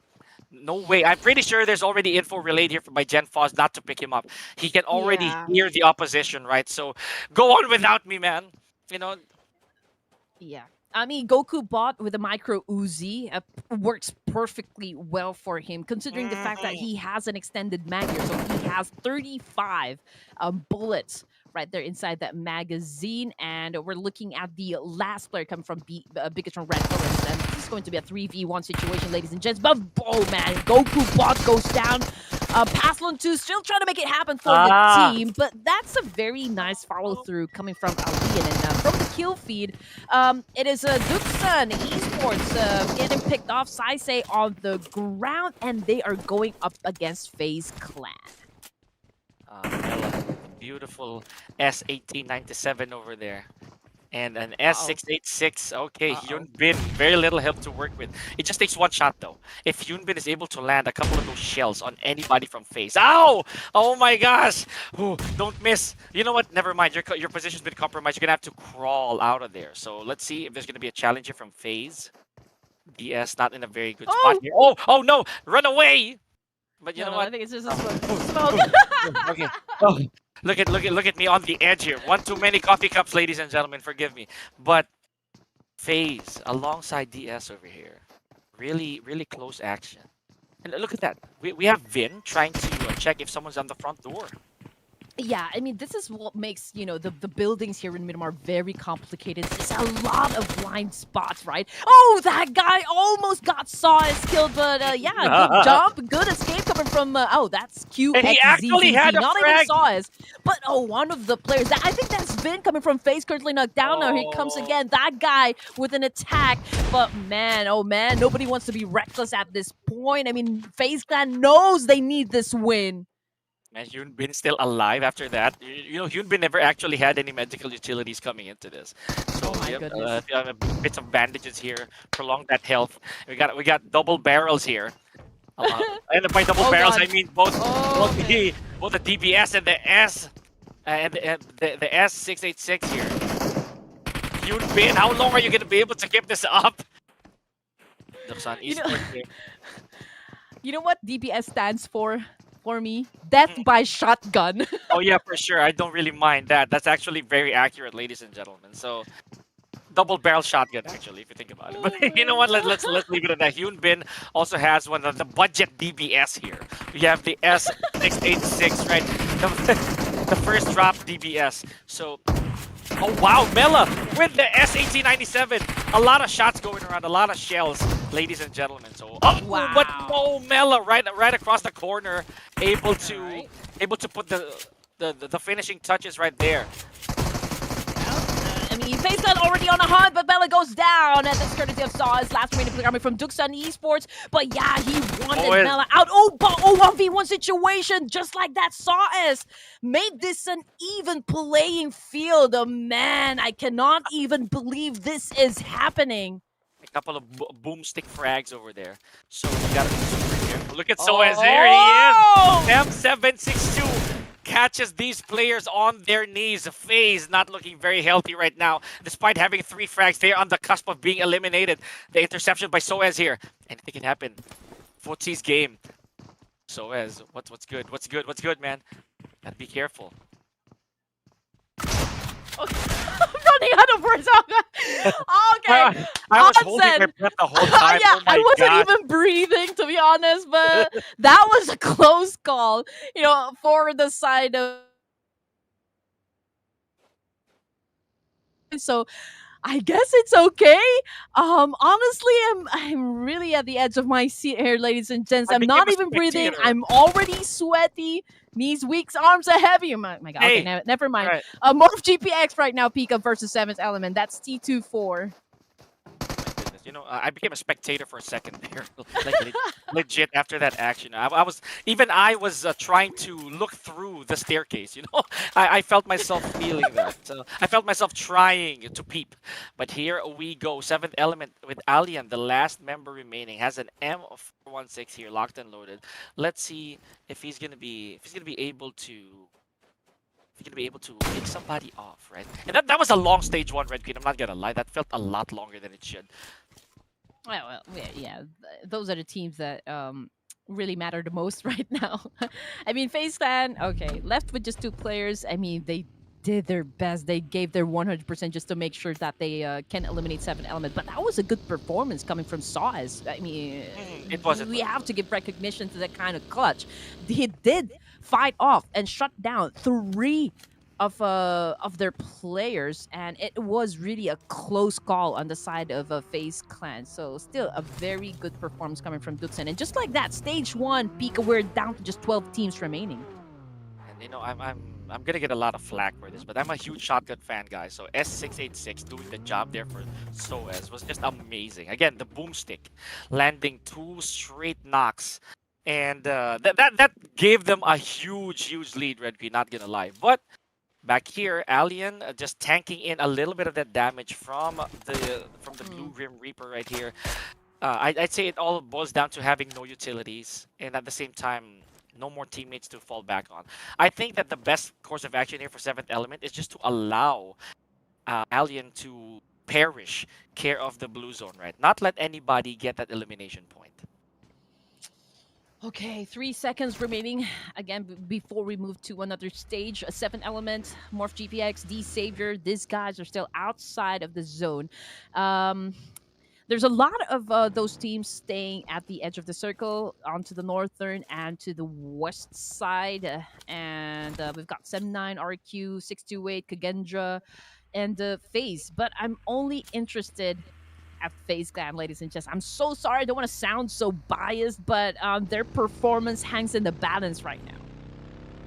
All right. Speaking of performance, your seventh element, Alien, tried to hold off as long as possible, but exiting here at number 12, despite all that efforts. And I feel that they did want to exit here without allowing the other teams to further get their, their eliminations. Care of seventh element, but no. 4 eliminations is not bad, actually. So we gotta give credit where it's due to seventh element. However, back to the action. It looks like in just a few moments here, ladies and gentlemen, we're gonna have a bit of an altercation between Red Force and THUNDERTALK. Yep. Contact. Yeah, THUNDERTALK Gaming, one of the teams that Hey! needs a win. And right now, they're not doing so great up against NS Red Force, not gonna lie. Actually, that's It's it. only Jay. Jay is the only player left, but ooh, what a spot right there coming from TZ. And That was a drive-by. Oh my gosh. yeah. THUNDERTALK, we're gonna be seeing you guys at the last chance. You know what? I hate saying I say my goodbyes this early on. Someone get eliminated. It's one of the reasons I didn't bring it up, because it's more on see you later. So I'd want to see how that's gonna turn out for some of these teams. I know that they're preparing for a long haul tomorrow, Red Queen. 8 games in total. So, ooh, that is gonna be a test of resistance and stamina. Okay. But yeah, I'm gonna be bringing in my favorite snacks beside me, I just to make would. sure that I survive all of those 8 games. Absolutely. Man, we will see you guys tomorrow. So this is not, again, just like what Pika said, not goodbye, but see you later. Now on your screen, we've got RQ. Okay. It's a complete squad up against Kagendra, but nothing so special right here. We'll just have to wait at just who will win this altercation. But yeah, I mean, both of these teams are already safe. They're going to be proceeding to the playoffs, and just like that. But Kagendra getting picked off. It seems like RQ is already winning the fight. But then again, there is another challenger, and that would be the boys coming from NS Red Force. Statistically, Red Queen, Kagendra's still up on RRQ, right? But with the numbers game, I think RRQ is bound to overtake them in this particular encounter. Look at this. They do have this compound to them for themselves, right? They gotta try and hold this off as long as possible. But again, we have Red Force not very far from where they are. Looking at these over-the-shoulder shots, they're waiting for RRQ to make that mistake. Somebody already on the high ground though, so there's a good chance that there's also a big chance again that Red Force might be the ones to exit this. A lot of resources to go around, however. I'm pretty surprised that there's a lot that they can still work with in that compound. And given the situation, we've seen the What's map. going on? We've seen the map, right? And Yeah. a lot of them will be coming from the northern side. But before they can even get into the circle, I think there's a lot of clash that's definitely about to happen. I mean, Morph GPX very near with 628, as well as NS Red Force. And there's also Kagendra, who has that, gatekeeping... possible gatekeeping scenario coming from their side. There's also D Savior with Sem9. You know who's chilling right now? Those are the boys from XERXIA. I mean, they have a big compound all to themselves, and they are just waiting in that area. Oh man, okay, that's right. Now, look at this. RRQ, despite that stall, still falling victim. I kind of retract my words here with RRQ falling victim finally to Red Force. So, okay, RRQ, I think unable to overtake Kagendra at this point, Red Queen. Let's see. I kind of jinxed it a little too early. And imagine this, we're already approaching our top 8, almost there. We're only at stage 3. So these teams, comparative to our previous Miramar game, they're moving extremely fast. Like I said, I mean, this is definitely going to be a fast You're right. fight. You're right. Because everyone's out there really eager to score some points. But some of them, some of the teams, they really don't have anything to lose. Both coming from the top 5 at least, and also coming from the bottom 8 part of the leaderboard. So NS Red Force going up against RQ. Let me just check if NS Red Force is actually part of the bottom 8. Yes, they are. Currently, they are at number 15 with 88 points. So we understand why these guys are a little bit on the aggressive side. But oh my goodness, FaZe Clan Pika has just got eliminated with only 4 elimination points. And with the Ah. placement, I think they're gonna get 0 points for that. Yeah, absolutely. They exited top 10. So top 8, again, like I said, ladies and gentlemen, we're still about to enter that. Wow! What a spray! What a spray here of Morph GPX. And ladies and gentlemen, RRQ not adding a single eliminate, rather not adding any placement points as of the moment. Wow. And Mr. Gentra is still above them at this point. Right, well, you know what? I gotta hand it. I gotta hand it to to this team right here, REDFORCE, right? Because they held their ground as long as possible. But they did exit with one No. placement point. And also, this is the first time that I've seen, Bobo Ho play for this day. He did make an appearance during the day 1 to day number 3, if I'm not mistaken. Yeah. Yeah, I think Sporta did a wonderful job, trying to hold on to that position. He was able to shut down 2 of the players coming from D Savior. It's just that he was very low, in HP. That's why he got shut down by the third the D Savior player. But 6 teams remaining, a lot of them already on the ground, especially from the side of Morph GPX, and they are at the edge of the circle here. So they're not dealing with just bullets right now. They're also dealing with the Blue Reaper. Again, this is no joke anymore, Red Queen. Stage 4, this has got to sting. Almost like 50% more damage than it's supposed to. So we got a couple of minutes before Stage 5 happens here, ladies and gentlemen. And we still have a complete squad in 6-8. And they're looking really good here, giving a lot of problems to Morph GPX. Currently our last team here, Red Queen. Our bottom team. So we have Langdu putting the hurt on Yoru, and in just a few moments that venom is gonna start kicking in, right? Yoru, look at that. Look at the damage. Oh, but that dip in. Oh, the teammate assist. That's a teammate assist. Okay, good.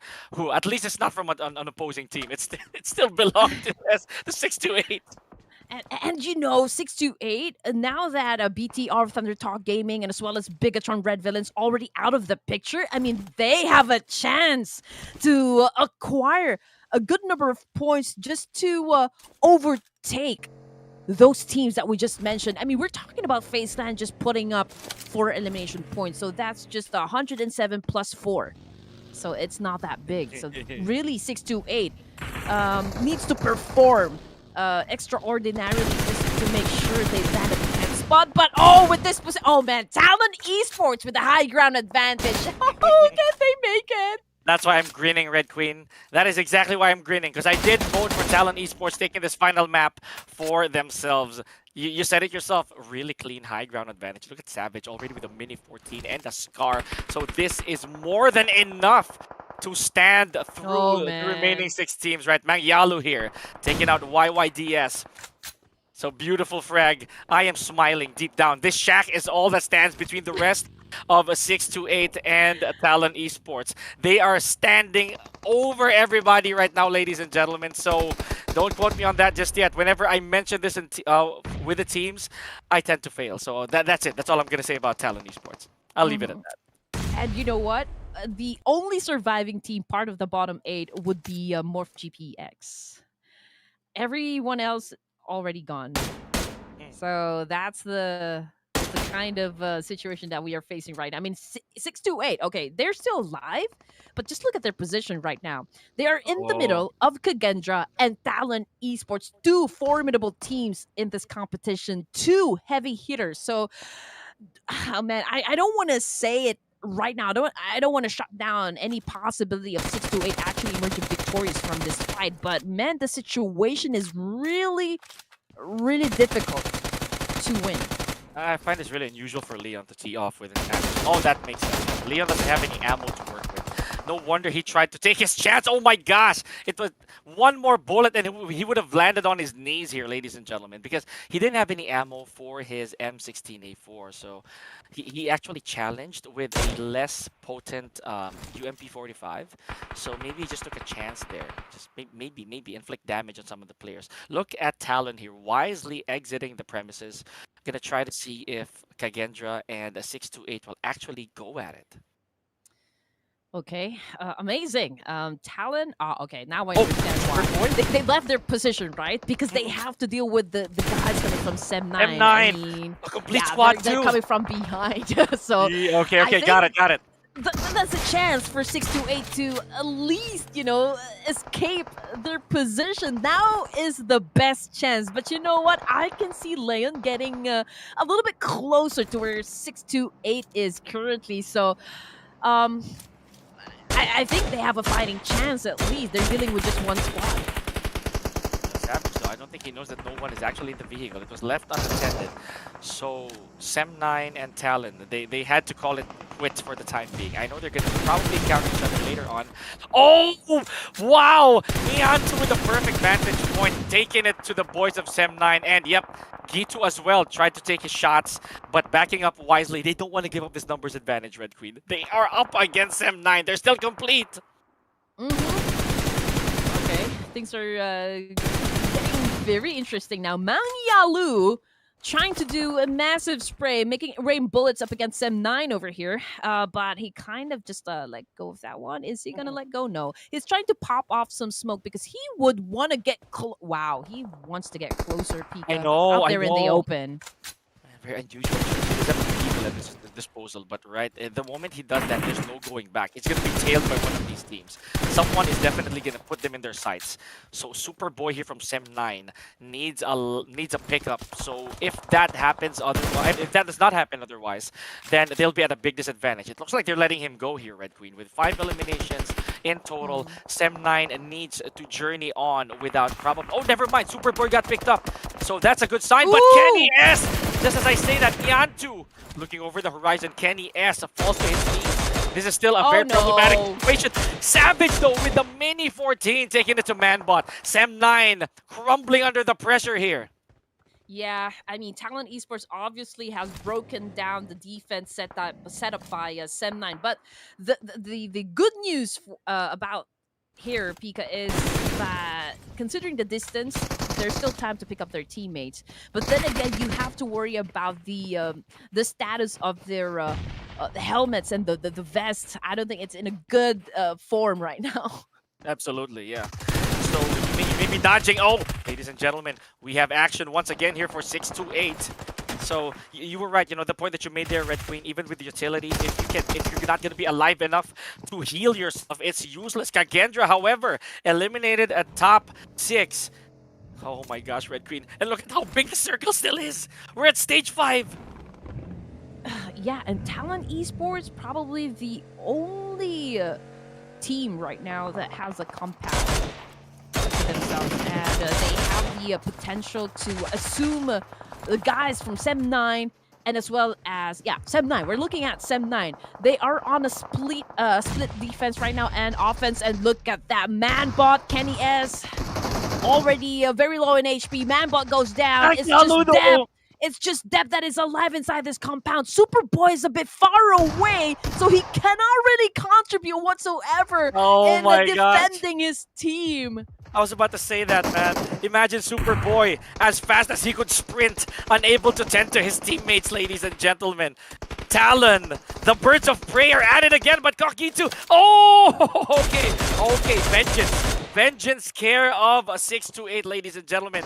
Now the Kings have a little bit of a problem here. One teammate out in the open. Despite the successful flush out of Sem9, they have one man down. Yeah. Oh, man. Morph GPX with 9 elimination points. We're going to be checking it out if they made quite enough numbers just to get into the top 10. We'll check it out in just a while. XERXIA, okay, they have been camping for a while. They played it safe, for this final round. But it's not too late just yet to still rack up some numbers, right? They have the best advantage considering that they have a complete set of players. 6-8 and Talent Esports, they're trying to get into position as well, but we can see that Diehard and as well as Megamind scouting the area, trying to find a possible entry point perhaps on how they're going to be engaging with the 6-8. Man, even I'm a bit torn here. Red Queen, you see the amount of damage taken by Talon, right? So XERXIA, if they play their cards right here, with only one elimination. They are gonna play. They are gonna play ranked at this point, right? They're gonna hide behind these mounds of soil here. Just try to see who among 6 to 8 and Talon will actually go for the push. Who's gonna go for the kill? Because I'll assume right now, Red Queen. I mean, level with me here. I think that the pressure is really mostly on for 6 to 8 since they're down by one man. Mhm. Yeah, and Mm. pretty amazing at the fact that they've managed to get into stage number 6. I almost thought that they're going to be going out a while ago when they were in Mhm. between Sem9 and as well as Kagendra. But yeah, 6 to 8. How many points were they able to put up on the board? I'm not quite sure there. But yeah, this team also has the chance to get into the top 10. And now that they've secured a decent number of placement points. We're just looking to see if they can still get those extra kill points, just to seal the deal, you know. Oh yeah, for sure. Here we go. Who's gonna disturb the peace here, folks? No gunfire for a few minutes already. So Langdu over here with the rest of his team, arguably loitering, trying to see if there's anybody who's gonna go, who's gonna bite the lure. Because right now, look at Talon. This is very unusual behavior, Red Green. 3 of them in vehicles, and only one member inside the compound. Mang Yalo on the move as well. I don't know. Are they toying with their food here? Well, perhaps. I mean, Talon Esports again. They don't have anything to lose as well as Oh, there it they're is. just really 6 to 8. That's the Yeah, majority of the pressure is really it's on. really on them. Yeah. But yeah, this is one Mexican standoff that you shouldn't miss. Oh Talon yeah, for sure. Esports. Yeah, they have a compound, so they're pretty Mhm. safe. Again, they have the biggest advantage to get the winner with the chicken dinner. Sersha is okay. 37% is justified. Yeah, we see it. 6 to 8. They're down below.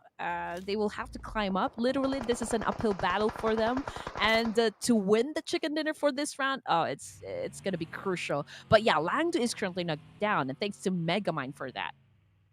Oh man, Talon Esports already taking a significant amount of damage here, but yes, goes back to the healing. So we've seen them rise from situations like this, right? It's Langdu right now who's gonna need some picking up. But I know that No. Megamind, he knows exactly where Langdu was. So as soon as he hears a bit of noise coming from the teammates, oh never mind, he abandoned his spot. This is a possible pickup here, Red Queen. They're not out of it yet. But this is a big risk, Pika, considering that Super, they're super. outside of the zone, right? And we're Mhm. looking at 13 seconds left before this is gonna shift for the circle. Megamind, of course, given the situation, he can predict, right, what step 6 to 8 is gonna do at this point in the match. So it's easy for him to actually shut them down. But 6 to 8, they've managed to come this far, and they need a little bit of push here. They already have 4 elimination points, Pika. So man, they might take out FaZe Clan. Oh boy. At the end of this, we're gonna see. We're gonna see how that's gonna fare for 6 to 8. But ladies and gentlemen, Talon still with the amazing advantage here. The high ground completely theirs, ladies and gentlemen. This is gonna be an insane exchange for all these teams. And taking the shots here is Niantu. He sees the vehicle, goes back to prone. There we go. The rest of Talon teeing off. I'm not so sure where 6 to 8 is going to be in the picture here. They are a bit westbound from where Talon Esports is. So if, I guess, Red Queen, if I'll be real here with my prediction, if XERXIA and 6 to 8 actually go at the same time and flush out Talon, they're out of there. That could be the case, yes. But Talon, okay, these guys are outside of the zone. And I do feel like Talon will be challenging Sersha first. Yeah, there you go. I mean, Mangyalo! Mangyalo goes Oh! down, so it is Sersha versus Talon first. So that could be another, good chance for the side of 6 to 8, honestly. Oh yes, actually. Here we go. Shopper, however, falls down. Who's gonna end the suffering here? Now we're technically looking at the 3v3 here for all our Oh! ladies and gentlemen. Oh, and Savage surviving, putting Shopper out of his misery, but Savage naded right back by Die Hard. Mega Man has his hands full with Nangwa as well. Ladies and gentlemen, this is as close as it can get for all these teams. Talon now on the back foot, as well as ST as 628 right here. It's 3v2v2. XERXIA has a very good chance here, Red Queen. Yes, here we go. Final zone, ladies and gentlemen. And 628 still trying to cope up with the situation. We can see Diehard cooking up that nade, getting ready to throw up against the remaining players coming from Talon Esports. And yes, he gets two. Oh my goodness, this could be the perfect timing, for the side of 628 to actually eliminate all of the players coming from both of the teams. 3 of them already looking too good for the side of XERXIA. Yandu getting some damage, and RNG gets the shot done. That is it. Oh my goodness, that was close. But yes, ladies and gentlemen, Talon Esports out of there. Our grand finals here are between 628 and XERXIA. What this means is 628 might do it again. Oh, there's a nade. There is a nade on Megamind, ladies and gentlemen. We see the end is nigh here for XERXIA. 5 eliminations already. Yes! My goodness, and they did it again, folks. 628. Capping off our final day here, the group stage, rather the group B of Clash of Giants. I'm sorry, I am so lost right now, but that action was just a little too much to handle for me, Red Queen. My goodness, 6-8. The odds were stacked against them, Red Queen. Absolutely stacked against them, but they managed to get out of there. But they were able to do it. So that's the important thing. And by now, I'm almost sure that they have overtaken FaZe Clan at the number 10 spot. I mean, we are talking about how many points, Pika? 15? Oh man, okay, here we go. Okay. Let's add to the winner chicken dinner. That is 17. A good 17 points. My gosh, so FaZe might be pulled out of contention here, ladies and gentlemen. So as we mentioned, it is up to the teams below FaZe to dictate their fate. So I'm gonna be nervous if I was FaZe Clan here, folks. And actually it's safe to assume they're already out right now. Yeah. I mean, FaZe Clan definitely will play tomorrow for the last chance, right? I mean, that's just heartbreaking. You've put in huge work during the 4 days of this survival stage, only to get thrown down to the pit and just do it all over again. 8 games in total, so that could be again very, very hard to pull off, since only 6 teams will get a slot for the playoffs. And oh man, that's just a really, really sad story for Thailand's FaZe Clan. But yeah, teams to watch. I don't think that we still need to talk about this one, because we're done with all of the 24 matches, at least for this survival stage. But yeah, congratulations to 628. I mean, man, that is a great performance coming from all of you. And just look at the damage. 1,283. Justifiable for 7 eliminations. So I guess if we're going to be comparing it to XERXIA Esports, it is quite the same. For me, the biggest climax here, Red Queen, is the fact that 6-8, they were at a deficit, right? Facing against 2 teams who were complete and had very good advantage, right? So the composure that 6-8 had to muster up just to get to that winner chicken dinner was just amazing. So, however, we're gonna have to give our the star right here to Diehard from XERXIA with 4 eliminations, putting a lot of the work for the team, 67% entirely. I am super pleased in general here, Red Queen, with how this ended. Despite my fumbles, I am absolutely satisfied with our conclusion. And honestly, I'm just looking forward to see the overall standing. I'm just so excited, which of the teams actually make it to the cut. We have our guesses. I'm pretty sure the audience have their guesses as well. But before we head on to the overall rankings, let's check out the top performers for Miramar. So again, it's Diehard because obviously he's the MVP. We've also got Cleon, Cleon of Morph GPX. We've got Gitu coming from Talon Esports, and Mang Yalu. So we've got 2 representatives from Talon Esports. Man, that was one of the most tense Miramars I have ever called, ladies and gentlemen. So My goodness, you're gonna understand why. You're gonna understand why we stumble every now and then. I'm absolutely lost for words with how that turned out. But here, this was the difference maker, ladies and gentlemen, when it came to Morph GPX as well as a 6-8. Imagine that, 4 points ahead. Talon tied with Xerxia, and these were the last two teams that went at it. Red Queen before Talon got Yeah. eliminated. So any which way that scramble would have ended with a tie, regardless. Honestly, this is still like I've been saying a lot of honestly lately, just to put it out there. Talent Esports, we also have to commend the kind of consistency that they've showed us for today. I mean, even okay, like 3 winner chicken dinners, and out of all the 6 matches, they're always part of the top 5. You know, Like I when mentioned, it comes to podium the finish. match rankings, right? Absolutely. So, and 135 throwables goes without question. It was a pretty violent day in Miramar for most of our teams, right? Nothing spectacular here, or honestly, but I like to see frenzy here with this particular standing. So, I'd say Red Queen that the main highlight here is the fact that it's a second winner chicken dinner for 6-8. So that alone is a commendable feat to cap off our day. I have nothing else to say for 6-8, but great job, my goodness. Oh, okay. So this is their second chicken dinner of the night, right? Yes, exactly. Is so it? So it is. 3 winner chicken dinners for the side of 6-8. Talon So, was it? Yeah, and yeah, Talon for today. The 6-8 in total, they have 3. Oh yeah, wow. they have 3. Yes. Oh my gosh. I was actually expecting Team Pi to also be part of the top 10. Not gonna lie there. It's just that you also need to I guess consider sometimes they're not being favored by the zone almost always all the time.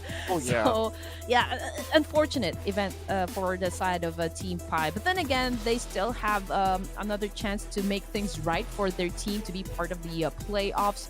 And again, just a huge congratulations for the side of huge congratulations for Ruthless Hype Esports. Again, they're the first production and organization to actually make this happen. Pika. I mean, they've managed to put or include South Korean teams and Chinese teams, for this clash of giants. So that alone already deserves a big round of applause. You guys are definitely the best right now.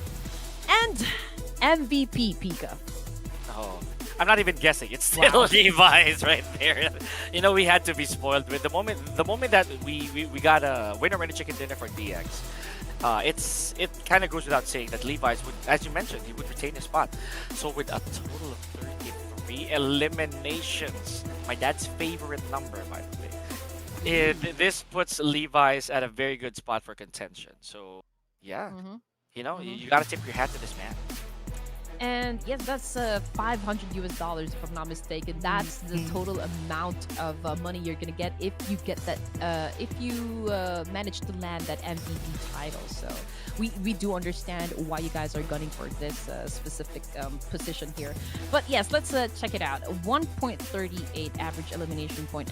Again, a few numbers down, but it is still okay because we're talking about 1 to 2 kills per match. It is not bad at all. We also got, okay, welcome to the board. We've got G2 of Talent Esports. And again, we've got Kenny from Sem9, 001 coming from RRQ, and another D-Savior player, which is Chua at the number 5 spot. And this is what we mentioned, right? A bit of a shakeup here when it comes to a road to the MVP. To just take one good day for some of these players to actually be part of this board right here. G2, of course, I'm a fan. We've seen what he did earlier. We saw what he did earlier. We've seen what he can do, and just really absolutely excited to see him in the playoffs once again. Now, for the fraggers, we don't have, unfortunately, we don't have Levi's here, but it's okay. It's absolutely fine. This gave these teams a lot of time to shine, right? So again, Red Queen, look at how ironic this is. None of the teams here are actually taken, or none of the players here are from the same team. Everyone has their own sense of representation. Exactly. A good variety of players right here. Did you know that Meow Meow is actually Jaw? So again, like what we mentioned a while ago, some of the teams here or some of the players are actually using pseudonyms. Yeah. Again, perhaps to just mask their true form, inside the battlefield. Of course, this veteran teams, they don't like exposing what they can do, or like just how good they Here we are, go. or perhaps their secret sauce. And this is what we have been waiting for. We can see, teams from top 1 to top 9, right? So we would want to check who landed at the 10th spot. Oh my gosh. You know what? As soon as this starts to fade, I am gonna hold Oh my my breath. god. That'll be so funny. But XERXIA Esports moving one spot up and just changing Wait. spots with IHC. So right? Team Pi is also they're Already okay, in. alright, Yeah, they're already in, Okay, right? that's Team good. Pi. Now it's FAZE. And I want to see where FAZE landed, because right now the way that 628 looks, it's like stepping on quicksand for FAZE. I'm not really so sure if they're still in it. Not even 11, I bet, because Stalwart Esports, they tried to hold on for that 10th spot for so long, only to be taken out. So It's 6 to 8. I know it! 6 to 8. 6 to 8. It's 6 to 8. It is 6 to 8. They brought down with 1 point again. 1 point. Oh And 1 point, Red Queen. Oh, I knew it. I so knew it. I called it. I did call it. 6 to 8 is gonna overtake FaZe Clan. That is a heartbreaker. Now, for the remainder of these my teams, God. another heartbreaker. I know Mission Control knows that. That's the same exact thing that happened to Stalwart Esports. They got booted out because of 1 point. Oh my gosh. So Man. from FaZe Clan all the way to, I'm pretty sure they're going to play the last chance, all the way to Astra Esports will enter the last chance qualifiers tomorrow. Oof. Man, I can hear a lot of hearts breaking in the comment section, especially Oh. for the side of FaZe Clan. The fans, oh man, this is really devastating, right? To actually get booted out of the top 10 with just 1 point. Man, Group That A, is Group B. real ouchie right there. Yes, that's it's truly. That's a boo-boo right there. So these 16 teams, by the way, Red Queen, both from Group A, Group B. Yeah, the doors are not yet closed for their journey, but it is definitely going to be a tighter tunnel to try and enter with the last chance qualifiers. That is I mean- one door that's gonna be hard to open. Absolutely, it's not the double swinging door from the cowboy movies. You're gonna have to break it down with a battering ram if you're gonna make it to the playoffs. But that's the nature of competition. I always say it's very unfortunate that despite all the efforts, it came down to that. Ladies and gentlemen, here we go. Qualified teams, and this is only for Group B, by the way, Red Queen. And again, you casted for Group A, and you already have an idea like who the top 10 Yes. teams are, right? Coming from Group B. So, any thoughts right now for you if we're gonna be talking about the teams that really performed well for Group A and the teams that we have right now for Group B? What do you think, or like, what do you expect to happen for the playoffs? A lot of patient plays, not gonna lie, especially with Team ZZ. And they're one of the teams that I've always watched out for, right? So I am super duper excited. So again, I'm keeping an open mind here. But yes, a bit of irony here that we're looking at these teams, folks, who really fought it out. We have FaZe Clan. I'm still hurt. I am still so hurt by what happened. Yeah. Ranking at number 11. I would have accepted a bigger gap. But yes, these teams right here, ladies and gentlemen, they are going to duke it out tomorrow against those who did not make it to the playoffs care of Group A. So Astra Esports, yes, as well as CCGSM, they're going to return. So keep your hats on. We're going to see them again tomorrow. Yeah, I'm really interested though at Hora Esports. I mean, I've been seeing a lot of you guys really cheering for this team. Nobody knows for sure who Hora Esports is. I just know that they come from Nepal. Okay, I think they are rivaling DRS, if I'm not mistaken. DRS Gaming, the Real Soldiers, which is another big name in the PUBG Mobile scene. So Oh yeah. that could be interesting. So Hora Esports, from day one up to this day, there's a lot of you guys just really spamming the Hype. feed, with Hora. So I am I am interested at how good these guys are because the number of points that they've managed to put on the board says that it was a pretty huge gap. They did, especially towards the very end, right? So, also again, I'm gonna bring it back. Trained to kill, right? We have Team 2K, one of the latter teams who actually T2K. entered, yes, and they still managed to show us a wonderful exhibit of skill, as we know. As I mentioned during the prelims of Group A, they are another game changer for for that entire squad. Now, for the entire roster. Now, this will also raise the question on how this clash is gonna ensue, because the playoffs, sure, it may be a bit distant, Red Queen, but man, it is going to hurt as soon as we get there. But all I know, Pika, is that the fans coming from 628 pretty darn happy for this Rejoicing. evening. Right? Rejoicing. It was close. Again, we're talking about just like 1 point up against FaZe Fan. But the important thing is they've managed to get included in the top 10. So for now, they don't have anything to worry about. But it's a different story, for the rest of the teams that did really make the cut. But again, do you have any final remarks, Pika, before we end the show? Honestly, I do. Making it to both Group A and B, of course, on behalf of Sir Cloud as well. Thank you for having me here. Thank you to TikTok as well. Thank you to Ruthless Esports and everybody who made this tournament possible. I will see you in the last chance qualifiers moving forward. But even though I only did 1 day for Group B, I have been ecstatic since the first match. We have repeats, by the way. Imagine that. Out of the 6 games, basically 2 teams managed to take majority of the winner with chicken dinners. I have not seen that happen. So thank you for those amazing moments. Looking forward.